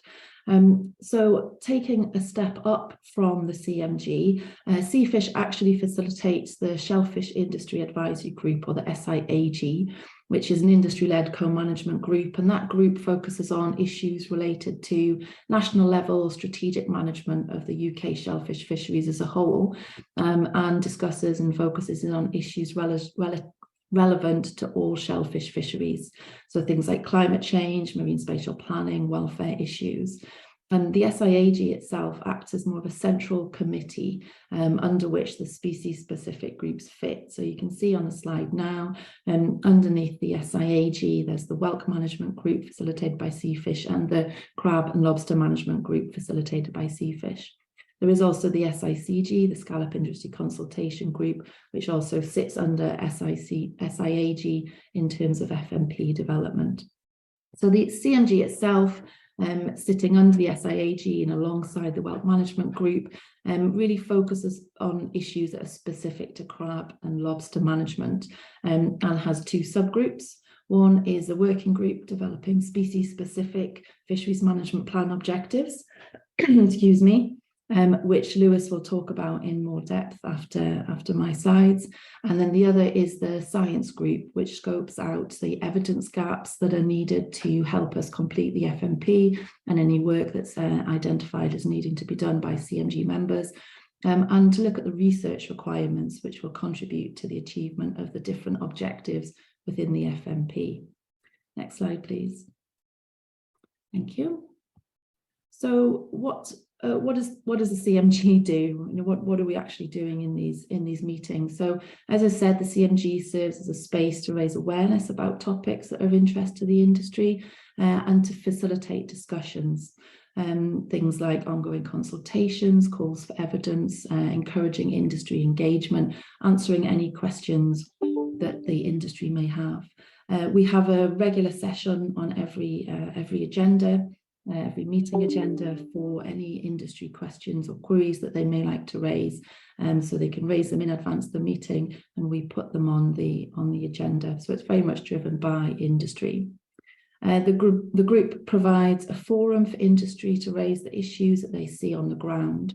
For example, we had recent discussions around issues about gear marking regulations, which has led to discussions with the MCA, the RYA and the Cruising Association.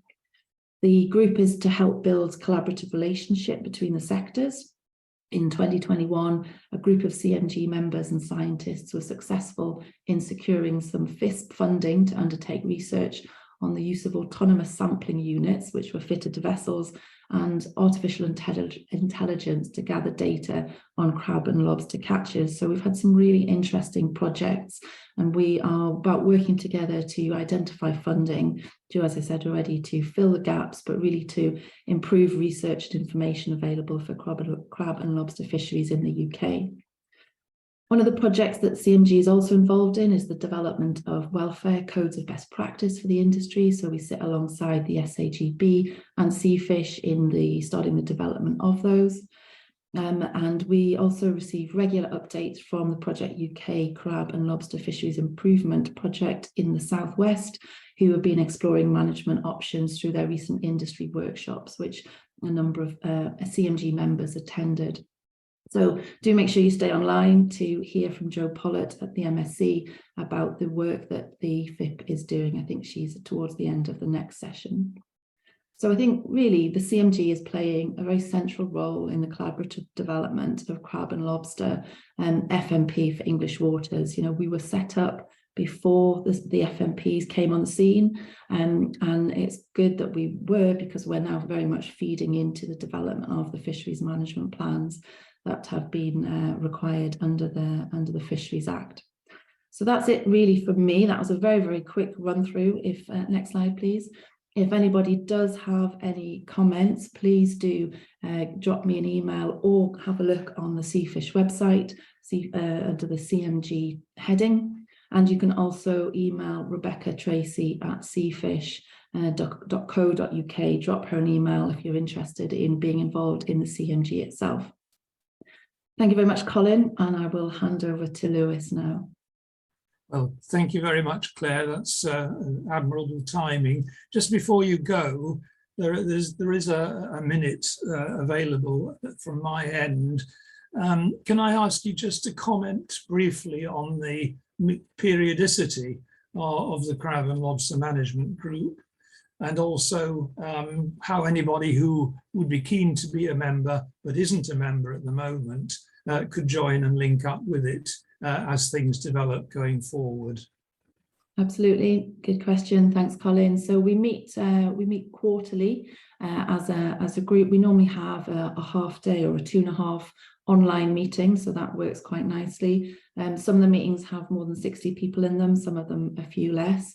If anyone would like to come along, please do either drop me an email or you can get in touch with Seafish about being involved. And the email address there for Rebecca is on the screen at the bottom. So rebeccatracy@seafish.co.uk. And I should say there is a really good resource for the CMG, the Whelk Management Group, and all the different FMP events on the Seafish website as well. So have a look there. The email addresses are on there. And if all else fails, give me a call and we'll get you on the list. That's brilliant. Thank you very much, Claire. Right, moving on then. The next speaker is Lewis Tattersall, who, as Claire has already indicated, is one of the leads with the Seafish team on fisheries management. And he's going to tell us about the fisheries management plans development process, which have been taking place now for quite a while. And some of you, I think, already have been involved in some of the regional link-ups that have been taking place online, and some that may be scheduled or have already taken place as live events. So over to you, Lewis.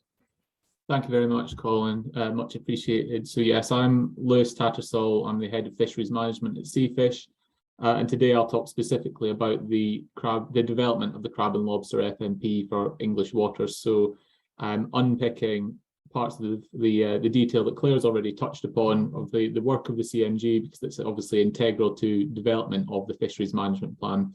And I'll just take everyone through how that work has come together to date. It's a longer running piece of work, but also how you can get involved imminently, because we're currently running informal stakeholder engagement events, both around the country and online, as you just mentioned, Colin. So looking to encourage attendance at those events so that all stakeholders can have their say and input to the refinement and development of content, which will ultimately go into the FMP for English waters. So what I'll talk about today is I'll just give a bit of an overview of what the crab and lobster FMP actually is, how it's being developed, because I think Claire already touched on this, but it's integral to the development process to detail how industry is already involved in collaboratively developing the fisheries management plan. And it really is a change to fisheries management approach in delivering the UK Fisheries Act. I'll talk a bit about what is actually in the FMP and the structure of the FMP, but also some of the draft aims and objectives, which form part of the work that we're informally consulting on, I guess, at the moment, and taking out to stakeholders for them to comment on and to help us refine. And then finally, I'll talk about how stakeholders can get involved in the FMP development and discuss some of the events that we have coming up and that we are running at the moment. So what actually is the fisheries management plan? So earlier this year, Seafish was commissioned by DEFRA as the delivery lead on the development of two FMPs, actually, one of which is the brown crab and European lobster in English waters FMP, and also on the whelk in English waters FMP, but obviously I'll focus on the crab and lobster work today. Ultimately, the FMP is a shift away from top-down management control to delivering on the objectives of the Fisheries Act. So the Fisheries Management Plan is built around the objectives laid out in the Fisheries Act, and what we've been doing over the last 8 months or so is, well, actually it precedes that, as Claire mentioned, because the work of the CMG has directly fed into this already, is looking at collaborative development of objectives and aims and scientific research plans which would effectively deliver the objectives laid out in the Fisheries Act for crab and lobster fisheries. The focus is brown crab and European lobster, as the name would suggest, but something that the CMG was really keen on all throughout development is that we also capture some what we've termed secondary species, and we're proposing that the FMP will also include spiny lobster or crawfish, spider crab, velvet swimmers, and common prawns. And we have one objective relating to those other species, but with a task to maintain a watching brief on those regionally important and sometimes quite rapidly growing fisheries around English waters. So you'll recognise this slide that Claire just showed, so I won't talk again through the actual structure, but what I want to focus on is the items here just in this box. DEFRA has, in the Fisheries Management Plan development process, identified a number of front-runner plans, so plans that are prioritised for delivery in 2023, one of which is the Crab and Lobster Fisheries Management Plan.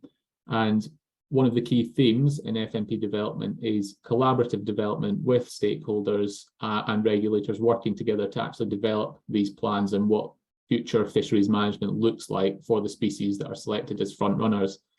And the way we are doing this is using the CMG and ultimately through the formation of an FMP working group and a science subgroup, we have developed a draft of proposed fisheries management plan objectives for crab and lobster following this structure, and I'll talk through what each of these mean. So first we have a draft set of what we are calling shared shellfish objectives. Claire already touched on the role of the Shellfish Industry Advisory Group. That the SIAG also has an FMP working group, and they have developed a set of shared shellfish objectives which we believe are relevant to all shellfish fisheries and will be copied across the crab and lobster, the whelk and the king scallop FMPs. So these are objectives that are not specific to any one fishery. So thinking about things like access to marine space and climate change. So some of these more overarching issues that are facing the UK shellfish sector. And then below that, we have our species specific objectives, which have been developed by the CNG's FMP working group. And these are objectives that apply to the crab and lobster fisheries only. And I'll talk through some of what those objectives are. Below that, we then have our scientific research plans, which in this instance have been developed by the CMG science subgroup. So that science subgroup brings together researchers and industry representatives to discuss what scientific research would actually need to be carried out to deliver the objectives that are being laid out in the FMP. So that's how these things all fit together, and that's the sort of hierarchical approach that we have taken to developing the fisheries management plan for crab and lobster in England. For each set of objectives, we have drafted a vision. So in this instance, the shared shellfish objectives vision is to contribute to the long-term sustainability and economic viability of UK's shellfish fisheries, which we hope is a sensible starting point for a fisheries management plan. Just to give an example of objectives that have been included in the draft at the moment, this includes things like formalisation of the co-management structure through the SIEG, so to actually formalise that co-management approach whereby industry and regulators work together on the management of these fisheries. Assessing the impact of latent capacity, which has been consistently identified in our shellfish management groups as an issue facing the sector and something that needs to be explored further and addressed if necessary. Addressing marine spatial conflict, something again that applies across all shellfish sectors working around the UK. And finally, around understanding the shellfish sector's carbon footprint and doing so using metrics that are appropriate to the shellfish fishery. Below that, we then have our crab and lobster. Sorry, I should have said actually on this previous slide, I just wanted to give a few examples of what these objectives look like. So there are more, and when I go on to talk about our engagement activities, I'll let you all know how you can have that opportunity to actually review all of the work that's there and get involved in discussing these draft objectives in more detail, and then providing feedback that will then be incorporated into the draft fisheries management plan, which is to be submitted to DEFRA in Q1 next year. On the crab and lobster specific objectives, so obviously these are the items that are specific to crab and lobster. Again, we have a vision that English crab and lobster stocks are managed to ensure long-term sustainability and economic profitability while maintaining public confidence in the management of the resource. And again, I've listed a few example objectives. So for example, looking at instituting an improved data collection programme, improving stock assessment methods to try and address some of the uncertainties that exist in current methods, understanding the impact of fishing activity on the wider marine environment and taking action to remedy this where necessary, and establishing short, medium and long-term management approaches for these fisheries. And Colin already discussed this on his introduction around harvest control rules. So in terms of stakeholder engagement, as I mentioned, we're running meetings around England, and I would encourage anyone who has an interest in this to please get in touch. The purpose of these events is to both raise awareness about the FMPs and the fact this work is happening, but more importantly, encourage active involvement in developing the fisheries management plan. I have included a list of events here. I propose we can just circulate these slides. I don't think anyone needs to note these down at the moment, but to give you an idea of places where we're going. So I was actually in Bridlington yesterday and in Amble tomorrow. So if you have an interest in these, whether it's online or in person, please do get in touch, and you can do that by contacting this dedicated email address, fisheries.managementplans@seafish.co.uk. And that mailbox is monitored by my team, and we use that to send out both resources that people can read up on before attending meetings, and also to circulate joining details for online meetings. That's me. So yeah, please do get in touch if you'd like to be more involved in the FMP development process for crab and lobster. Thank you. Thanks, Lewis. A lot to get through, as you have indicated, and thank you for finishing on time. I think for anybody who's online and listening to all of this, for whom this is a new thing, there is a very substantial momentum to it. It's part of DEFRA's intention that the crab and lobster management plans would be in the first tranche, and an initial deadline is sort of next year, I think, Lewis, isn't it? So the momentum is there, and as you've just seen on the slides, there is a substantial engagement planned and in progress. But it may come as a shock to some fishermen and groups and so forth, just what this involves. And so I do urge anybody who's not involved to try and do so. And obviously also submit questions through the Q&A box if you feel that you want to get an answer sooner rather than later. So I'm now going to move on and introduce Joanna Massini, who is currently policy advisor on non-quota species in the DEFRA team. And she's going to talk to us about the shellfish legislation mapping tool, something which I think is increasingly necessary given all of the things that are taking place at the present time. Joanna. Hello, my name is Joanna Massini, and I am in the non-quota species team in DEFRA. I'm here to let you know of an ongoing project that we're currently developing in our team, and it's called the Shellfish Legislation Mapping Tool. Now, in its current form, the tool is a spreadsheet that contains all the legislation that we currently have across the UK for shellfish, crabs, lobsters, etc., and mollusks such as whelks and cuttlefish for the time being. Initially, the spreadsheet was created to support the work of the crab and the whelk management groups. When these groups were set up, we started thinking about what sort of measures we might like to introduce to protect the offshore crab and lobster and whelk fisheries.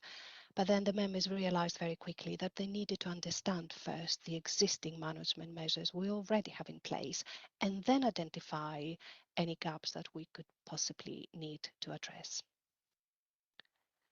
So the blue boxes in the middle of the slide show you what the tool contains, which is EU retained legislation, and then an abundance of national and local management measures divided by administrations such as England, Scotland, etc. Now, phase 1 is already complete, and we have captured the legislation that we have across the UK, hopefully, for whelks and the 3 species of crab, as you can see here, edible, spider, and velvet crab. And we currently are developing phase 2, which is with our colleagues and friends in across the UK administrations for their input and advice. And phase 2, as you can see, is going to capture legislation that we have for lobsters, king scallops, queenies, and cuttlefish. Now, before I show you what the tool looks like, I'd like to add one thing, that the tool is going to be updated on a quarterly basis. And for that, we heavily rely on the advice and kind support of our colleagues across all the UK administrations. And this is what it looks like. I have to add that the tool consists of 2 spreadsheets, and this is the first one. As you can see, we try to keep it very simple with a summary at the top and then various boxes below. On the left-hand side, we have the measure as it would appear in a bylaw or in a statutory instrument, and it's followed by a very brief description of what the measure contains. And you can see on the left, wherever possible, we also add the link for the legislation so that the user, if they decide, they have the opportunity to delve into the detail of that measure.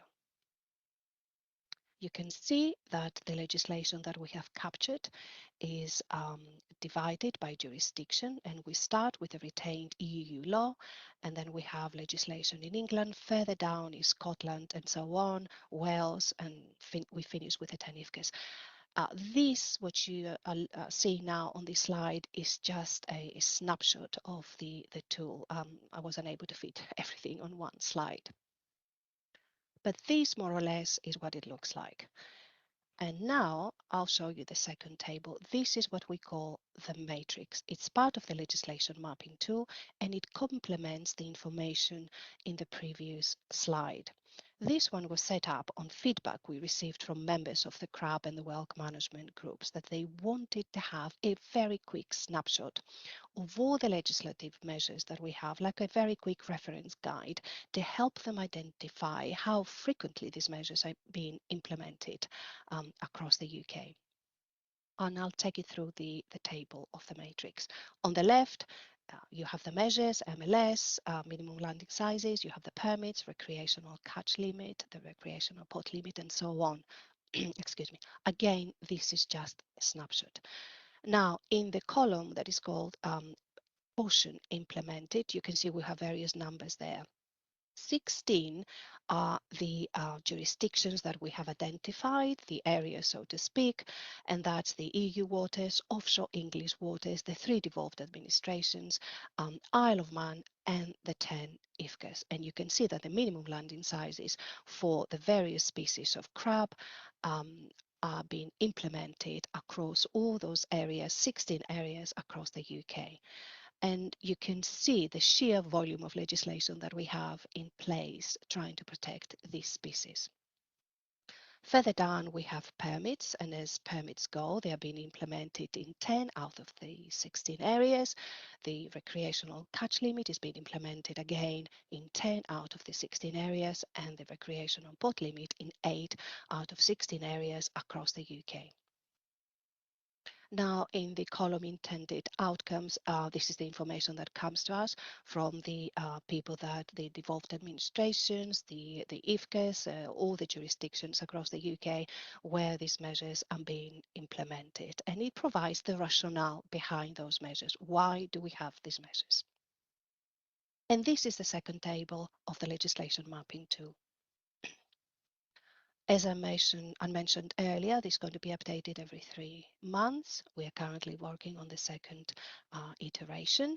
The first iteration for whelks and crabs is available through the Seafish colleagues. And we're very grateful indeed for the support they have been providing to us for a couple of years now when we're trying to develop this particular tool. I have to caveat this tool by saying that it's not perfect. Legislation is being updated constantly, especially the IFCA legislation. So if you discover any areas, just please bear in mind that we're doing our best to keep it updated to the extent that we can. If you have any questions, if you have any comments, please feel free to email me, or you can approach me through the Blue Marine Foundation. Thank you very much indeed for listening. Goodbye now.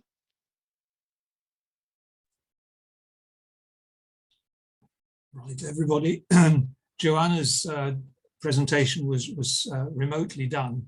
So if you have anything that you want to raise on that app, by all means, stick it in the Q&A box and we'll try and pick it up later.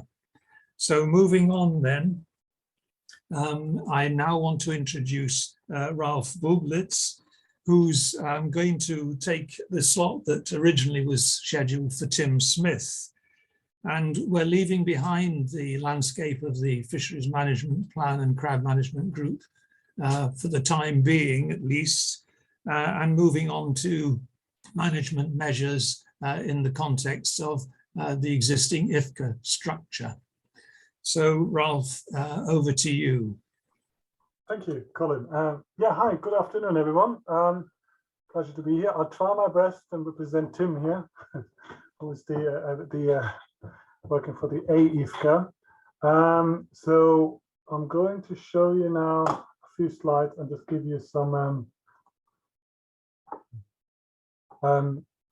just an overview about the differences across all the IFCA. So it just shows you that what applies to one IFCA district does not necessarily work for another IFCA district, because we all have kind of some type of different types of fisheries and fleet compositions, etc. So we have, for example, if you just look briefly over here, you can see that there are differences in minimum landing sizes, which can also cause problems across borders or district borders, or even between the offshore and the inshore fisheries. For example, we've got 140 in the inshore, but the statutory one is 130 for the offshore, generally of minimum landing size for crabs. That can cause problems in the enforcement or challenges in the enforcement side of it.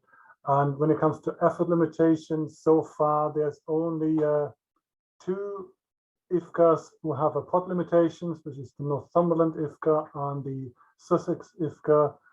We are at the moment looking into introducing an effort limitation as well. However, that will take a while to get all the bylaws in place. And the other restrictions you normally find is maximum vessel length, for example, which also varies, as you can see, across the IFCAs a bit. And also for other things like prohibition of using crabs for bait, use is allowed in some IFCAs, but not in all IFCAs. That can also cause problems later on with the quality of crabs being landed if they're still allowed as bait, mainly for wild pods. And also the prohibition of removal of any parts of crabs. And there's also differences across all the IFCAs. Same for lobsters. Again, maximum pod limitation applies to all of them. Same also for escape gaps, which I haven't also mentioned yet. So some IFCAs, like we do have mandatory escape gaps in our pods, but that doesn't apply to all the other IFCAs. Some have it, some don't. So that alone, these big differences on the region level will, I guess, cause a lot of challenges for also the FMPs. How are you going to try and level this all out, or how are you going to what kind of framework are you going to build on that? Because as you can see, it needs to be also in some ways more on the regional level due to the differences in fisheries. One last slide to show and talk about is literally Kingfisher has brought in these interactive maps where actually should help fishing boats and fishing vessels to figure out when they go in a different district or looking into wanting to fish in another district or area of England or in the UK, what are the restrictions in these areas. So that's where you can find these on this website. It's worth having a look, and when you click on it, it should tell you all the bylaws or the restrictions for each of the districts. It's a really useful tool which has been introduced. Yeah, if you please ask questions at the end of this session also about this. I'll try my best and answer for Tim. And I think I'm using the last 2 minutes or 3 minutes I've got left. I've never done such short talks in my life before. Such short talks is I'm going to just introduce also quickly all the other my IFCA colleagues who will be talking in the next few minutes. So after this talk, it will be Andrew Boone, who is the Senior Environmental Officer at the Northumberland IFCA. He'll be talking about the We'll see. Then we've got also Colin Trundle, who's the Senior Scientific Officer at the Cornwall IFCA, and Sarah Clark, the Deputy Chief of Devon and Severn IFCA, who will be talking also about the IFCAs and what they're doing. And I'll be back in about 5 minutes after Andrew Byrne, and I will introduce you to a project we started this year on trying to find small lobsters in our district. That's for me, thank you. I think I just passed over to Andy now, who will be doing the next talk. Oh, yes, thanks very much, Ralph. So yeah, I'm going to try and give a bit of a whistle stop tour with a bit more of a focus on Northumberland for the next sort of few minutes. As Ralph has given a bit of an overview of the IFCAs as a whole, to sort of narrow it down to look at what we have in place in terms of our management. I'll sort of start from the beginning. With sort of IFCAs, of some of you may or may not be aware, so we're one of 10 regional IFCAs around England. We were established in 2011 under the Marine and Coastal Access Act, or MACA, as I might call it from here on out. So our district itself runs from the River Tyne up to the Scottish border and out to 6 nautical miles. So that's where we refer to a lot as the inshores, that 6 mile sector, which is what we have a responsibility for. So as IFCAs ourselves, we all have to work towards this shared IFCA vision, which, as it leads there, will lead, champion and manage. I won't read off because I don't think I really got enough time to rattle through all the IFCA vision details, but ultimately what this all does boil down to is we've got to strike a balance where possible of that sustainable fisheries and also viable industry, whilst pushing forward some conservation measures as well. As you can see, it's a bit of a balancing act.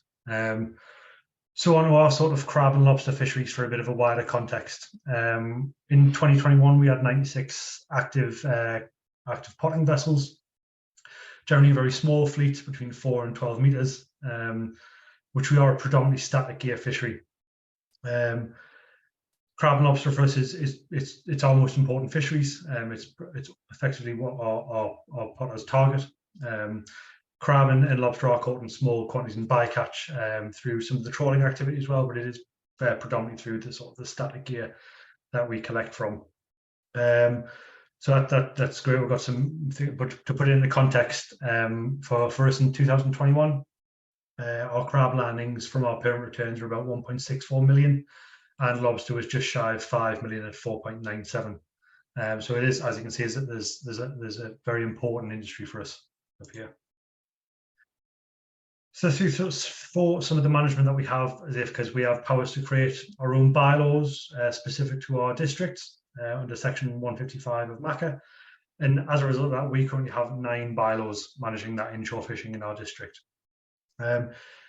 These are very wide ranging. They range from total prohibitions of some activities within an area to gear restrictions and catch limits and others.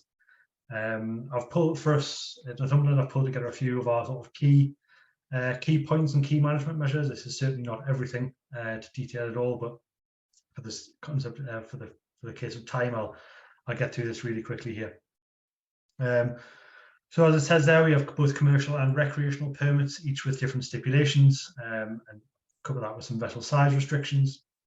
As Ralph said, we're one of only 2 IFCAs that do have effort limitation, which for us is up to 800 pots for a commercial fisher. The recreational permit side of things, we do restrict to 5 pots as well. As it says there, we've got some catch limits for non-commercial collection as well. So our management doesn't just focus on the commercial aspect, it also pertains to recreational collection. Through that, we have our minimum conservation reference sizes, and there are, as sort of Ralph touched on there, there's some specific prohibitions relating to lobster and crab and parts of crab.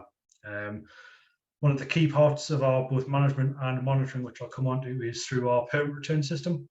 So all commercial fishers are required as part of our bylaws to submit monthly effort and catch data to us, which we have some real good outputs from.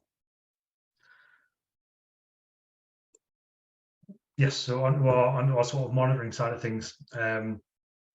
Obviously, management without monitoring is fairly ineffective, so it's important for us to monitor this going forward. We do that through a number of different surveys, particularly for crab and lobster, where they're both offshore with industry vessels and it's quayside and wholesaler surveys. We also have a lot of monitoring through our landings information that we receive through permit returns, as I've just mentioned, which ultimately allows us to feed into our assessments of the fishing effort and the stock status, pulling a lot of different information from different places together. We've got a couple of ongoing partnership projects, as I talked briefly previously on at the brown crab maturity with Blair and Joe over the border into Scotland. We are also just about to roll out, it's a bit of a plug for this, our fisher forums throughout the district. So we're hoping to provide a bit of a platform for a real important two-way discussion between us as an IFCA and a regulator, and also the commercial fishers within our district, and those with a vested interest in potting and generally fishing within our area. The idea behind that is we'll have both IFCA representatives from the research and enforcement aspect of our organisations, and ultimately promote, like I said, those two-way dialogues that will hopefully get some really useful outputs that will shape our work and also shape how we interact with our stakeholders. So after a very whistle-stop tour, I'm happy to answer any questions, or there's my contact details there. But for now, I'll pass back to Colin or over to Ralph, really. Thanks, Andy. That was really good. And thanks for giving a really good overview of what IFCA's actually doing. Right, I'm going to start then quickly with mine, a brief sweeping through what we've been doing. I'm trying to click. There we go. So we here at the Northeastern IFCA, we have set ourselves a challenging task. We're trying to find small juvenile lobsters. They're called early benthic phase lobsters. These are those lobsters who just came out of the planktonic stage and now ready to settle down on the benthos, trying to hide from predation and trying to, whilst they're hiding, also grow into, hopefully at some point, to their minimum landing size. Why are we doing this? We have, well, if you look across the Atlantic and you look at our American colleagues, they have been doing some way more proactive fisheries management for probably the past 30 years, as far as I can think back, the 1980s. They have developed models on predicting better the stock on lobsters, also predicting ahead 7 to 8 years time when they're supposed to reach roughly the minimum landing size. So what they're doing, they gather data on these early benthic phase lobsters, and then with their models, they can predict the harvest stocks in 6 to 8 years, which is obviously a fantastic tool to be a bit more proactive in your fisheries management. And we thought, because we haven't got anything like this here in the UK or Europe, we would like to find a way if we can do the same or similar thing, or similar, develop and implement a similar method to this. So we managed to secure funding from DEFRA through the Fishing Industry Science Partnership in collaboration with the Holderness Fishing Industry Group here in Bridlington. So we've got a 2-year project where we are trying, our main objective is trying to find, first of all, these early benthic phase lobsters, which is, as I said earlier, challenging because so far to date, no one has really found them or managed to find them also in a way to be able to determine the abundance of them. So that's what we need. Once we get a way where how we can determine the abundance of early benthic phase or EPV lobsters, that is the starting point for us to develop and use models and predict harvestable stock in 5 to 8 years or 6 to 8 years to come. And also what we're doing as well, alongside trying to find these lobsters, is we're doing also plankton tows. We've done some plankton tows this summer. So this summer we had our first season. And what we did, let me check, we have literally built 40 metal cages. And that's exactly what the methodology they're using in America on the East Coast. And we wanted to first try out if the same or similar methodology would work. The other way they're doing it in America is also just sending divers down to do suction sampling. This is obviously a little bit more challenging here. There's not just only all the health and safety regulations, but also the visibility or lack of visibility in quite often, and then the challenges we have in the sea. So this is more a passive data collection, but it works quite well in America. So we thought we'll just give it a go and see if it works, if you can get it to work here as well for the UK, for especially in our district, our lobster fisheries here. So we built 40 of these cages. We deployed them along the coastline. We filled them with cobbles to give them also some an opportunity to hide, or just putting something down where they can hide. We have installed also current meters, temperature and salinity loggers to get also a good data set on the environmental variables across the season. And as I said, we did also some plankton tows just to also get a better picture on the seasonality or the temporal structure of when we find the first stage 1 and 2 lobsters up to stage 4 lobsters in the plankton. And we even find also stage 5 lobsters, so that's when they're actually going in the early benthic phase, still in the plankton toad, probably just before the settle. Gives us an idea when they are present in the water column. Our first season has been completed now, so we're doing over the winter now. This just tells you what as oversight of all the sites we've been using where we deployed the cages. We have not found any early benthic phase lobsters yet in the cages. We found them in the plankton nets, quite a lot of them, or in good amounts, so they are there. And so over the winter now, our job is to refine and revisit the methodology, thinking about maybe putting different substrates in the cages, see if there's any other, what else we can do to improve, also to decrease the predation. So we found a lot of rocklings as well in some of the cages, and rocklings are one of the predators they feed on juvenile lobsters. So we are thinking of ways how we can stop or reduce these impacts. Yeah, that's my 5 minutes, and that's so far a brief overview of what we're doing, trying to develop a more proactive fisheries management for lobsters here. Thank you, and I'm handing over to Colin from Cornwall. Oops, sorry. Lovely, thank you, Ralph. It's just give a brief overview of where we are with our management in Cornwall and where we're looking to go.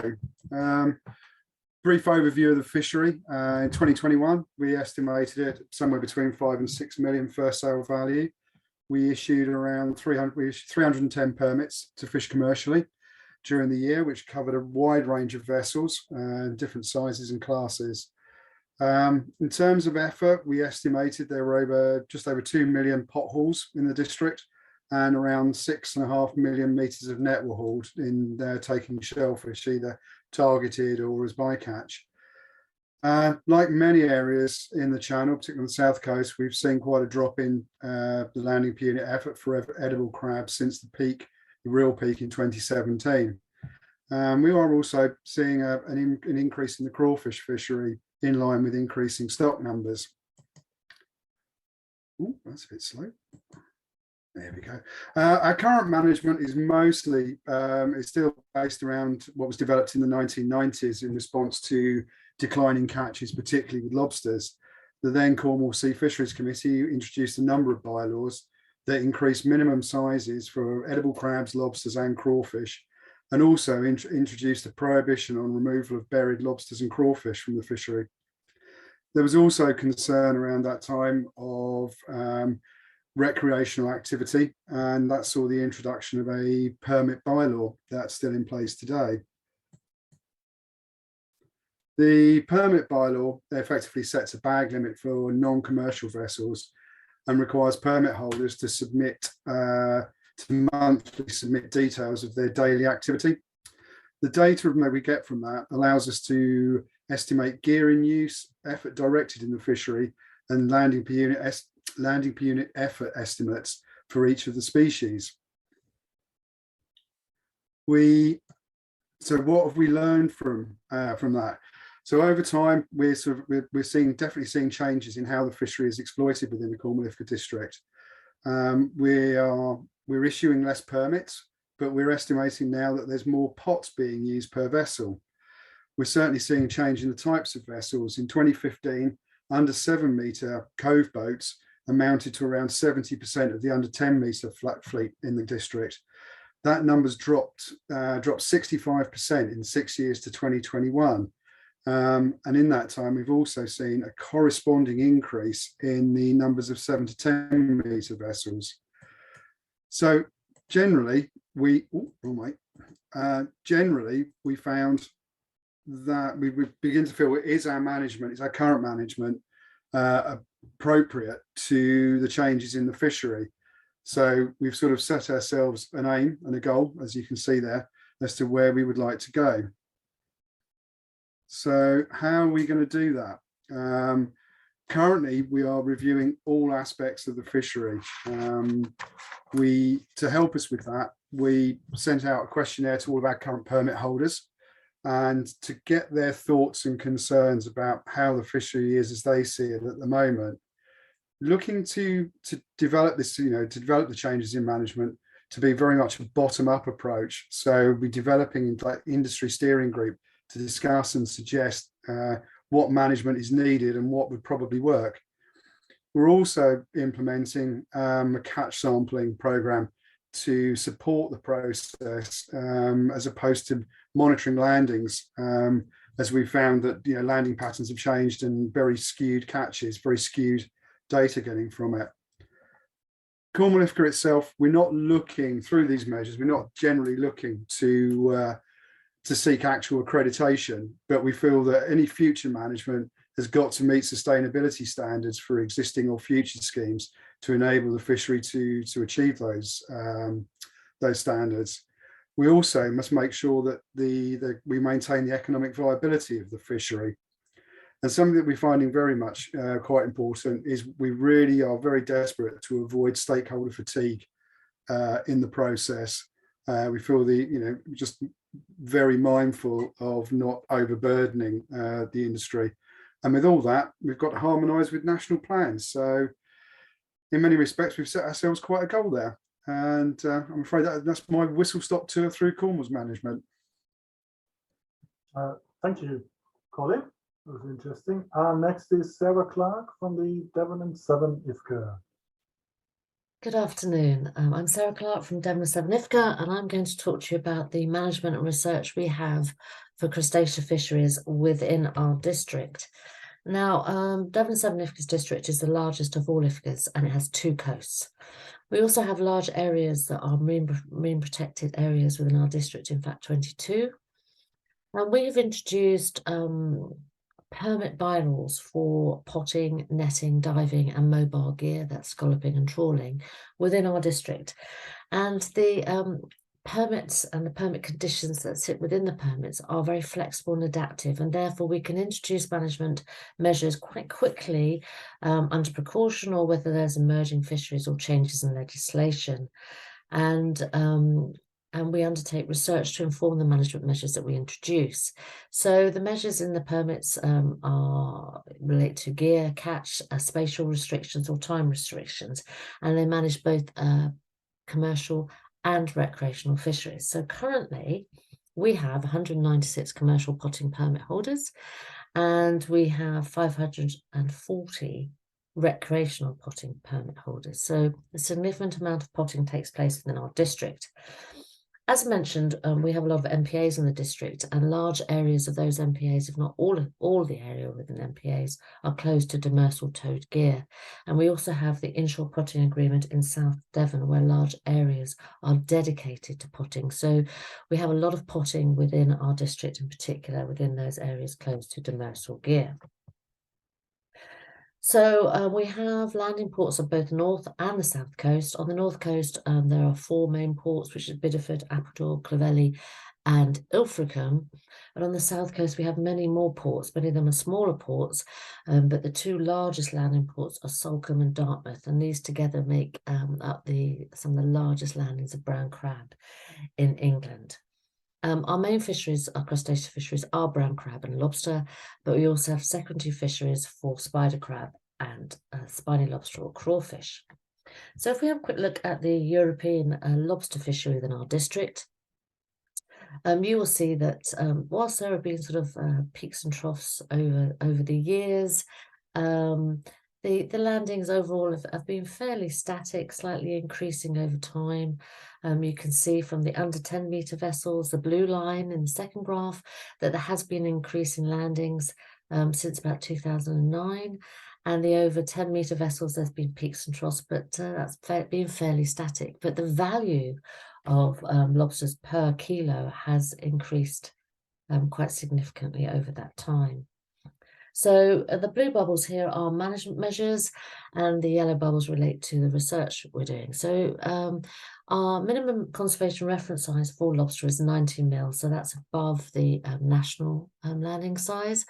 And we have bans on landing buried lobsters, those that have recently cast their shell, and also those that are V-notched in the tail of their lobster. We have a limit on the recreational catch of 2 lobsters, which could be 2 European or spiny lobsters. Recreational fishers are also limited to 5 pots, and there's also a ban on landing the parts detached from the carapace. And all our pots that have a soft eye or soft entrance has to have an escape mat fitted. So in terms of the research we've undertaken, we did a lot of work around Lundy no-take zone, where we did 5 years of tagging surveys, both inside and outside of the no-take zone. And really, you know, we've had a lot of findings from this research, but in terms of the movement of lobsters, most lobsters moved, you know, very short distances, and only 2% actually moved outside from the no-take zone, outside the no-take zone of those that were tagged. And the work allowed us to look at the lobster growth, movement, sex and size distribution. We tried larval collectors, which you can see in the photograph here, but they weren't successful. We only managed to catch 1 lobster larvae. We could deduce from all the years that per molt, the growth increment was about 9 to 10 millimetres. But we did some work with other agencies, and we worked with CFAS and the University of Swansea, looking at lobster health within the no-take zone. And our data has been used by CFAS to look at natural mortality indices. We also have done some other work, in particular getting the weight and the carapace length of lobsters from the markets to get some kind of relationship between the carapace length and the size, and this could lead to potential management measures in the future. So in terms of the brown crab fishery, as I indicated earlier, we have significant landers into our district, but there has been a gradual decline in the landings from about sort of 2014-15 onwards, and that can be seen for both under 10 metre and over 10 metre vessels, more significant perhaps in the over 10 metre vessel catches. But the value of a crab per kilo has increased over time. And so our management measures for brown crab, we have a large increase in the minimum conservation reference size of 150 millimetres for the hens and 160 for the cock crabs. We have a ban on landing crabs that have recently cast their shell and buried crabs. And we have a limit of 30 kilos of claws per day that can be landed on commercial netters. And again, we have recreational limits in terms of the catches of 3 crab and a limit of 5 pots. We haven't done a huge amount of research into brown crab. We've done some catch surveys and some potting surveys, because we haven't really had the resources to collect all the data that perhaps other IFCAs have been able to collect. But we're looking to do some further onboard surveys in 2023 and to do some monitoring of the crustacean fishes in our district. Now, as part of the crab and lobster fisheries management plan, evidence needs were identified, and we put in a bid for some funding through the Fisheries Industry Science Partnership, along with Seafish, South Devon and Channel Shell Fishermen, and the University of Bangor. We've received that funding. So one part of that work will be looking at the hardness of the shell of brown crab and how we can measure it and measure compliance. There is real concern about the amount of soft shell crab that has been landed. and that going into whelk fisheries. And this is one way of getting much better information about how we could actually bring in any monitoring and compliance of national legislation on the landing of soft-shell crab. And we're going to be using a tool called a gyrometer, and this is currently used in North America on the snow crab and blue crab fisheries. So that'll be interesting work to do next year. In terms of spiny lobster, again, we've introduced a larger than national minimum conservation reference size up to 110 millimeters. And we have a ban on the removal of spiny lobsters from 3 MCZs in our district. That's for all gear types. We have a ban on the landing of buried crawfish, on soft-shell crawfish, and also on parts detached from the carapace. And also we have a limit on the number of lobsters that can be caught for recreational potters, netters and divers. And we have undertaken some research and some data gathering, which I'll talk about now. So stakeholders came to us with concerns that there were a lot more sightings of crawfish in more recent years, and there's concern that might be a rush on the fishery. So, there were large, massive decline in the fishery in the 70s and 80s, where there was a huge amount of fishing that went on. There was a lot of diving for crawfish and netting for crawfish. And then there was sudden decline, and there was only started to see crawfish back into Devon in about 2008. And, we can think about what caused that decline, whether it was overfishing, or whether, in a sense, Devon is the extent distribution of the crawfish, whether it might be something to do with recruitment or larval dispersal and distribution, and also any settlement of larvae that may not have taken place in our area, and larger environmental impacts, say from the Atlantic multidecadal oscillation, which goes into negative and positive phases and could have influenced the larval distribution. But there were a lot of sightings seen by divers in particular, and even to date, the landings in Devon aren't huge. In 2016, only 550 kilos were landed, but there's still concern what a fishery might look like. So we did some survey work with 5 fishermen to look at the catches that they saw. These are pot fishermen, to look at size, sex, and the buried state of crawfish. And some tagging was undertaken, though we had a few recaptures. And you can see in the bottom chart the red dots of the sightings and recordings of crawfish through the pot fishery. You have to remember that crawfish often don't go into our pots, so these were quite unusual to see the number of sightings and catches of crawfish in the fishers' pots. Now, the males and females were fairly well distributed in all the catches, but what we did find was that, surprisingly, a lot of juveniles were found in deep water. Most literature suggests that the juvenile crawfish would be quite shallow in shallow water, and we were seeing crawfish of about sort of 17 millimetre in carapace length in 16 metres of water, which was quite unusual and sort of quite a surprise, really.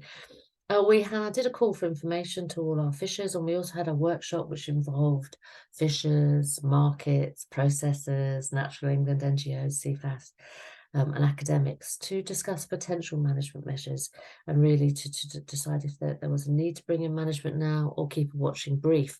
So there were some suggestions that would have a further increase in the landing size, a maximum landing size, perhaps some ban of removal by divers or netting, and maybe some closed areas, seasons and zonal management. But as such, no management has been introduced, because there we haven't seen that rush on the fishery, but we will keep a watching brief on it. And in terms of spider crab, this is coming to the end of my talk. We do have a small spider crab fishery within the district, in particular where fishers have sort of found them as a secondary landing or diversified before the start of the crab season. And we have an increase in the minimum conservation reference size up to 130 for both hen and cock crab. And we have a limit of 3 crabs that can be landed by recreational potters, netters and divers. And again, escape gaps in those pots that have a soft eye and the Londinotic zone. And that's it from me. Thank you very much for your time, and any questions I'll be happy to answer. What I'm going to do now is just thank all of the speakers in this first session this afternoon. I do think we've had a significant challenge in presenting and perhaps conveying the full flavour of the Fisheries Management Plan developments. And I know that Seafish are particularly keen on engagement, and you should certainly direct any further questions or queries to them directly. And I'd just like to say that I think the overview of the IFCA setup was well done, because it's quite a complex regional picture. And I think these talks that we've had have illustrated the regional nuances there very well indeed. If I could just take a quick comment on crawfish, just to remind some people that the global crawfish populations tend to have a widely distributed larval phase, sometimes lasting between 1 and 2 years in duration. And so the relationship between crawfish, particularly in the southwest, and the offshore waters further away, is likely to be quite strong and subject to climatological changes. Anyway, it's time that I wrapped my session up from my point of view and hand over to Jacob to deal with the question and answer session. Thank you. Thanks very much, Colin, and thanks to all those speakers. Okay, so we have a few questions in here, and I've heard from Lewis that you need to leave soon, so I'll make sure we start with those questions for you, which I can see you've typed some answers for already, but we'll bring them to the floor. So I want to kick us off, which Ralph and potentially some people from the other IFCAs as well might want to speak about, is the introduction of measures within 0 to 6 nautical miles by IFCAs in England relies on consensus amongst the industry responses to bylaw consultations. Where this consensus is not reached, how will the Fisheries Management Plan aim to introduce any regional measures identified as being necessary to protect stocks and fisheries? Lewis, do you fancy kicking us off on that? Yes, sure thing, and apologies for my inability to follow instructions, as I already typed out answers to some of these, but yeah, I will need to drop off in the next 5 minutes for another meeting, I'm afraid.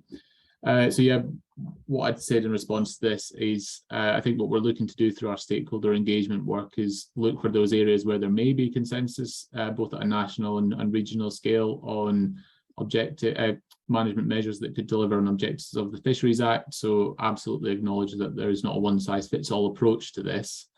I think it's quite early on in that work to draw any conclusions from it, as we've only just started the engagement work last week. And then one thing that I also wanted to note, and I should actually have said earlier in my own presentation, was that the draft plan will go to DEFRA in Q1 of 2023, and then will be put to public consultation in April next year. So it's not a case that a plan can sort of be developed unilaterally and then somehow published. But the work we're doing at the moment, as Colin's already alluded to, I think that's really the purpose of what we're trying to get to. But I do agree with that point around trying to get consensus across even just a few people, let alone at a national level. But it's about trying to draw out those key themes and overarching areas of interest where there may be agreement. Thanks. Thanks, Lewis. Would anyone from any of the IFCAs like to come in on that point at all? In which case, we'll go to some of the other questions. So a question for all IFCA speakers: how much are you concerned about effort beyond 6 nautical miles impacting on the stocks and landings within 0 to 6 nautical miles? Would anyone like to kick us off on that? If I may, yeah, apologies for not finishing my talk. I seem to have got lost my internet, and I was just getting to the juicy bit for Keith Hiscock on crawfish. But yeah, in terms of the effort going on outside this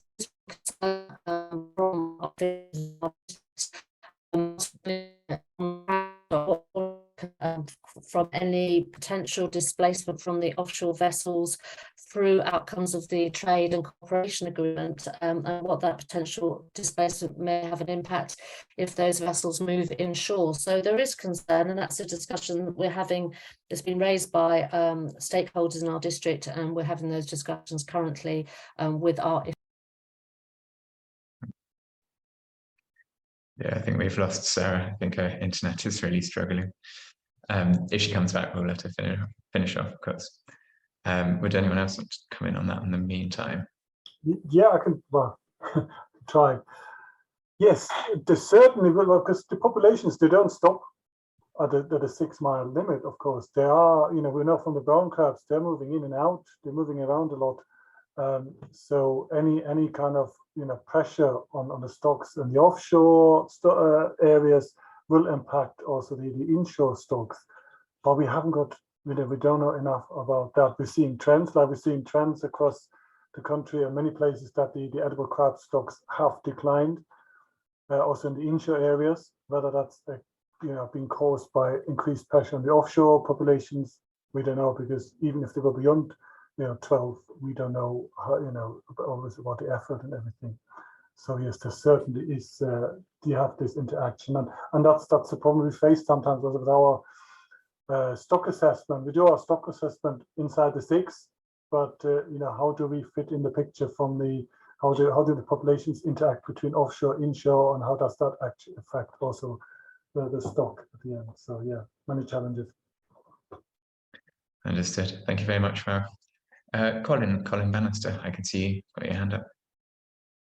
Thanks, Jacob. Just to come back to comments about the inshore and offshore relationship, I think that if we're talking about the channel, for example, in particular, I'm sure it's an extremely important part of the whole picture. It's less important on the Yorkshire coast, I'd say, because of the relatively narrow, it's out to 60 miles probably on the Yorkshire coast, isn't it, the overall distribution of most stocks. If you think about the channels, though, we've got to factor in, for brown crab, the very strong migratory behaviour of the hen crabs.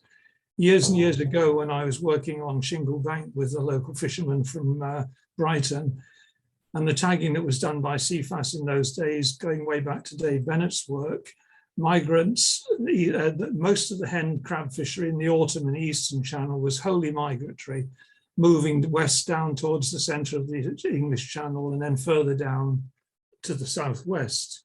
Tagging in the southwest, of course, demonstrates a very strong emigration from some individuals down to the coast of Biscay. So there are huge movements of hen crabs in particular, and the same is also observed in the Pentland Firth. So the interactions between the inshore and the offshore are potentially very strong in some of these crab fishing areas. And it is a challenge, particularly in relation now to the imbalance really between the inshore fishing effort and the offshore fishing effort as to who's controlling who, shall we say. Thank you. Thank you, Colin. So I can see you're back with us. Just in case you had anything more to add, you might want to try turning off your video when you speak. It might just help with the coming through loud and clear. Yeah, apologies. My internet is usually very stable. Yeah, I was just saying, I was just about to post it, that there are concerns within stakeholders and fishers in our district with the potential displacement of the Vivia boats from the offshore area through the TCA tonnage and non-quota species tonnage, and whether they might be displaced inshore. But again, as Colin mentioned, there's also concern about the level of effort within these vessels and how that might impact migration along the channel. Thank you. Thank you, Sarah. Lewis, do you have time for one more question before you have to pop off? I think we can do I can stretch. I can do a couple more minutes if that's okay. Lovely. A super quick one. I can see you've got a written answer for it already. From Keith Hiscock about spiny lobsters as the elephant in the room. And where is attention being paid to understanding what is happening with the crawfish and how best to manage any fishery so that it is sustainable and doesn't crash? Yes, thanks very much, Keith. I think this is a great question, and what I said in my written answer, I think this is part of why the management groups have been pushed to include crawfish in the fisheries management plan. There is that appreciation that this is ever increasing on the agenda.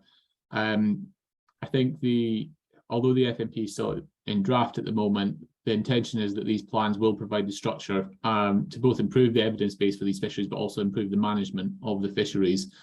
So already we've seen a really strong desire from industry down in the southwest for increasing harmonisation of MLS in crawfish. So looking at the work that's already done in some of the IFCA jurisdictions where these fisheries are prosecuted. And this is the type of information that we're trying to gather through our engagement events that we can look to then incorporate in the draft FMP. So yeah, it's a really, really useful question. And then just to give a little bit of additional context to what I mentioned around these secondary species like crawfish, we have one specific objective in the draft FMP at the moment that says, in addition to trying to improve the understanding of the fisheries, so looking at things like fleet activity and existing management measures and where they're working, there's also a sort of catch-all point in that objective around also including those in other FMP objectives. So if there's work going on around, for example, improving data provision, that there's also and what about crawfish added to that question. So hopefully what Keith has pointed out there is something that's already captured in the FMP. And I think by virtue of these being collaboratively developed with industry input, hopefully these points that are being raised are what will be reflected in the draft FMP. Thank you, Lewis. Thank you. Thanks for fitting that in. No problem. If anyone does have any further questions, I can put my contact details in the chat and you can just get in touch with me directly. That sounds fantastic. Thank you. Colin Trundle, I saw you just had your hand up. Did you want to come in on that? It was just a quick point that the fishery now is targeted in a very different way. In the south, certainly in the southwest, down in the Cornwall area. We're currently in a sort of our own little FSP type project with a couple of fishers who are doing a lot of data gathering for us. They're recording all their catch, which they've been doing for about 3 years now. So we're getting some really good data from them. Also, the CFPO, Cornish Fish Producers Organisation, have leading voluntary measures for fishers working outside the six to abide by the measure for the minimum size we have inside the district, which is 110 mil. So there are quite a lot of things going on to ensure the longevity of the crawfish fisheries at the moment. Thank you, Colin. Much appreciated. Okay, well, there is one question from Jerry Percy, which I spotted, but I believe it's directed towards Joanna Massini, who isn't actually here, I'm afraid. It was just a pre-recorded presentation that we showed for her. But we will see if we can get that question to her and have an answer that we'll put in the report that will be published in due course. So with that in mind, I'll hand back over to Colin. Thanks, Jacob. Just before we break, I think that this afternoon session has illustrated quite a number of quite difficult points. First of all, I think Lewis's presentation and Claire's shows the dynamic that's taking place at the higher level in DEFRA, which I have to say, given my own long history, is welcome in its general thrust. However, as we've just had in this discussion, there are several sort of structural issues which are, to my mind, still unresolved. One obviously relates to the relationship between the stock assessments and the individual stories that groups of fishermen and individual fishermen have on their own grounds. Now, there's no way in which a government department or its fisheries laboratories or even its local laboratories deployed around the coast in other contexts, university departments and so on and so forth, can actually do focused stock assessments of the sort of ICES type with the resources available. And it's why I tried to indicate this morning when I was talking in my opening remarks, but may have forgotten in the rush to finish within my time slot, that there is also a case for linking the more scientific assessment process, which by definition is demanding in lots of ways that we can't talk about at this time or in this symposium, but which are obviously fundamental to the higher level thinking about fisheries management as a whole. We can't relate that either functionally on the ground to the kind of perspectives that we've just been discussing in the IFCA context and the relationship between the IFCA and the 50 to 60 mile belt, nor can we integrate that into the view of some of the things that fishermen might resent, which is the imposition of harvest control rules when they see something different in their own patch. So it's why I think that there is scope for local monitoring using fishermen's data in a stronger way than we do at present. And that's something which probably has to be thought about between DEFRA and the Marine Management Organization, and perhaps the information that's coming out of the CAPCH app, for example. So those are just a few thoughts to leave sort of floating in the air, based upon the sort of difficulties that I think we've discussed off and on for many years, but which have emerged in this particular session. Thank you all very much. And I believe the break is scheduled to last until, is it 4:05? Is that correct, or, folks? Yes, we're having the short break, and we'll come back at 4:05 for the final session of the day. Thank you. Welcome back, everyone. My name is Morgan Robertson, Head of UK Projects for Blue Marine Foundation, and I'm going to be chairing the next session on management. This session is going to build on the last and continue to explore options for managing crab and lobster fisheries with a focus on regional approaches. Just before we jump in, I'd like to flag we have a small shuffle in the order of speakers. Dr. Mark James has pre-recorded his talk, and we're now going to show that talk at the end of the session before the Q&A. So first up, Stuart Bell, Senior Policy Manager for Marine Scotland, is going to be giving us a bit of an insight into inshore fisheries management in Scotland. Over to you, Stuart. Hi, Morgan. Thank you very much. Hello, everyone. I am just awaiting my first slide coming up. I'm not seeing it in a minute. There we go. Okay. Right. Hello. Good afternoon. I'll try to be brief and keep it snappy as it's getting late in the day, and I'm sure everyone's flagging a little bit. I am going to be taking you through a very quick look at our strategic approaches within Marine Scotland to crab and lobster fisheries for our inshore waters. So just to give you a bit of background, I have worked with Marine Scotland and its predecessor organisations since the dawn of history, both as an undergraduate and postgraduate student. Followed by 17 years in law enforcement with our compliance arm, and then laterally since 2019 with our policy division, which in the case of right now is inshore fisheries and communities. So within this presentation, I am going to give you a very, very quick canter through the general nature of these fisheries within Scotland, a little bit of information about scientific assessment and how we gather data on those fisheries, how we pull that through to a strategic approach that ties up policy and legislation, and just a little bit about key projects right now. Given the flavour of what's already happened today, I will say to you that I do apologise, some of this might seem a little bit high level and kind of airy-fairy. There are actual activities taking on that underpin these things I'm going to talk about. So if anyone wants to know more about this, very happy to provide a point of contact, and we can pick up the discussion offline or give me as hard a time as you like in Q&A afterwards. Okay, so here we go.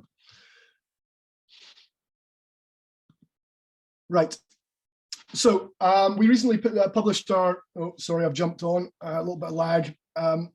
So We recently published our 2021 fisheries statistics, so that's where most of these facts and figures are culled from. If you take a look at this, the graphics over to the right-hand side of the screen, you'll see that somewhere over, in our Scottish fleet, we have north of 2,000 active licensed fishing vessels. And while it tends to be the kind of big demersal and pelagic vessels that grab most of the column inches, in actual fact, the vast majority of our vessels are 10 metre and under, 1,573 of them all in all, right the way around the coast of Scotland. And of this number, about 90% of those vessels are focused almost entirely on crab and lobster fisheries using static gear, so pots, creels. The reasons for this are manifold, but as you might be aware, the cost of licenses is progressively rising, cost of vessels is high, the related costs of PO membership and obtaining quota are sky high. And so creel fishing in the inshore waters with a smaller boat remains probably one of the only valid access points to becoming a fisherman in Scotland these days, unless you so happen to be a millionaire with a lot of time on your hands. So if you look at the little box over to the left in the middle, these are some figures relating the scale of these landings and their value right the way around the Scottish coast. And if you look at the pie chart to the bottom right, you'll see in terms of total value landed, crab and lobster is not actually massively significant in terms of percentage. But I would say that these are very high value species whose value at market fluctuates wildly throughout the year. And as a result, they form a very, very important economic component for some of our very most isolated and vulnerable rural communities, which make their management all the more important and looking forward progressively more important given the pressure these stocks are under. So at the moment, management of these stocks is primarily via input controls. So our licensing framework, those of you who understand the UK context will know only too well what that means. I will say as well that crab and lobster are not currently restricted by TAC or quota. However, Scotland's current fisheries management strategy has said publicly that we are prepared to consider the possibility of these things in the future, should it be so dictated by stakeholder opinion. Okay, I'm going to move on a little bit.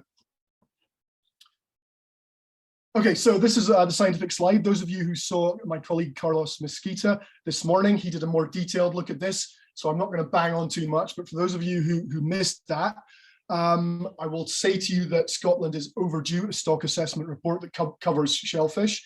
That document is currently in draft and is going for internal verification very soon and will be published in the near future. I think Carlos said sometime early next year, so we'll go with that.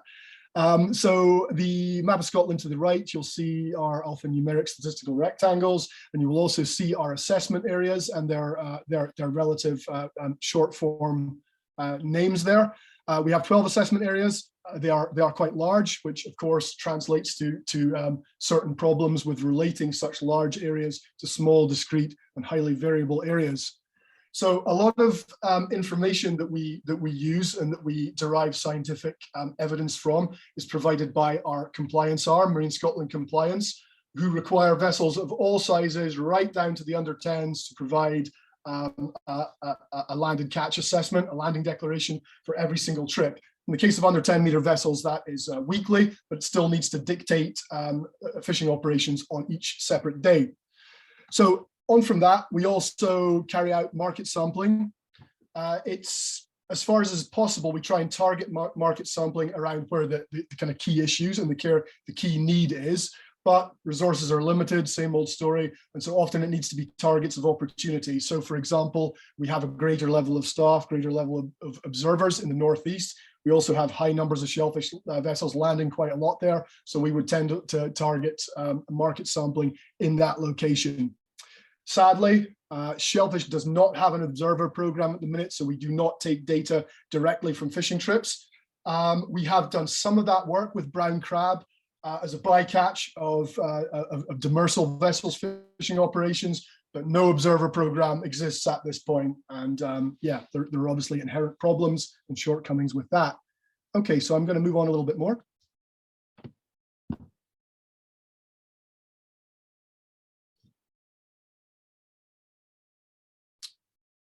Morven or anybody who knows about computers? There we go. Fantastic. Okay, so this is a little bit of information about how we pull through our evidence to our policy direction and what informs that. So Scotland has been quite upfront about saying that we do not want a kind of blanket one-size-fits-all approach to these fisheries. We want to determine management measures that fits them all and that works for everyone. That said, we know there are inherent challenges with monitoring effort, and I know that some of the talk today has been around those very difficulties, determining how many creels are in the water, putting a value on fishing effort generated by static gear. It's inherently difficult, and that informs a lot of what we're going to be doing next, which is what I'm going to talk about shortly. Like all competent authorities for fisheries, we are constantly chasing improving the scientific evidence base so we can use that evidence base to make more agile and rapid decisions. I know that a lot of the criticisms leveled at Marine Scotland are that we do not act fast enough. This should not be taken as an indicator that we do not care, but we have to have verified evidence on which to make our decisions. And lastly, we need to relate our evidence to these discrete areas. So what are we working with right now? We've heard a lot today about the IFCAs. It's a network I'm intimately familiar with and have worked with quite a bit, I'm happy to say. Excellent organizations. However, we have a more holistic approach in Scotland, and they are non-statutory. We call it the Regional Inshore Fisheries Group Network, the RIFG network, and it spans the whole of our coastline, and it engages stakeholders from the very smallest right up to the bigger organizations and co-manages development of fisheries improvement projects along with Marine Scotland. So we're building on successes, a lot of which have been generated by this RIFG network. I am talking specifically about things like the Outer Hebrides Inshore Fisheries Pilot, which Dr. Mark James from University of St Andrews is going to be talking about today. I would encourage you all to take a look at what we've done there, because I'm really very proud of it and think it's been a fantastic project. So just moving on, we're also aware of other strategies and other things that we need to have in our mind as we build these policies. One would be our blue economy vision, which seeks to keep our inshore fishing sector sustainable and fit for the future. And there are all kinds of things that are going to be feeding into that, not least of which is the national discussion right now on development of fisheries management plans.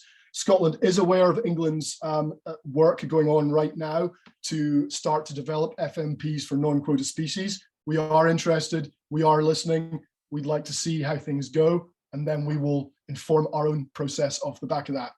So just last one on this slide, I'll just say a wee bit about the things that we're guided by. So obviously our blue economy vision is a big overarching one for the marine environment, as is our national marine plan, which is currently, well, just about to start undergoing a review. And then more specific to inshore waters and those fisheries for crab and lobster, we have our future fisheries management strategy for 2020 to 2030. And last but by no means least, I'm sure some of you will have heard of it, the Butte House Agreement, which is an agreement between the current government and the Scottish Green Party. And that has mandated that we prioritise and do right now within this pilot certain specific improvements, many of which directly impact our inshore waters and the fisheries therein. Okay, I'm not sure what time I'm on, so I'm going to accelerate to my next slide. And I'm just going to give you a little bit of a flavour of things we're working on right now. Okay, so top one there with a little anchor next to it. Under the Butte House Agreement, one of the things that we've been mandated to work on right now, and my team is responsible for, is a forthcoming consultation on what we're catchily calling new management measures for commercial inshore fishing vessels. And this is going to mandate a couple of things. First one is that we implement a cap to current levels on the number of commercial fishing vessels who can operate within 3 miles of our coastline. So that is effectively our crab and lobster fleet for the most part. So that's going to be a big step change for us. Another thing that's going to happen within that consultation is going to be, we're going to continue to build on the successes that we have had under the banner of modernising our inshore fleet. So that's Scotland's equivalent of what you guys call IVMS in England. We've done some pilot projects that have experimented with those kind of things. Again, Mark James is going to be telling you about work on that in the Outer Hebrides. We've also had great successes with our scallop dredge sector.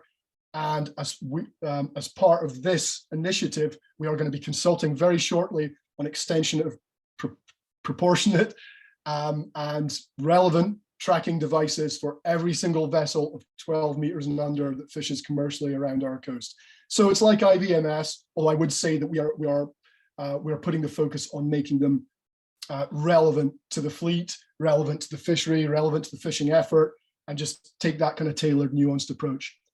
Okay, I'm nearly finished, I promise.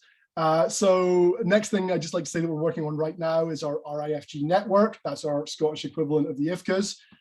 We're aware of shortcomings with this network. We're aware of stakeholder feedback on them, and we're working towards a substantive review in 2024 of them. And in doing so, we are going to be working to ensure that we have the right people in the right place.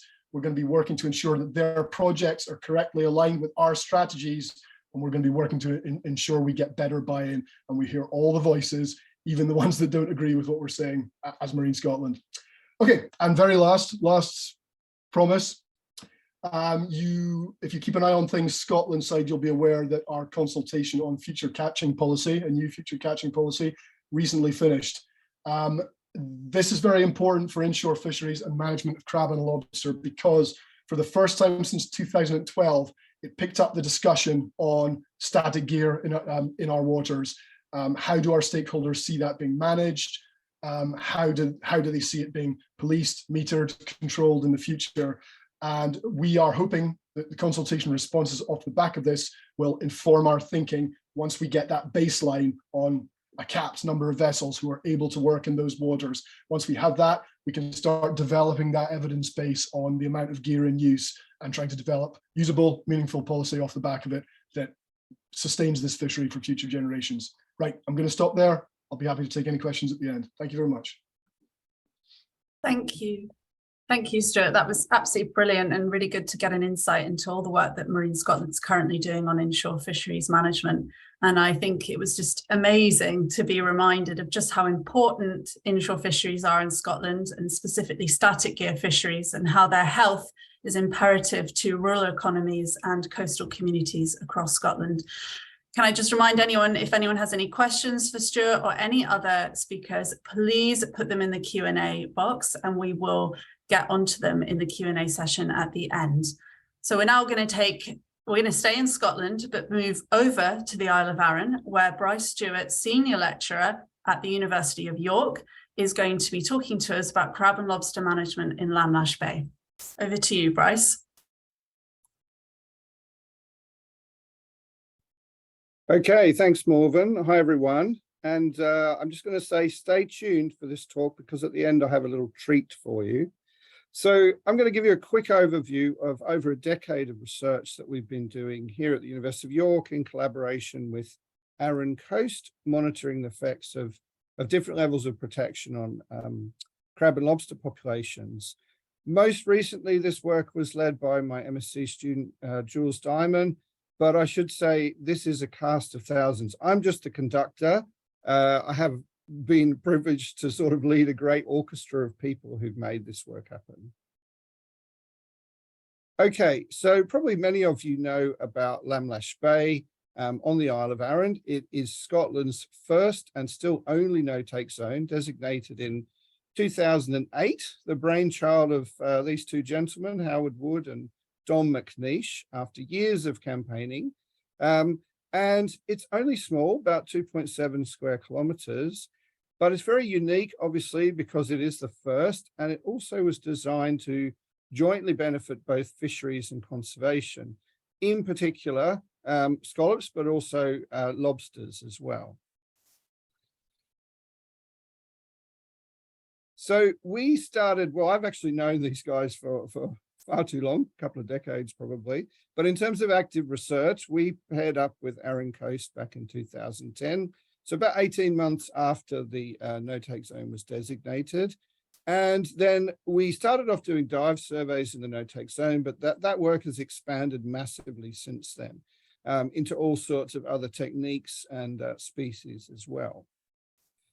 After the no-take zone was designated in 2008 and several years of monitoring, we were able to show how successful it was being, and that helped the next phase, which was the designation of the South Arran MPA. And now that's quite interesting because it's managed through this zonal system. There's no scallop dredging at all in the MPA, but there is some trawling in the green. Allowed to have static gear and diving, whereas the blue areas are protected because of sensitive habitats like seagrass and merle and things like that. But it's about 100 times bigger than the no-take zone, so it's a very significant development. It was designated the end of 2014, but it wasn't protected until January 2016. So we started doing the creel surveys of crustacean populations in 2012.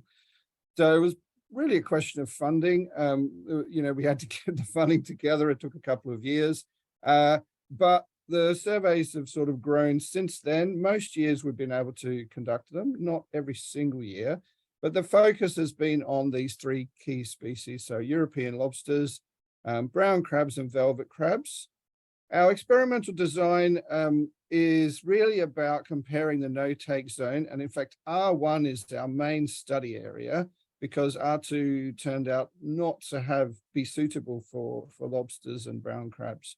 So we're really comparing this green area here with what we call the near control, which are these blue areas, and then the far control, which are the red areas, which are right down around the south of Arran as well. So basically what we do is we go up there every summer. We do targeted sampling where we charter a local fishing boat. We've used different ones over the years.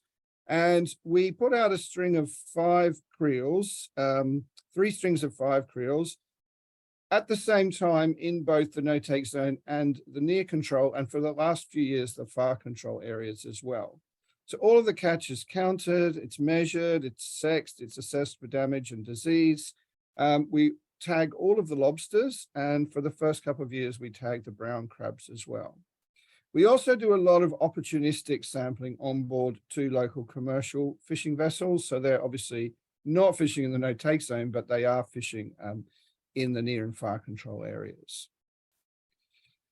So as I said, lots and lots of people have been involved, just a few faces here. Here's Jules, who did the most recent surveys, and it wouldn't be possible without them. So what have we found? It's complicated. So I'll try and talk you through this quickly. Over here on the top left-hand side, we have the catch per unit effort for lobsters. Now, when we first started, that was basically the same in the no-take zone, the near control. After about 6 or 7 years, we had huge differences between the no-take zone and the both control areas.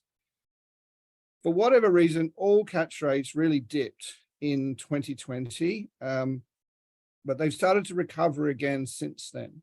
One notable thing is this real big increase in lobster catch rates in the far control. So this is an area that's open to fishing, particularly from around 2007, 2008.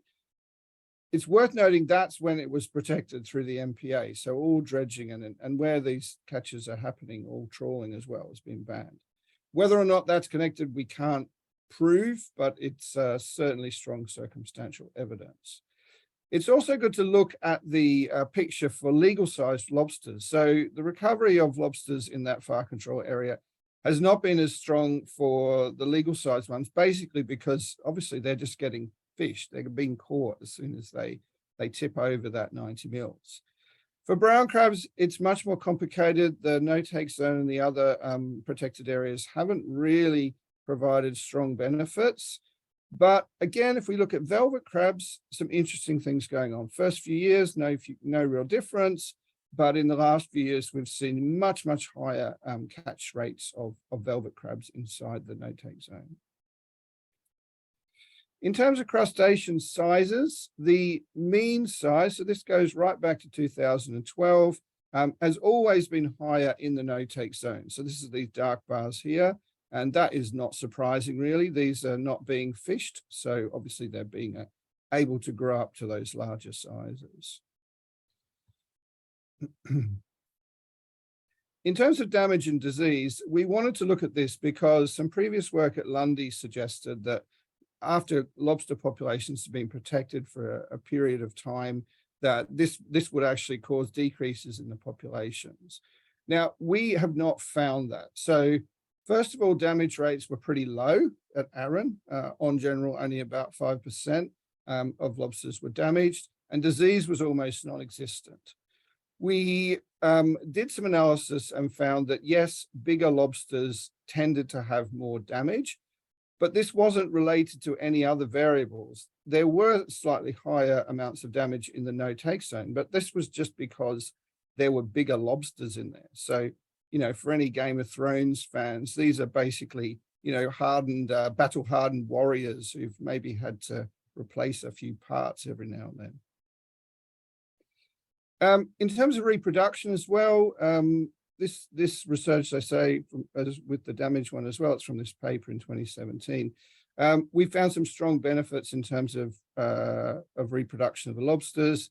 Buried lobsters much more common in the no-take zone, and because they were bigger as well, then the average amount of egg production was higher as well. So this combination is likely to producing sort of disproportionate amounts of larval lobsters from that no-take zone.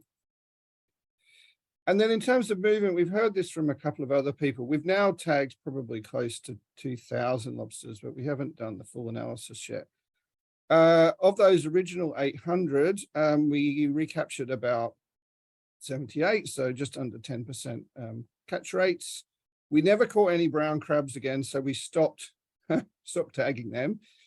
We found very little movement overall, but lobsters did move in and out in both directions, basically. When they did move, they measured maybe a few hundred meters on average, but we found one that had moved 15 kilometers. And in fact, one since then has moved from one side of the island to the other. So, you know, every now and then they get an urge to go backpacking or something like that. I don't know what gets into them, but off they go on their wanders. So key findings, this really adds to a whole bunch of work that we've done that's showing that these highly protected marine areas, but also these other levels of protection can provide a range of benefits for temperate species. We found low amounts of disease and damage in general, but we do have strong evidence that species interact in these protected areas. So the increases in lobsters seem to cause a decrease in brown crabs. The no-take zone, and particularly the lobster habitat in it, is very small. So, you know, any sort of competition like this is likely to be intense. But we do see a lot of interesting cycles, and you might ask, why haven't lobster numbers continued to go up in the no-take zone? So what we suspect is happening is a lot of the ones that were there back in 2012 are actually so big now that they don't fit in the creels. And just to highlight this, this is a lobster that was seen during the dive surveys this year. Those two dots are using a laser pointer, and they are 1 meter apart. So this lobster is an absolute beast. And in fact, you can work it out. It's 238 millimeter carapace length. Most people here who know about lobsters will know that is huge. Any lobster over 100 mils is big. So people might want to guess in the chat how much that probably weighed. I'll be interested to see some answers. Don't check your equations, though. That would be cheating. Okay, so final implications. Lamlash Bay remains the only fully protected marine reserve in Scotland. But of course, it's very significant because through that agreement with the Green Party, Scotland is committed to protecting 10% of its seas as highly protected marine areas. So we certainly have been able to demonstrate that these reserves provide a lot of benefits, but these sort of long-term detailed monitoring programs are really important. And you need to consider everything that's going on, environmental conditions, interspecies interactions.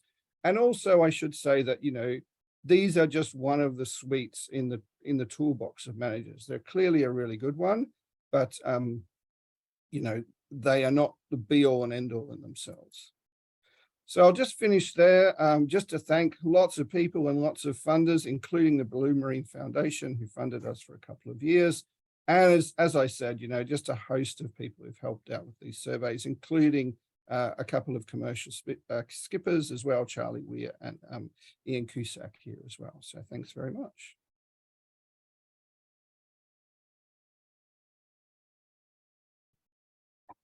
Thanks, Bryce. That was great. We're so lucky to have long-term data sets, thanks to you and many colleagues. And as you say, places like Lamlash Bay that do have that data set are few and far between, and they're so important. And also a really great reminder that MPAs are fisheries management tools and should be considered when designing fisheries management for crab and lobster.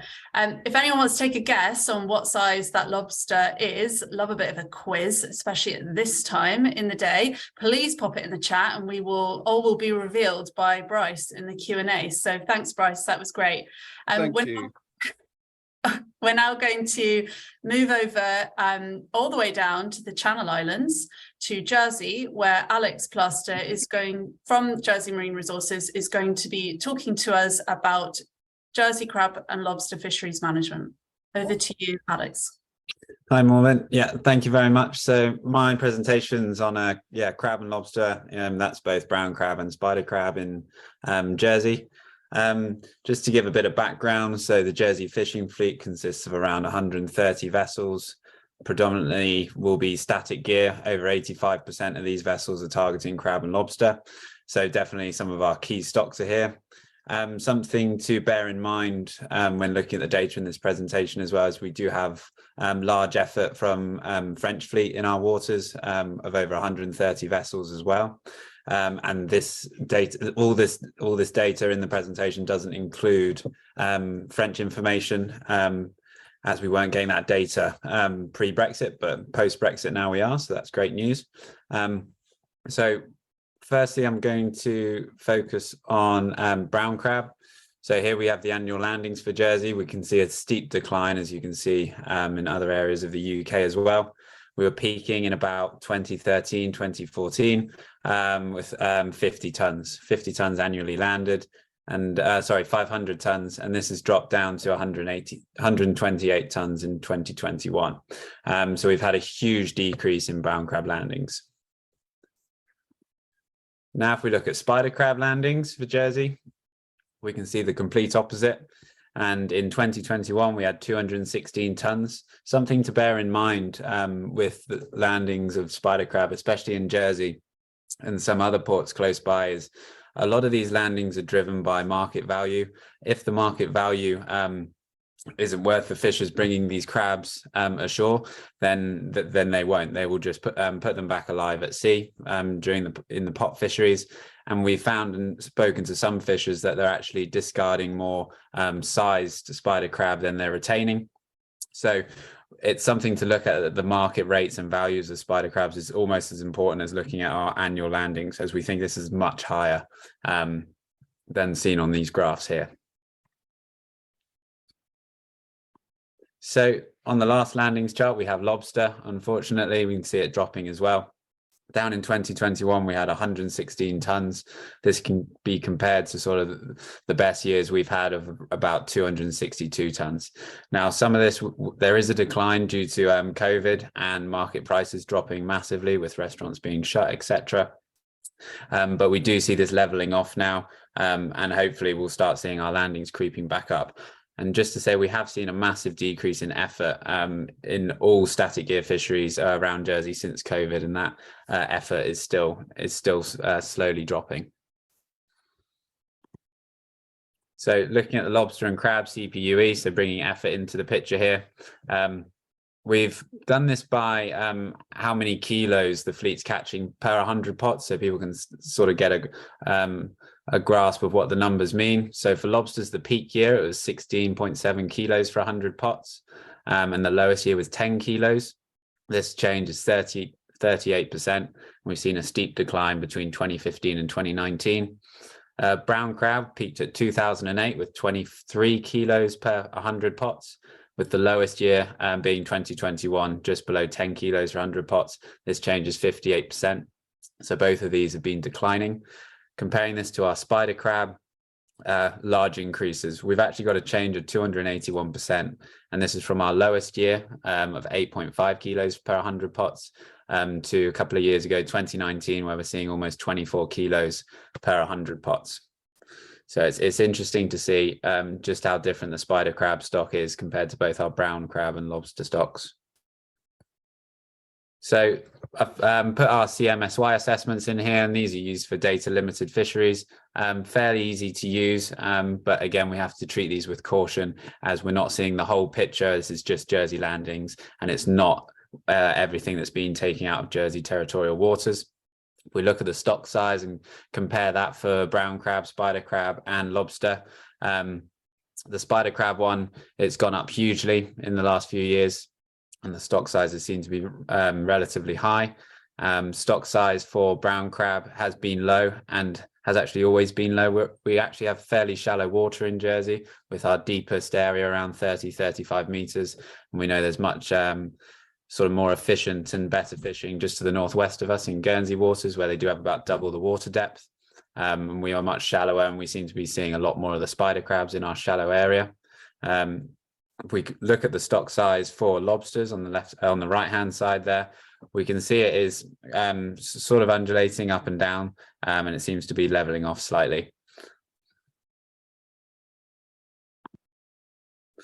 So I'm going to talk to you about our annual potting trials. This is a really long-term study which Marine Resources have been conducting since 2004. So in a couple of years, we'll have a 20-year data set, which is great. We fished 3 sites around the island, mostly around the west coast. You can see on the chart there, we've got southwest, west, and northwest. With these, we use modified parlor pots. So instead of the normal mesh that's on a parlor pot, we'll mesh these in with oyster bags to make sure juveniles that go through the neck of the pot will be retained and caught and therefore measured. We do strings of 10 pots, and we'll fish 50 pots at each site, which is a total of 150 every year. The soak times are 48 hours per soak, and we'll fish these on 3 different lays. And I'll just show you the results of our trials over the last 18 years now. So this one's focusing on lobster, and if we look at the right hand side, you can see the change in the length of lobsters caught and the number from 2004 to 2022, which is really interesting. In 2004, right at the top left there, you can see a very low number of size and undersize individuals. And as we go throughout the years, the undersize lobsters, there's much more of them now. But as soon as you see the dashed line there on all those graphs, that's our minimum landing size of 87 millimeters. And if you're a lobster, as soon as you reach that 87 millimeter size in Jersey, it looks like you're pretty likely to be caught, with much fewer of them around. When we then compare this to brown crab, this data set actually runs from 2008, as the beginning of the trials focused on lobsters, and from 2008 it started incorporating brown crab and spider crab information. So we have all this now. So for brown crab, we can see we're actually seeing a much wider range of size in animals for brown crab, so much smaller and much larger when comparing our lobster statistics. And we've seen a huge decline if you compare probably from about 2019 onwards in our annual trials. The catches we've seen have just dropped off a cliff, and we're hearing again it's similar in other jurisdictions as well. Finally, spider crab, again, it's showing the complete opposite of what we're seeing with lobster and brown crab. One caveat I'll say with this one is, spider crabs are normally caught over clean ground, and we will focus our potting effort normally over rougher ground, as the study initially focused on lobster fishing. When these strings of pots do creep into sandier areas, we find, you might have half a string of catch, which is mostly small juvenile lobsters, and then the second half is completely jam full of spider crab as it's just creeped onto the sandier areas. And you can see this happening especially in 2022, where I think some of the gear did slip onto the sandier areas, but in general it does show the increase. But it'll be really interesting to compare it next year.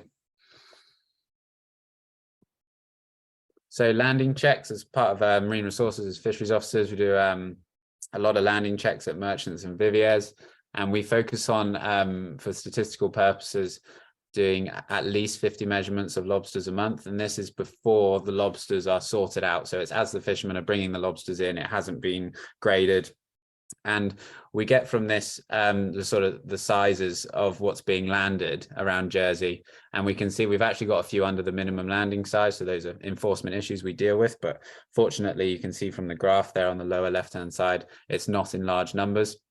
But most of our lobsters are between 87 and about 95 millimeters that are being landed.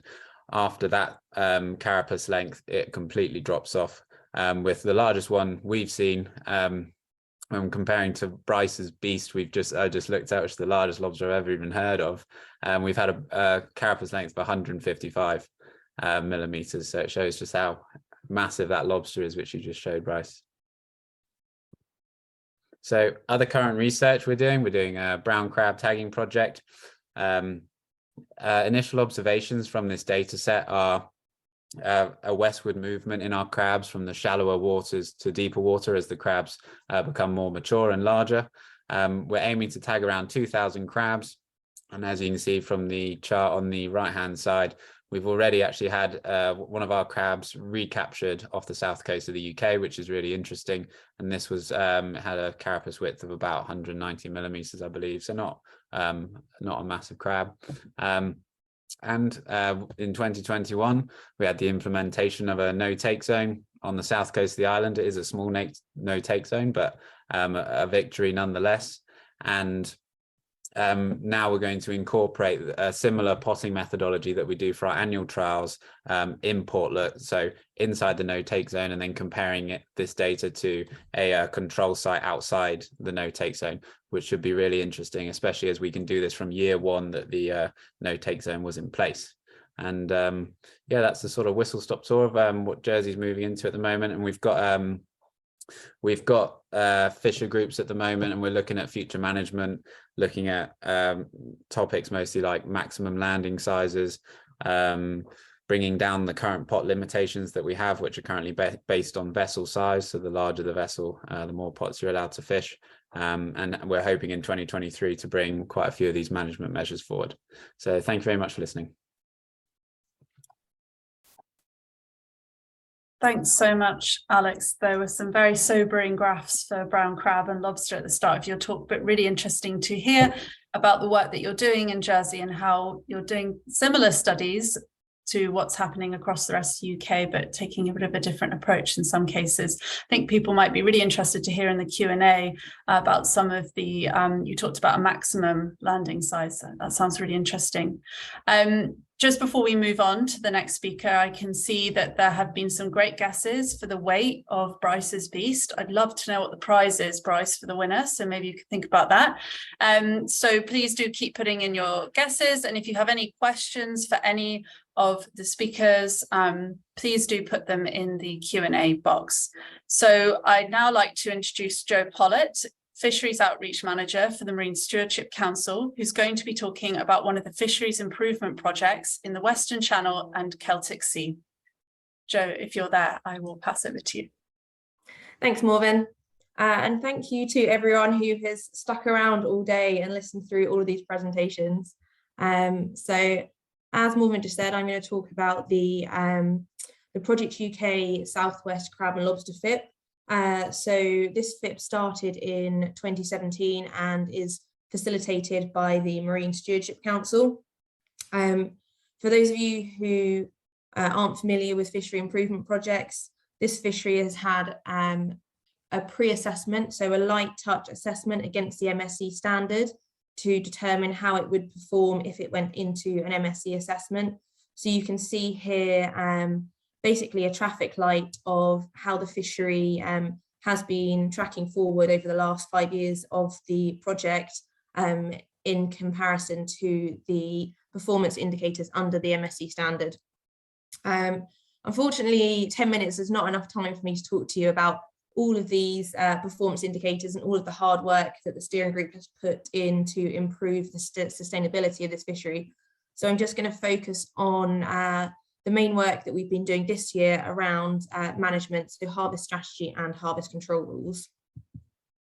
So at the start of this year, we were approached by the steering group, so the fishing catching sector members of the Project UK steering group, for some support in facilitating the the thoughts and the feedback of the industry in the Southwest on what their preferential management would look like, and support in how to get that message across to the various management bodies.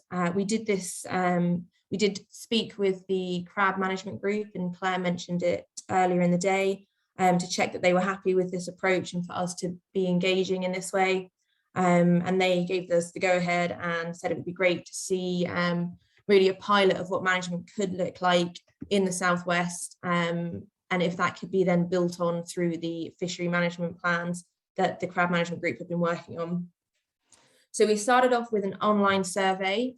We had 57 responses to that, and we used that to frame the content of our workshops. So to look at the challenges the industry currently were facing or are facing, and any ideas that they have, or examples that they have for the kind of management that they would like to see in the fishery.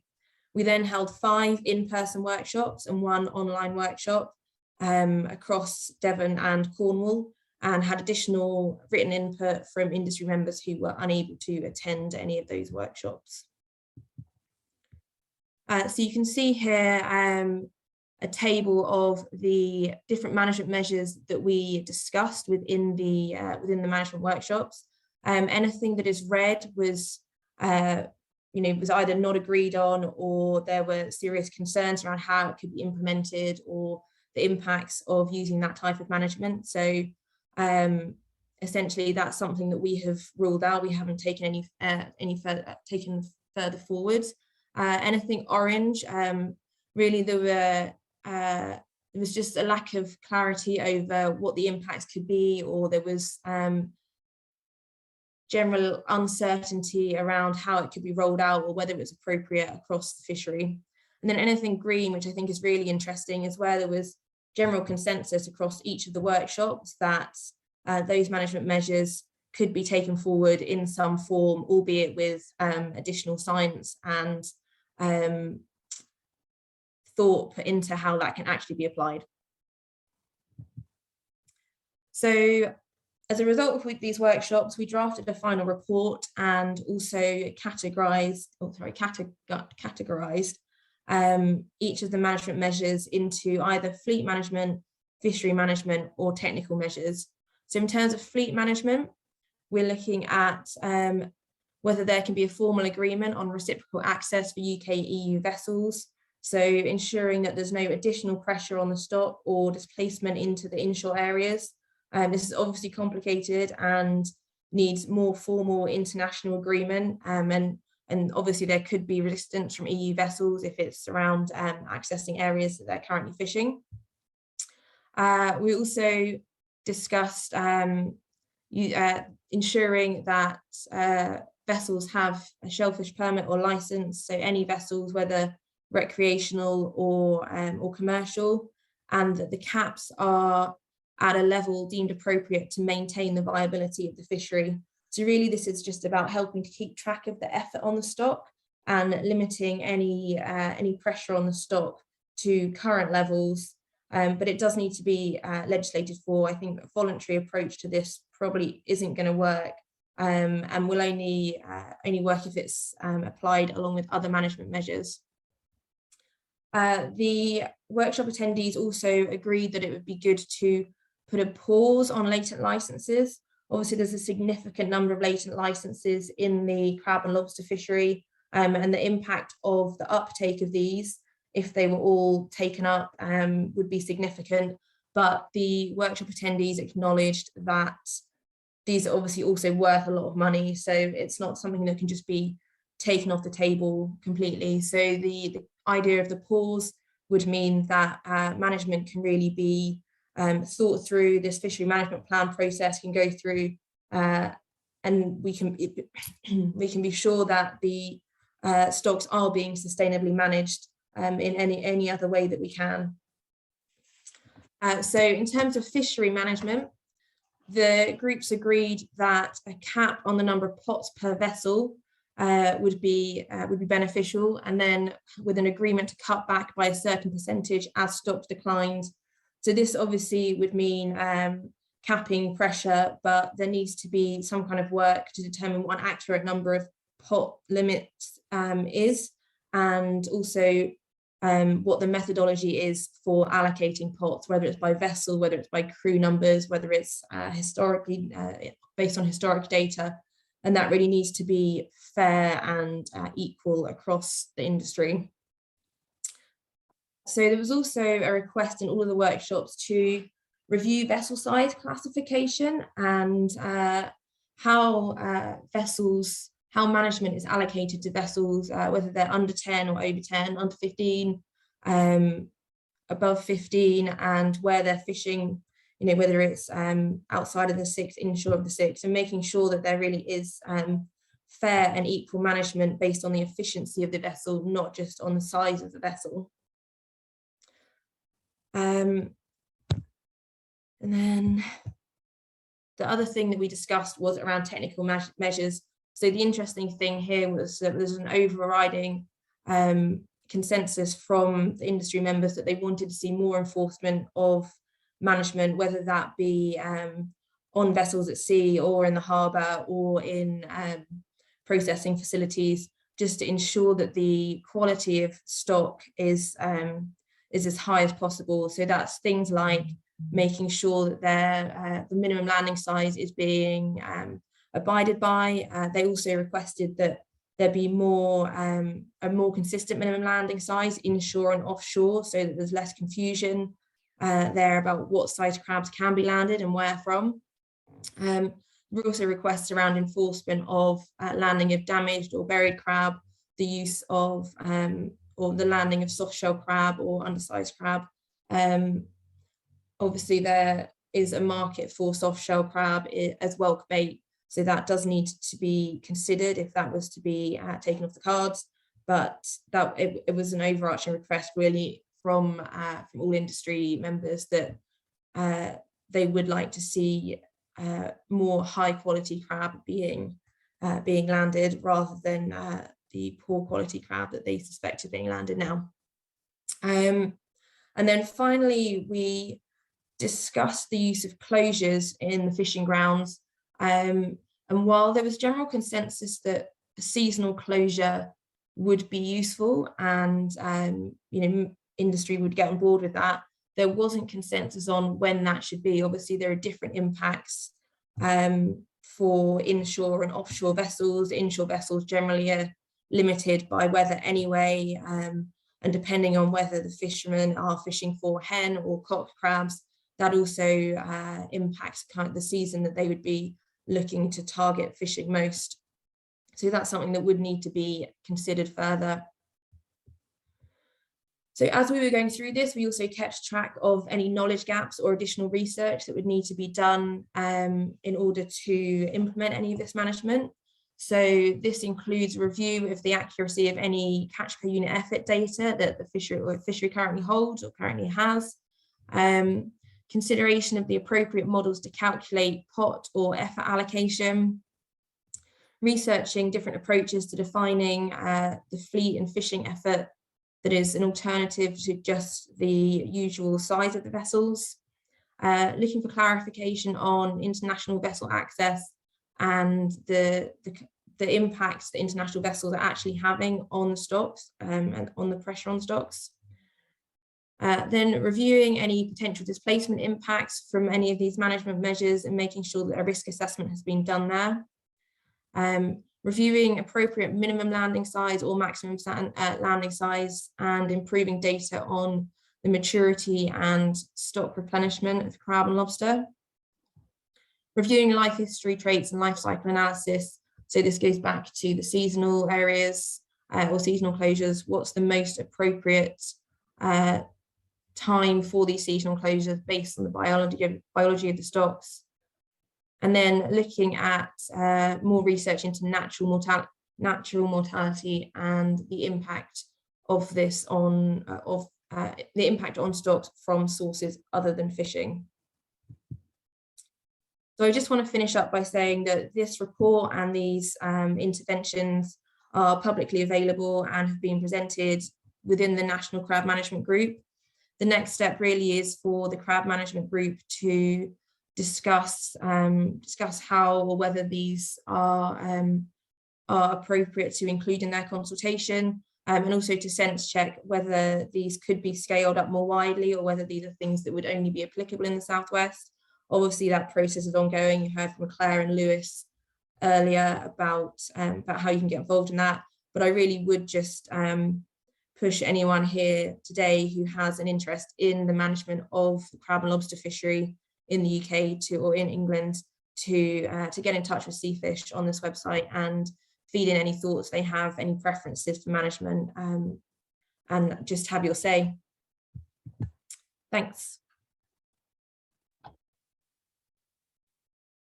Thank you, Jo. That was really good to hear about some of the detail of management measures being considered and hearing about things that people actually think might be viable on the ground. And I was interested to hear about the idea of consistent minimum landing sizes across the inshore and offshore. And we've heard a bit today about just the issues with sometimes these kind of lines that are there for management reasons, but don't mean much when it comes to stocks and their boundaries. So that was really good. Thank you. And brilliant to hear that the report is published and available online. Perhaps you can point us to that in the chat. So we're now going to move on to our final speaker of the session. This is a pre-recorded presentation by Dr. Mark James, Maths Operations Director at St Andrews University and the Coastal Resource Management Group. He's going to be giving us an overview of the Outer Hebrides creel limitation pilot. This is one of the inshore fisheries pilots that Scotland has been running for several years now, and I am very excited to hear about it. So I will let his pre-recording start. My name is Mark James. I'm based here at the University of St Andrews, and I'll talk to you today about the Outer Hebrides creel limitation pilot trial, which is really, I suppose, a case study in inshore fisheries co-management. So first of all, if we just talk about the history and the context of the trial, as many of you involved with crustacean static gear fisheries will know, effectively it's an open access fishery. There are no limits on the gear, pots or creels, number or types that can be used. There have, as far as we can see, anecdotally and with some evidence, been major increases in the number of creels that have been being deployed over the last decade, and that's been largely in a response to decreasing landings per unit effort or catch per unit effort. That's led to increased gear conflicts, not only between the static gear and the mobile gear sector, but also within the static gear sector, particularly where areas are being fished very intensely. And to some extent, that may have increased. There's little evidence to suggest that's the case at the moment, but there is obviously an implication in terms of entanglement risk with protected, endangered, threatened species with the additional amount of rope and gear in the water. In the early part of sort of 2015-16, I believe, fishermen in the Western Isles, part of the local regional inshore fisheries group and the Western Isles Fishermen's Association, were very keen to see some form of limitation on the number of pots or creels that they could use. They discussed that at length and consulted with Marine Scotland, and eventually what we ended up with was a creel limitation trial. The creel limitation area and its limits were set. It was a legal derogation that was introduced, and all fishermen that wanted to participate had to sign up to that derogation. The area of the derogation is highlighted there on the right-hand side of that image in orange yellow. Quite an extensive area from just south of Stornoway all the way to the southern tip of the Western Isles, quite a large area. And everybody that wanted to fish the static gear in that area were bound by those pot numbers that you could see on the left-hand side, which were essentially determined by the length of the vessel, less than 800, all the way through to greater than 1800. The soak time of that gear was limited to 2 weeks. Again, that was by negotiation rather than anything based on sort of fisheries evidence. It was really just about very much what was convenient and what would work in a practical context within the fishery. 140 vessels signed up to the derogation.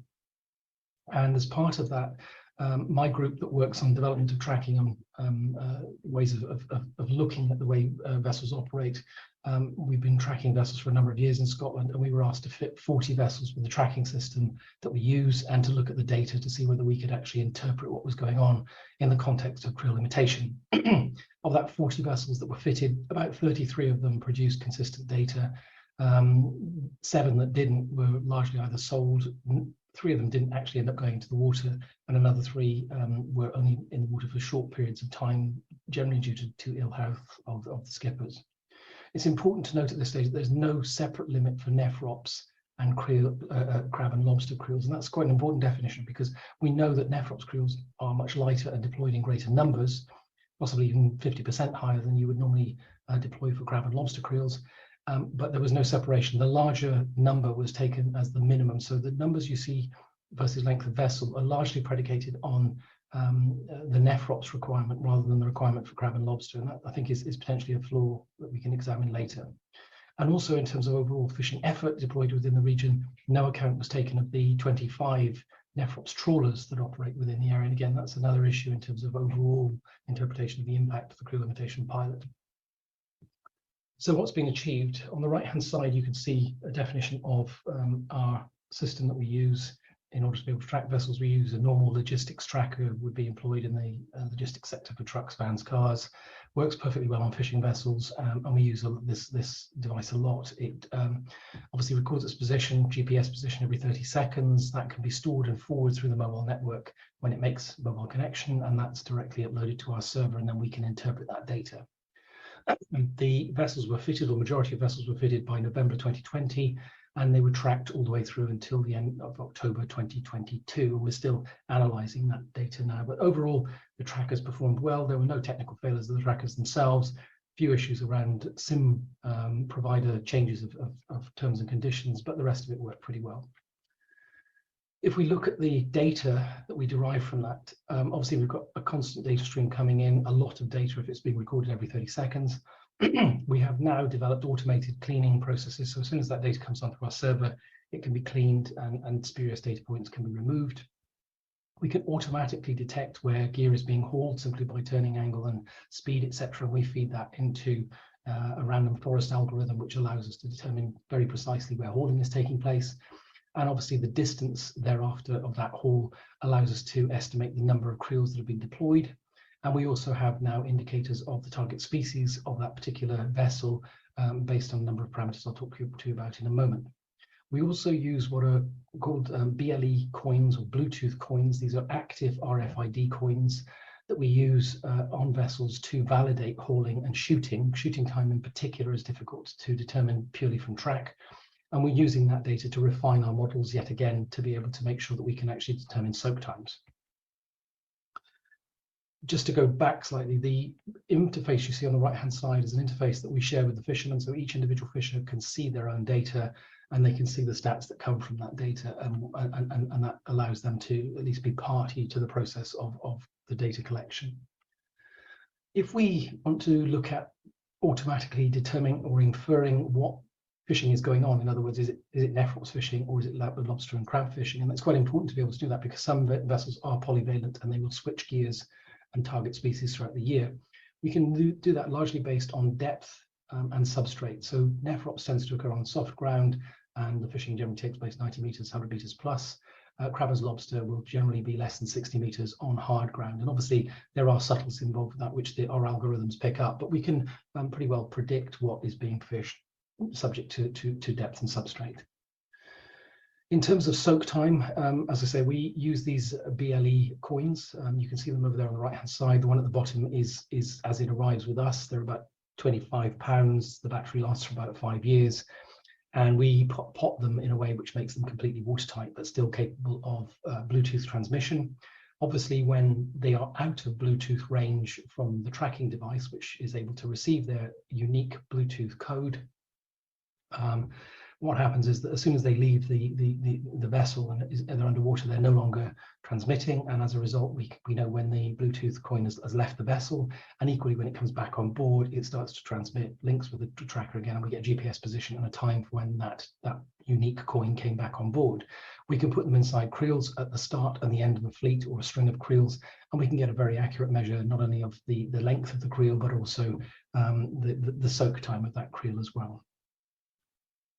These are the sort of results that we've started to get back from these coins. I won't go into any detail now for lack of time, but we can get very precise measures of where the gear left the vessel, where the gear came back on board, and also where that gear is being subsequently deployed and shot again. And to give you an example, we can calculate soak times from that. So these particular sets of gear ranged from deployments of 3, 4, or 5 days through all the way up to 24 days of soak time in some cases.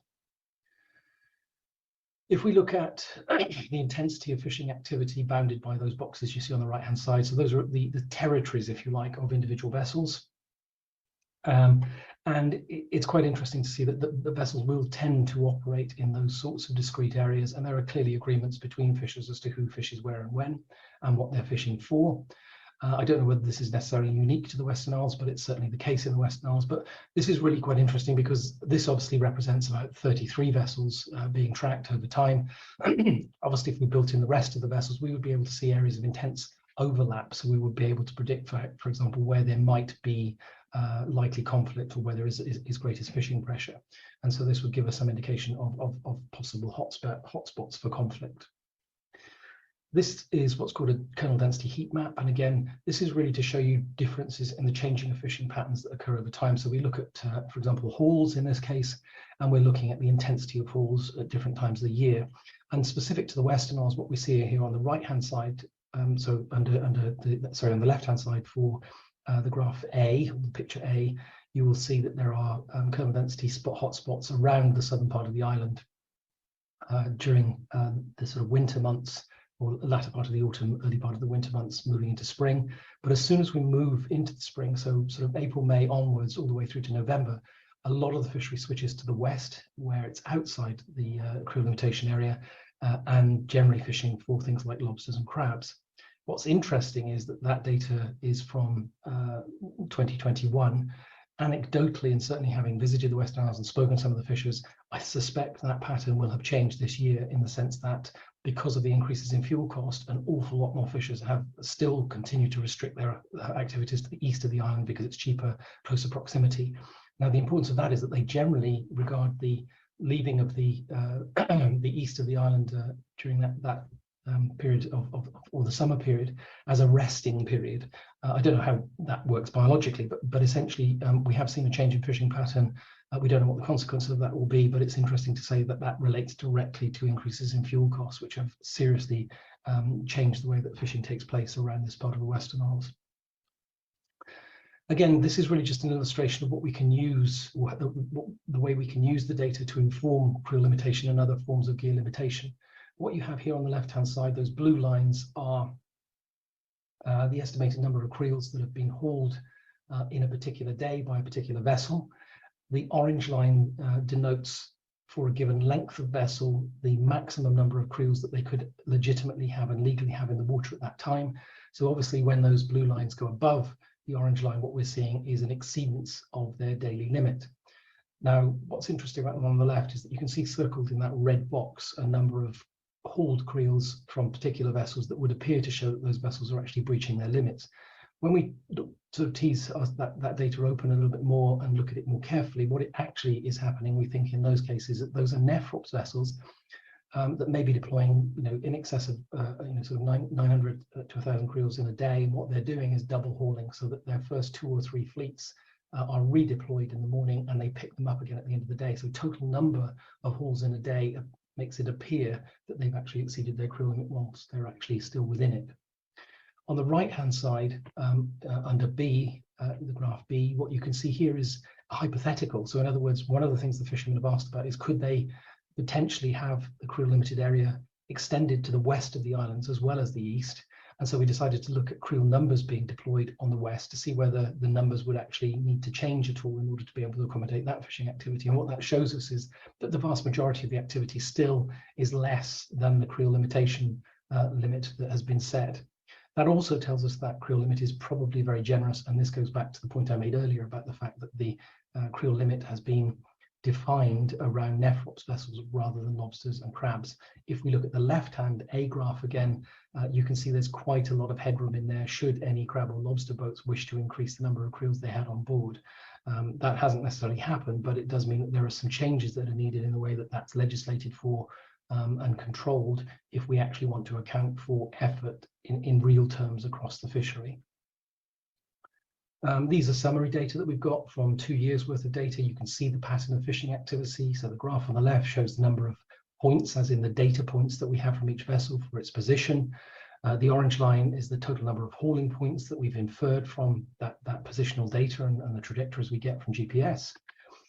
So you can see that pattern of activity over the years. And if we compare years, there's the possibility that we might be seeing, for example, a slight increase in the number of creels deployed. Now, obviously, within the noise of 2 years, it's difficult to put any real weight behind that proposal. But the point is that this is the sort of data that we can start to extract once we start to collect it in this way. If we start to gross up those numbers and look at the estimated number of creel deployments by, on average, about 25 of those vessels that we monitored per month, we're talking over a 21-month period, somewhere in excess of 2 million creel deployments. And if we then add an even further stretch of extrapolation, but it just gives us an idea of magnitude or scale or orders of magnitude. If we grossed that number up to the 140 vessels taking part in the trial, from what we know of the 25 vessel sample, that would suggest that somewhere in the region of 10.7 million creel deployments have occurred over a 21-month period in the creel limited area, which gives us a sort of a sense of the scale of activity. The other side to the equation is, of course, catch and landings. We've got effort in terms of creel deployment, but what does that mean in terms of landings and catch?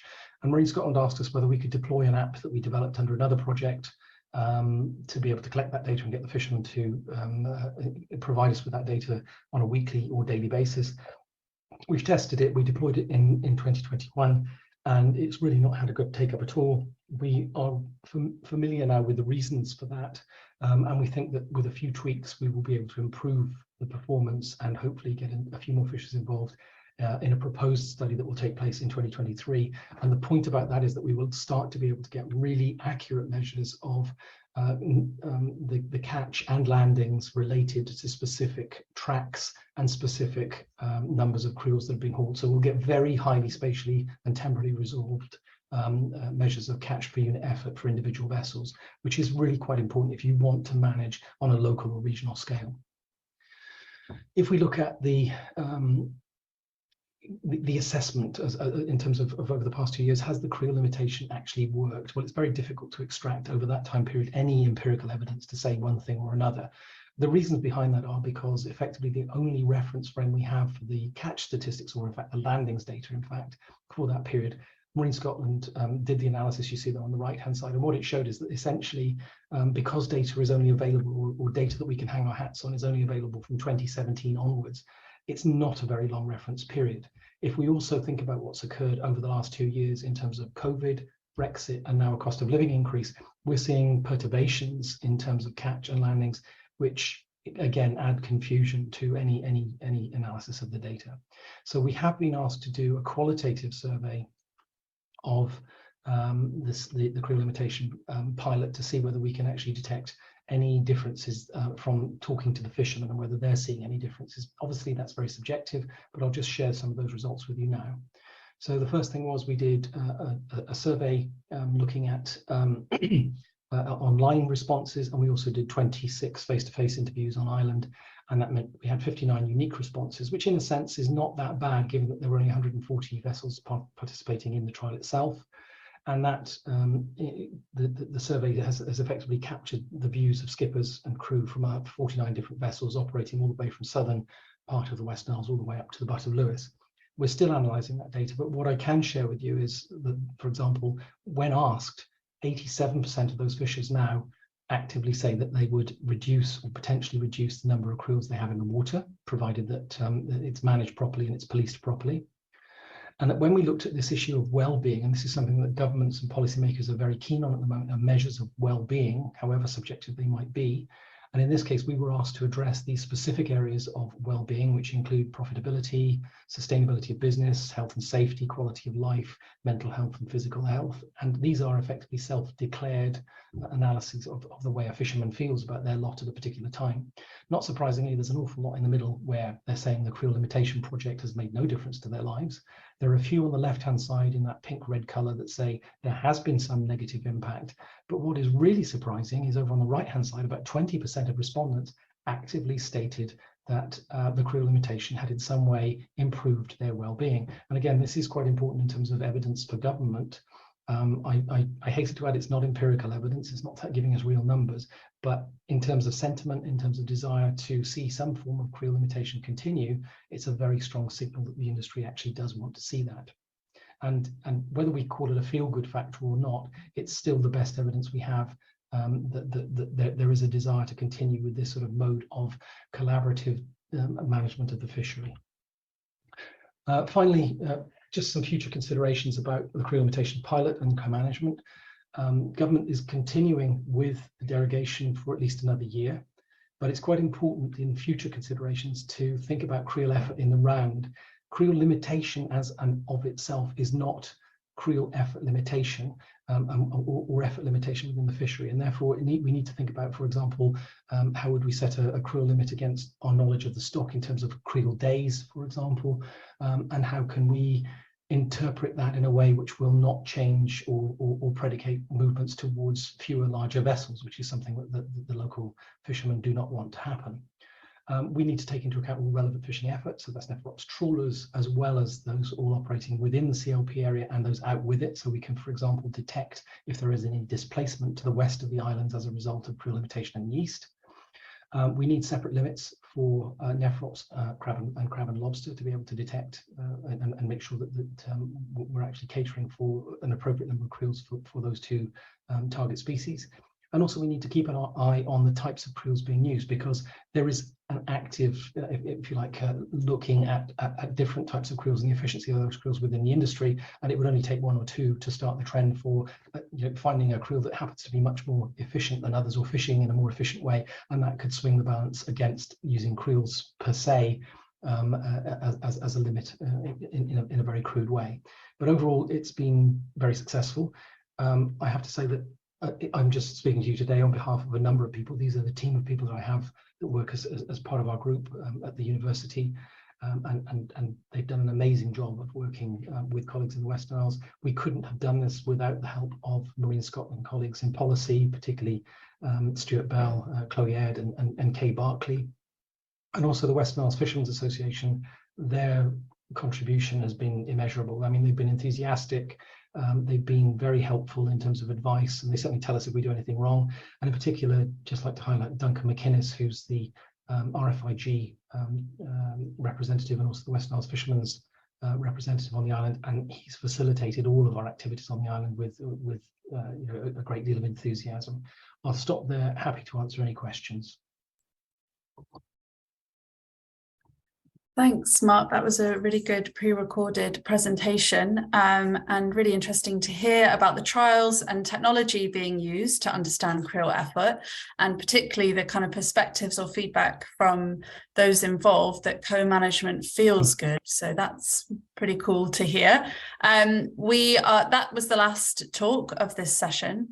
And I'm going to hand over to Jacob to do the Q&A. Before I do that, I'd just like to take a moment to thank all of the speakers for giving their time today to talk. It's really good, and I think every speaker reminded us that we have so much knowledge already within our reach, and lessons learned really must be fed into all of the current work, which is shaping how our future fisheries are going to look, not just for crab and lobster, but all the other fish stocks. So over to you now, Jacob. Thank you, Maureen, and thanks to all those speakers. So we've just got a few questions in at the moment, and then we'll move on to the open discussion section. So we'll start with a question for Stuart. Someone asks, will the new crab and lobster stock assessments cover up to 2021? We're looking very gloomy, Stuart. Are you with us? Yeah, I'm here. My connection was just dropping, so I've just come back to my kitchen. If I am brutally honest, I am not entirely sure that they will cover that far. My assessment of the situation is that they will not come that far. I don't know if my colleague Carlos Mesquita is on the line still. I know he's working with that data, so he may be able to give you an explicit answer. Myself, no, I would say they will not come up to 2021. Thanks, Stuart. I can see Carlos is here. Over to you, Carlos. Yes, just to help you out, Stuart, indeed, no. Our next crab and lobster assessment will cover years from 2016 to 2019. So 4 years of data. If you recall from Colin's presentation early in the day, the last assessments were done for years 2013 to 15. So we are just following up on that. The following assessment after the next one will be from 20 to 22. So yeah. Thank you, Carlos. Okay, we've got a couple of questions for Bryce here. So number one is, would you like to speculate on why lobsters and velvet crabs benefited from the no-take zone, but not brown crabs?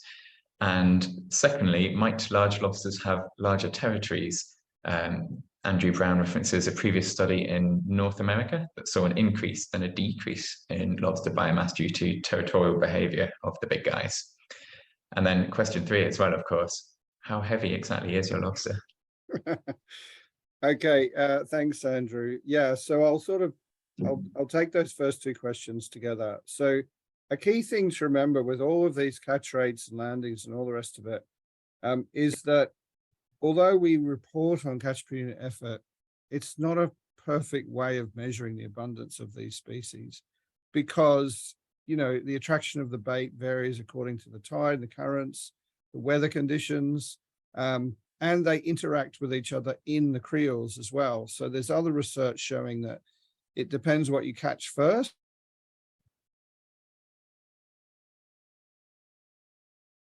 Creel. You won't catch anything else, or if a congreel goes in, then it will probably eat what's in there, for example. With the lobsters, yeah, I think what's definitely happened is over, you know, like 14 years of protection now, there's some very big lobsters in that no-take zone that are probably not, you know, not going into the creels because they're literally too big. The biggest one we've caught was 144. And that, I don't know how it fitted in the creel. So that other beast that we saw, 230 odd, there's no way would that fit into a standard creel. So I think absolutely those bigger lobsters would have bigger territories.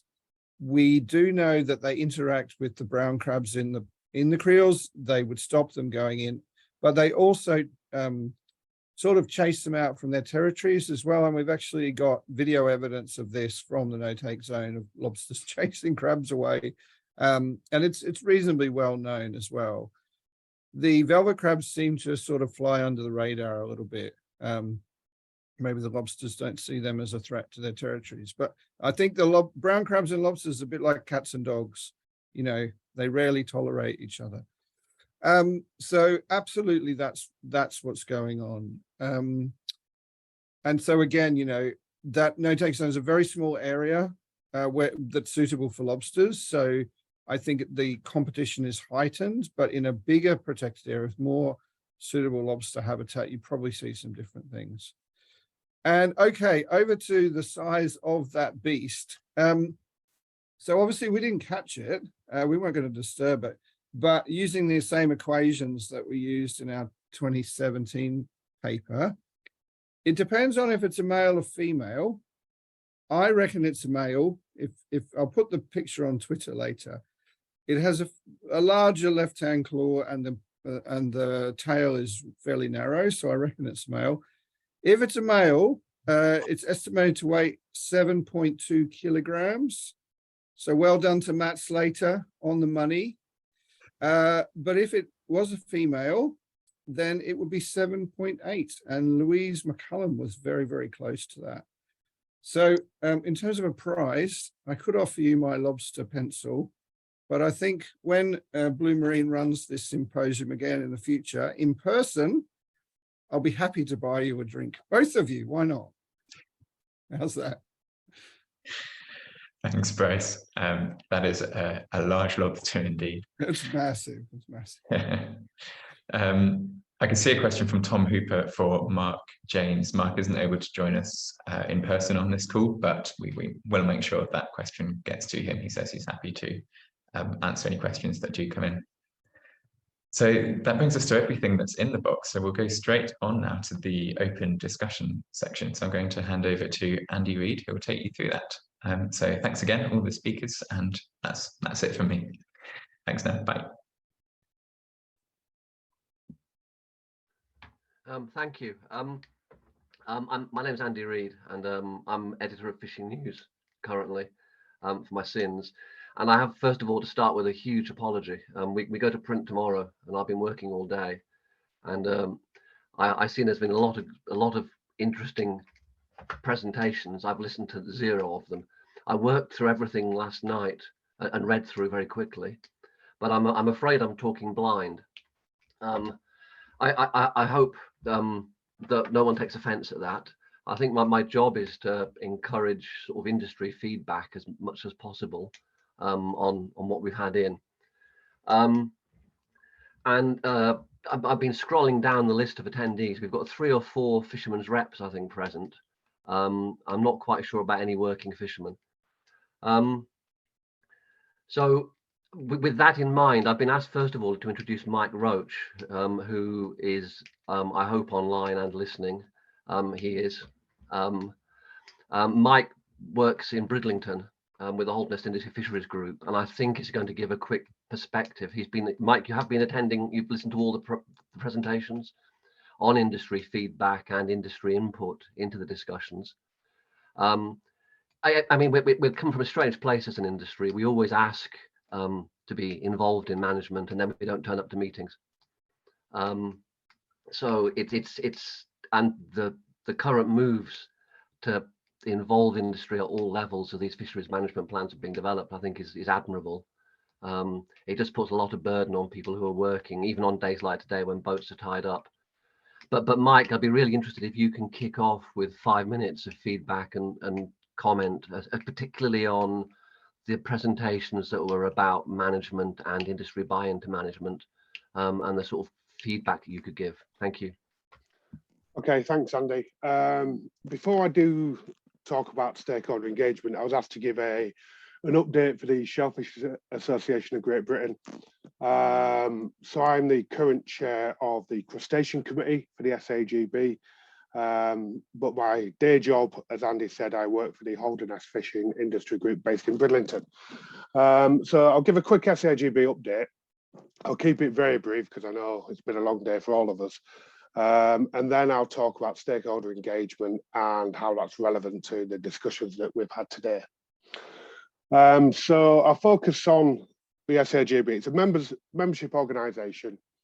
It represents all sectors of fishing and aquaculture for both crustaceans and shellfish.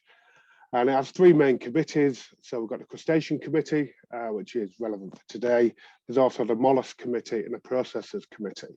What's different about the SAGB is it does have members right through the supply chain.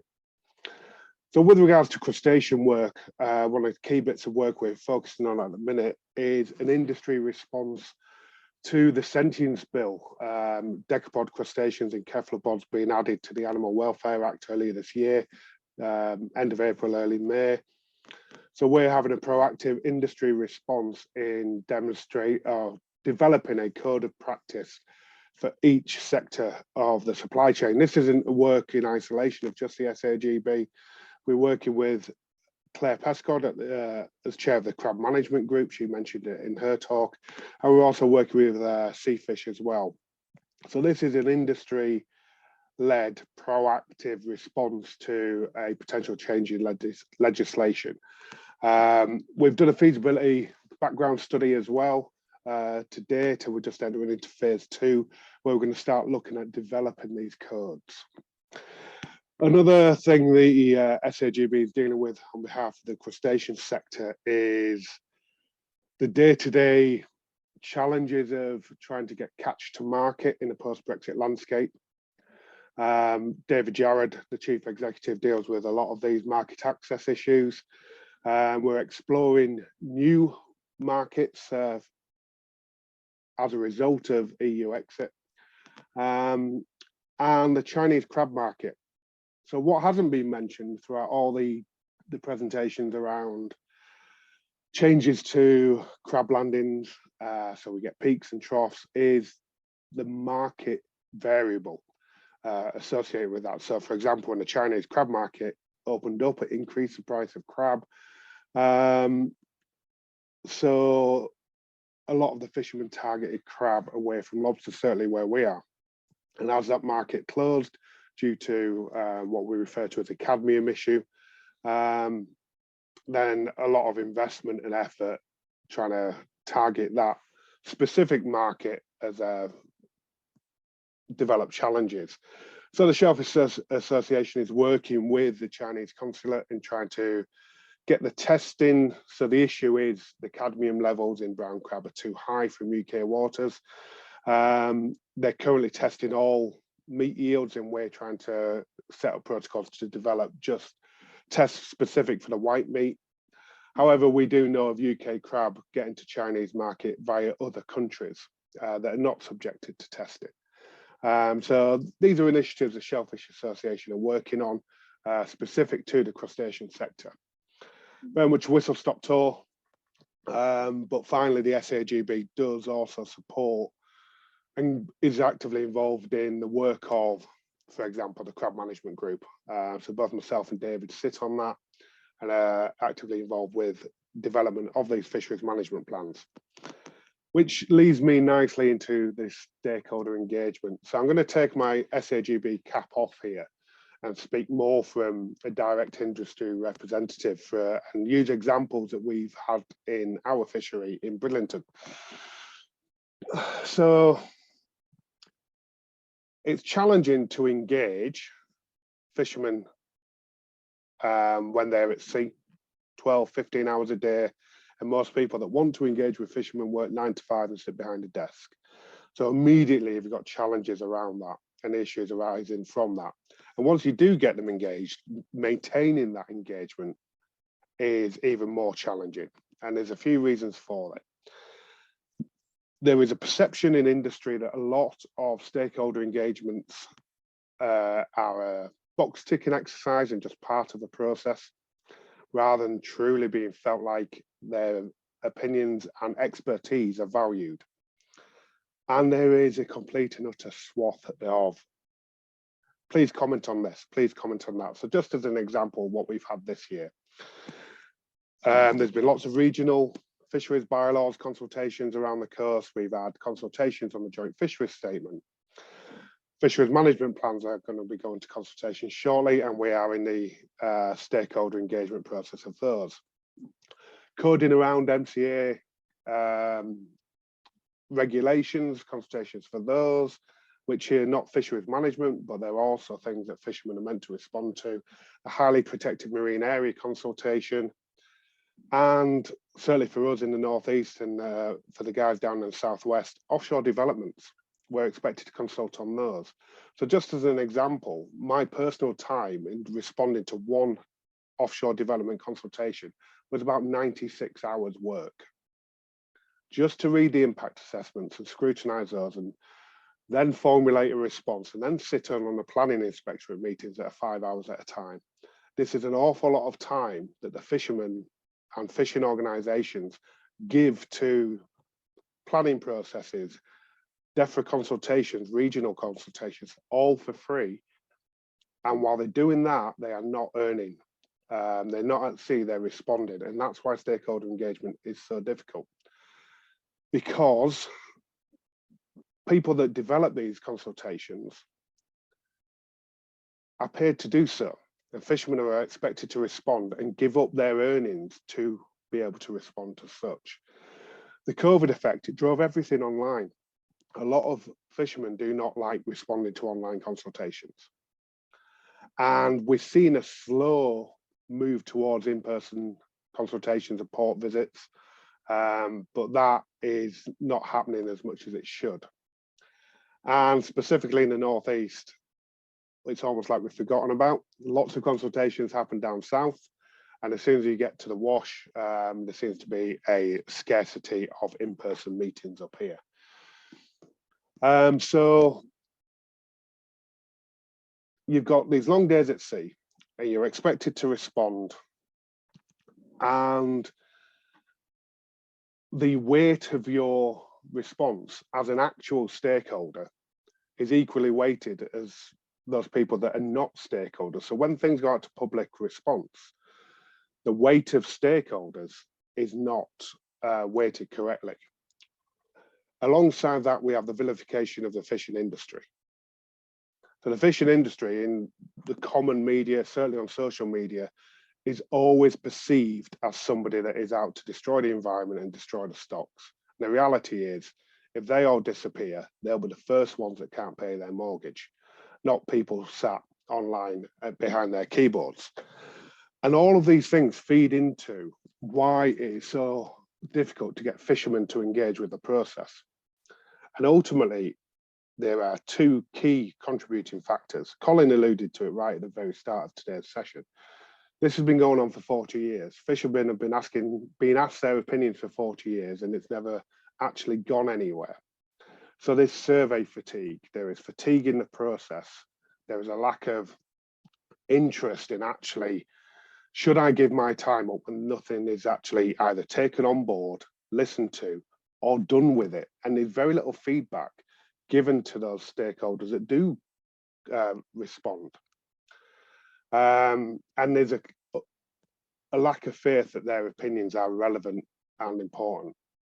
So just to quickly wrap up, these online consultations don't work. The HPMA consultation, and I complained about this at the time, was an online questionnaire with leading questions. Why do you think HPMAs are the best thing ever? Fishermen don't. You know, so it should be an unbiased question. And doing it online in isolation doesn't help. What consultations need and stakeholder engagements need is a toolbox that is used, a suite of different approaches.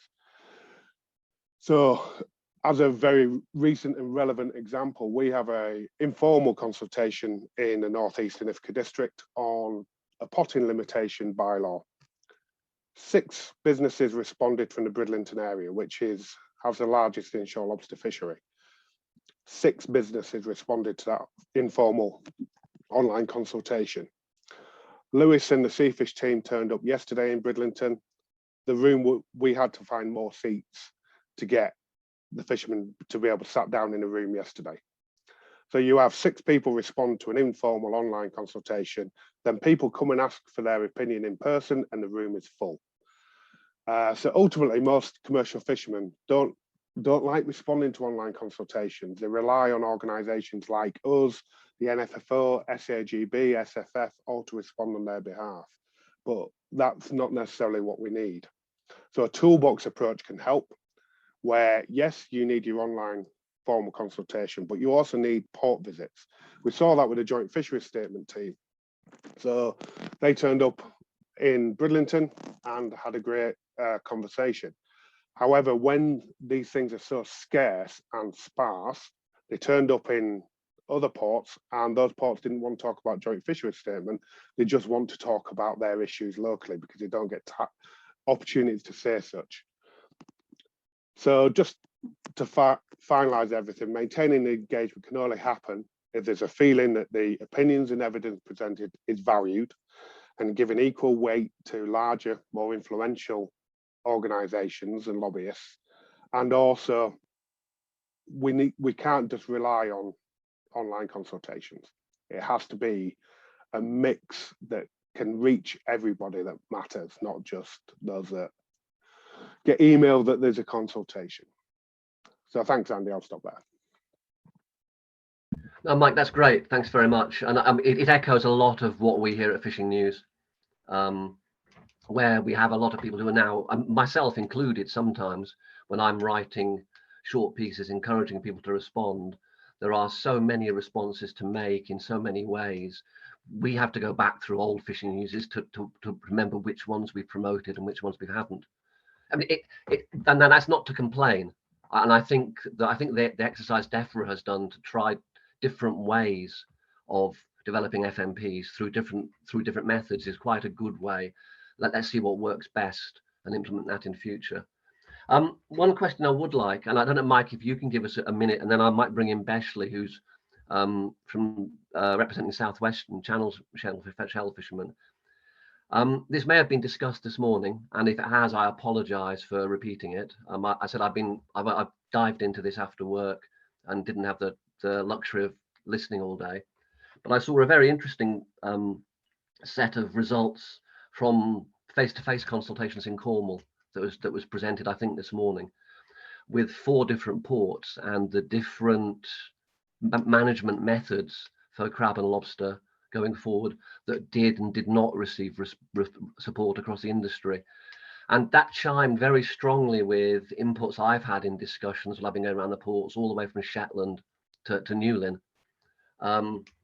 Which you'll have seen the presentation, but in particular, things such as TACs or catch limitations were generally grossly unpopular across the board.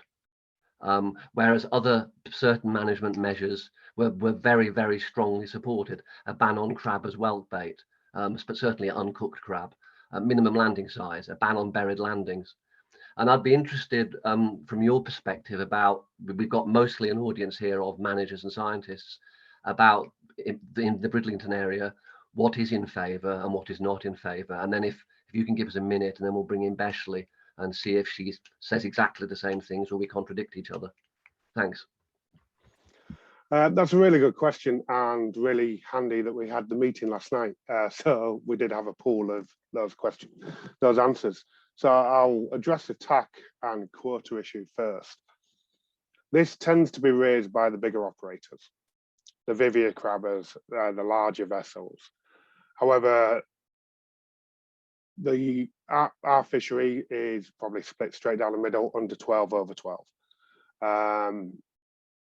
And it is not popular across the board. A concern that I have personally is if we go down a TAC and quota route, we'll completely change the dynamic of the potting industry. Most of the potting industry is skipper owner. Whereas if you then develop a tax system and a quota that ultimately ends up with a monetary value, all of the quota ends up in the hands of the big players, just like we've seen with the whitefish sector. And when we have an industry that certainly in our neck of the woods, don't use foreign crew, employ all local people, and all the individual businesses live in the area, they're all skipper owners. So that actually contributes to the local economy as well as the fishery. So there is a danger of changing the dynamic of potting fisheries going down the quota and TAC route. Things like changing minimum landing sizes, that's actually been called for in our fishery for quite a while, certainly in the decade I've been working with them. And it's, from the fisherman's perspective, it's one of those that makes biological sense. If you're giving the animals more chance of reproduction prior to capture, you should have a knock-on effect. And it's also an enforcement issue. It's one of those measures that is easily enforced. So there is favour of that. However, that therein lies an issue is, are we thinking about measures that can be easily enforced, or are we thinking about measures that are right for the stock? And when we have a model of we need to enforce rather than encourage compliance, which we certainly seem to have in the North East District, then things are not being done for the right reasons. And there's certainly concern from that, from our fishermen, is if things are done properly, it needs to be done to benefit the stock, not for ease of enforcement. And move away from a model of enforcement into more encouraging compliance and feed back to the industry if things are done, do they work? Thanks, Mike. And Beshley, if you're there, roughly speaking, it's very hard sometimes to get consensus, but in terms of the possible management measures in an FMP for crab and lobster, what works with your members and what's a no-no? If you could help with us, I think that'd be very interesting. Of course. Sorry, everyone. I'm going to keep my camera off because I've got really bad signal down here in the southwest today. For those of you who don't know me, I am the Executive Officer of South Devon and Channel Shell Fishermen, and I represent sort of someone from every sector, really, from the smallest sort of 6-meter beach boats right up to what were colloquially termed super crabbers. Getting a consensus is really difficult amongst our members because we've got a bit of everything.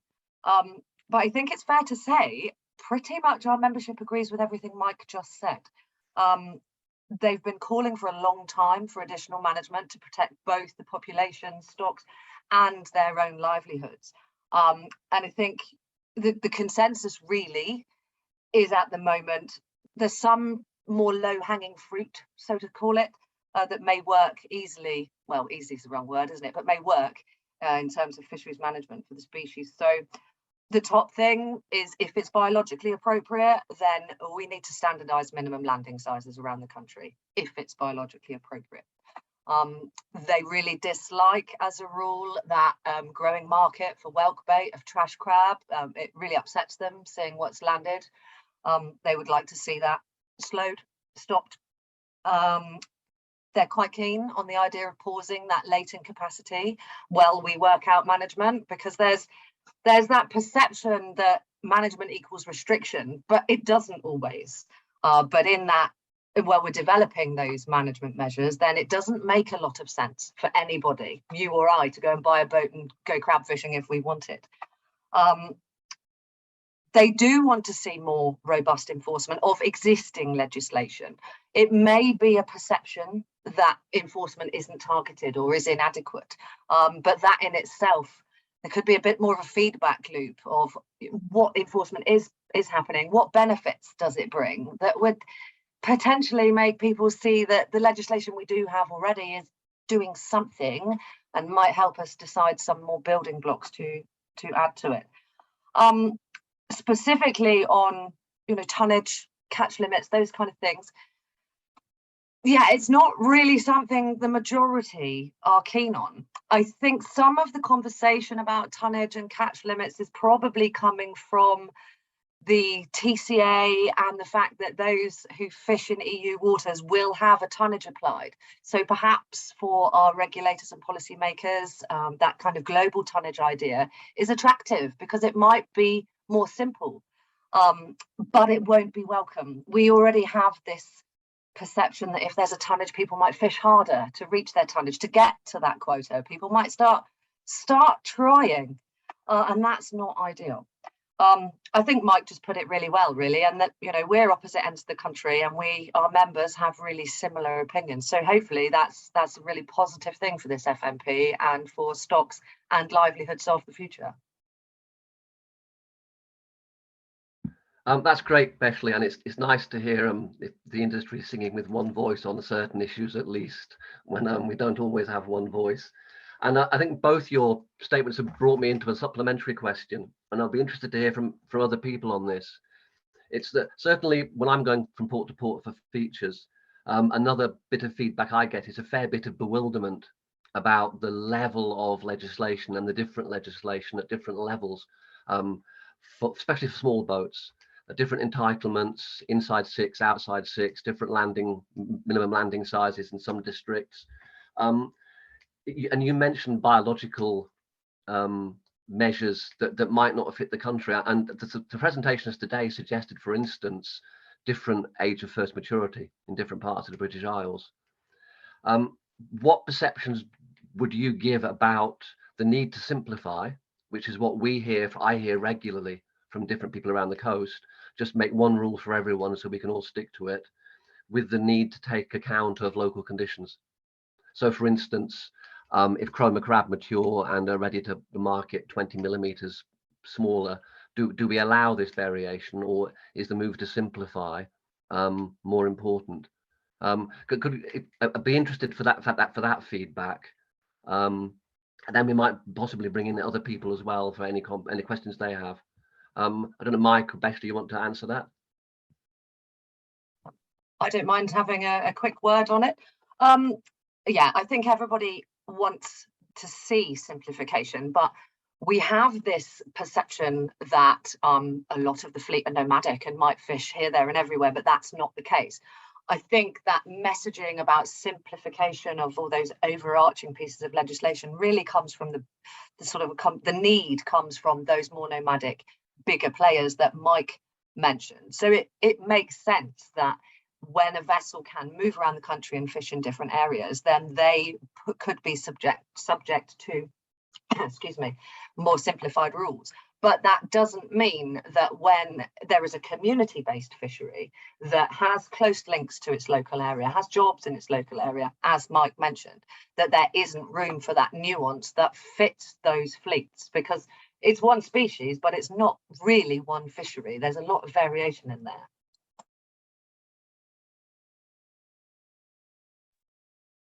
Thanks, Mike. Yeah, I think we're complementing each other here, basically. Hit the nail on the head. There is a need for simplification on a regional basis as well, though, and this is where the fishermen dealing with God knows how many different agencies, depending where they fish and when. So, for example, our inshore fishery crab size is 140. Outside of 6, it's 130. You go down to the Eastern District, you enter into the chroma crab fishery. That's I think it's 115 is their minimum landing size, and that's all within a 50-mile stretch of coast. So yes, there is a need for simplification of things like that, but within the current framework, where IFCAs have jurisdiction out to 6, and then it's the MMO beyond that, we are getting changes in behaviour because of this inconsistency in legislation. So we are getting a small 6-7 metre vessels off the beach fishing outside of 6 miles because, like has been demonstrated throughout today, crab landings are down, certainly inshore.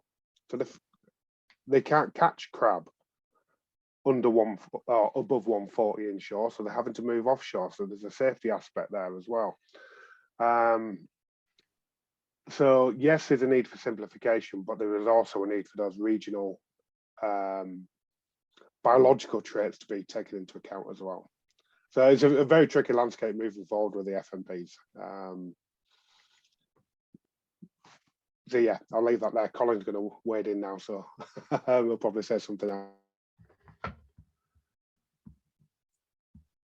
Okay, Andy, can I just say a few things here? I could have been this discussion is fantastic, but the interesting thing is that it could have taken place when I was still a practical scientist working in CFAS. Nothing in that sense has changed a bit. And you may remember an article I wrote in Fishing News many years ago, Have We Reached the Tipping Point? And that was in relation to using the sort of jargon, unfortunately, of a fisheries scientist, the yield per recruit curves based on length distributions from pot-caught creatures round our coasts. Now, the analogy that I would use is that the scientists are doing the best they can, but it's a thermometer whose accuracy and longevity is questionable to me now in retrospect because of certain things about the interaction between the biology that we've heard quite a lot about today, which is not fully reflected in the assessment process. But setting that on one side, the consultative aspect is absolutely critical. There's no doubt about that whatsoever. And I do compliment the work that Jo Pollett and her team have done on that regard. But what I want to say at the end is, whilst I'm reliving my life listening to this discussion today, the scale of the threat is completely different. The number of vessels, the pots they're using, their mobility, their capacity to endure the hardships of fishing and pursue profit, commendable though it is much greater now than years ago. The tools that we're trying to use to analyze the populations and come to solutions haven't changed that much. But finally, the number of consultations I had with MAF in the old days, DEFRA subsequently, and all the rest of it, all founded on this whole question of getting agreement amongst disparate groups of guys working in slightly different ways in different areas. So my fear is it's the scale of the threat that's the concern that I have. On the other hand, I don't think we fully understand all of the compensatory biology that might lead to not having collapse. But I've also seen some declining landings data today, which do disturb me quite a lot, particularly in the channel. The Western Channel was originally diagnosed by CFAS and has been for quite a number of years as being relatively sustainable compared to the other areas. But now we are seeing significant declines in crab landings there and in Jersey and so on and so forth. So the threat is there and the solution needs to be found. And I think the consultative approach is absolutely essential. And what Joe's presentation showed is that it's still not going to be easy to come with an agreed solution that works for all areas all of the time.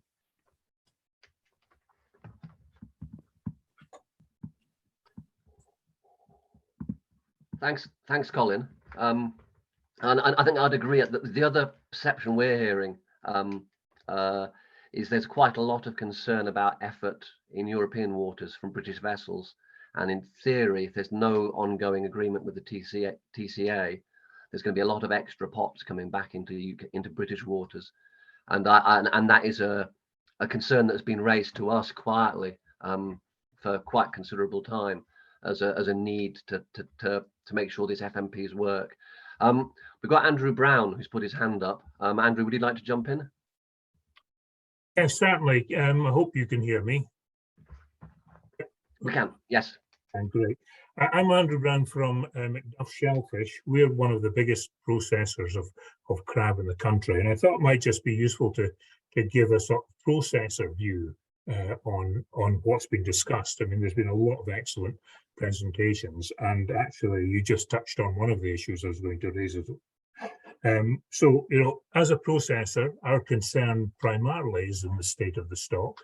As Colin mentioned, it's declined in the last couple of years after a pretty steady historic kind of level, and it seems to have declined everywhere at the same time, which may be suggestive that there is climate action as well as pressure through overfishing. But we are very concerned, and hence our involvement in things like the fisheries improvement plans and in the FMP, the Fisheries Management Plan. But the other issues which are of concern to us are, as you just said, access to waters.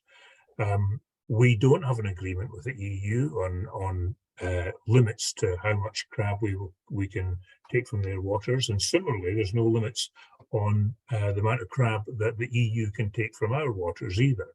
So at the moment, we don't even have the stats to be able to examine how much crab is going from UK waters into the EU markets on foreign vessels. And of course, you know, there's recently been a consultation come from the European Union about closures in Dutch and German waters, which covers some of the important crab grounds that UK vessels have been fishing in. So if these closures go ahead, then we will see more displacement back into UK waters. Market access is an issue, and Mike started talking about that in regards to China. That's a big concern for us. And immigration is also a concern for us. It may not be the case around Bridlington, but if you look someplace like the west coast of Scotland, where there's a lot of crab and lobster, a lot of those vessels do have foreign crew, and it's all inshore there because of the geography of the western coast. And if they're struggling to get crew, and with that change in attitude towards the transit visas, you know, getting access to stocks which are there might be difficult because of the crew rather than the stocks. Saying all that, I'm actually optimistic in that we do have momentum behind us. The Brexit has created a situation where we do have to look closely at crab and lobster fisheries. They've been ignored really in the common fisheries policy because they were not quota stocks and they weren't negotiated And therefore, I think they suffered from a lack of research. You didn't need to research them because you didn't need to go and argue about stock levels with the rest of Europe. Now, the crab, edible crab takes its rightful place. It's the third most valuable single fishery in the UK. And we should be managing it an awful lot better. And it's great that crab and other shellfish, which have been ignored in the past, are these first tranche of fisheries management plans. And I believe we can use that to derive momentum and get proper management in a way that we've just not been able to do before because there hasn't been the focus. And just one final point, it's more than just consultative approach, it's a collaborative approach. Yeah. So we really need to work with all the players in this to get further. So that's a bit of a dump. I just thought I'd give you a processor's perspective. Thanks. No, thanks. That was very interesting to hear. And I've been told to wind up at 1800. It's 1802. Two words I liked there were collaborative, and collaborative is different from consultation. I know plenty of people who say we were consulted, then they ignored us. And I would like to emphasize that collaborative word. I think that has a real sense of co-management moving forward. It's also very hard, but we do see a lot of managers and scientists engaged now, which is a cause for optimism. And that was the second word you used that I was glad to hear, which is optimism, because in the face of some falling catch rates and the threat of a lot of effort being displaced back into English waters or British waters, mostly in the southern North Sea and the Channel, could lead for some pessimism. A quick warning, and we're trying to move Fishing News much more to a sort of discussion area as well. We get 6.5 readers for every copy we sell. A lot of crew on the boats will read a copy on the way in when it's 10 days old. I might be pestering some of the presenters for articles that we can put in Fishing News of your presentations to get this to a wider audience with the catching sector, and get it to percolate out through the ports and get people talking about it. So I make no apologies for, well, I'll apologize for cold calling you about this, but I think it's important that a lot of this really valuable work gets to a wider audience. And on that note, unless anyone's got a burning desire to jump in, I don't quite know how I end chairing a meeting online like this. Or Sam's going to take over, is she? If no one's got a burning desire to jump in, then I'd say thanks very much. This is the start of a process, not the end of a process. And I look very much forward to seeing how the FMPs develop in due course. Thank you. Wonderful. Thank you so much, Andy, particularly at the end of a very long day already. And I think you're about to leave the country on field work. So particularly grateful for you for making time for this. And thank you to Mike and Beshley as well, and all the others who input to such an important discussion to end the day.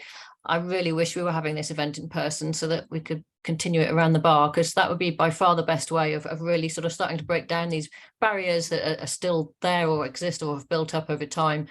So let's hope we can facilitate that next time. So just really sort of finalising the day, I think we can all agree that there's a real sense of urgency to address these declines that we've heard about today, particularly with the crab. And certainly if the Scandinavian lobster fishery collapse that we heard about a little bit earlier and the lack of recovery since is any indication, there just isn't enough time to allow things to get to that point before these management shortfalls are addressed. And it was very heartening to hear Beshley and Mike sort of share that view of consensus across the industry for preferred management options, and the work that various organisations have done that we heard about through Joe's presentation as well, about that engagement with industry sectors to identify what those preferred management options are is really important. But it is about that collaboration requires breaking down some of these barriers that have built up over time, and time has been a point which I think Colin has come back to a few times, that this is a discussion that has been going on for quite some time, the potential solutions have been there. It's just how do we bring those to the fore to make them happen on the ground. So I think really today is providing an overview of several of the key issues. It's still really only scratched the surface of all of the information that's out there. And the presentations have largely been from the academic sector and from management. And we really do need to really drill down into the knowledge of the fishing fleet itself, people on the ground. And I think the fisheries management plan process that's being led by Seafish is really helping to do that. And as Andy, as you mentioned, you know, the fact that DEFRA is looking at these fisheries management plan processes in a different way and sort of trialing different ways. And from what I've seen from the in-person sessions for the fisheries management plans, they are bringing the fishermen to the fore, giving them a floor and a platform to share their concerns. And all of that is now part of a formalized process where that feedback will be be recorded, taken into account, and then channeled up to the sort of overview position taken by the fisheries management plan leaders. So it's absolutely critical that we engage all the sectors of the fishing industry to develop a management approach and measures that make a real difference to the stocks, and in a timely manner, really, to basically save those fishing communities that we are hearing about almost on a weekly basis are really struggling. Fishermen are hanging up their pots and moving into other sectors, or just taking early retirement, and that would be devastating to see that happen to our inshore fleet. I mean, as well as the issues around management, there's also, we need to be focusing some effort on understanding some of the non-fishing pressures such as sediment, pollution, and also climate change, and addressing those issues where we have some control. So if I could just have final slide. So just really about a couple of next steps. So the joy of technology, which counteracts the fact that we don't have the joy of having a bar session now, is that you can, if you missed any of the sessions, this entire day has been recorded, and we'll be sharing a link to that in about a week's time, so that you can revisit, replay, and review any of the presentations from the day at your leisure. We'll also be producing a summary report, which will take maybe a couple of months to produce and get out there, but that will summarize the overall sort of key conclusions from the different presentations. And finally, all of this is really aiming to just support the ongoing engagement in the fisheries management plan led by Seafish. And as Lewis and Claire described earlier, they've got a number of stakeholder events planned over the next few weeks. There's in-person events. I think Lewis was literally heading off to Amble for an in-person session tomorrow. There's one in Cromer later in the month, or in early December, I think. And then there are online sessions on the 18th of November, 24th of November, and 1st of December. Sound a bit like a tour manager here. So there is a lot of opportunities for people to engage, and I'd highly recommend that people do. Next slide, please. So really, just finally, a few words of thanks. A huge thanks to all of our chairs and to the speakers for spending the day with us and sharing their insights and experience. It's been massively informative, and I hope everyone has been able to take something new away with them from the presentations. And huge thanks to Becky, Paul, and Jacob from Mindfully Wild, without whom this event would be, if I was running it, an absolute technological nightmare. But with their support, it's all run extremely smoothly. So I hope you've enjoyed the event. Hopefully learned something new. I think we'll all remember the size of the largest lobster anyone has ever seen, and be looking forward to Bryce buying that drink for the prize winners. I think it's a good sign that there are lobsters out there of that size, and that some management measures, even on a small scale, can make a significant difference. So just finally, just do please continue to actively engage with the development of the crab and lobster fisheries management plan and other national initiatives in Scotland, for example. This is an opportunity that it's been a long time coming, and it's up to us all to inform the best decisions for effective management and safeguard these vital fisheries. So thank you everyone very much indeed for your participation and engagement today, and I wish you all a very good evening. Thank you.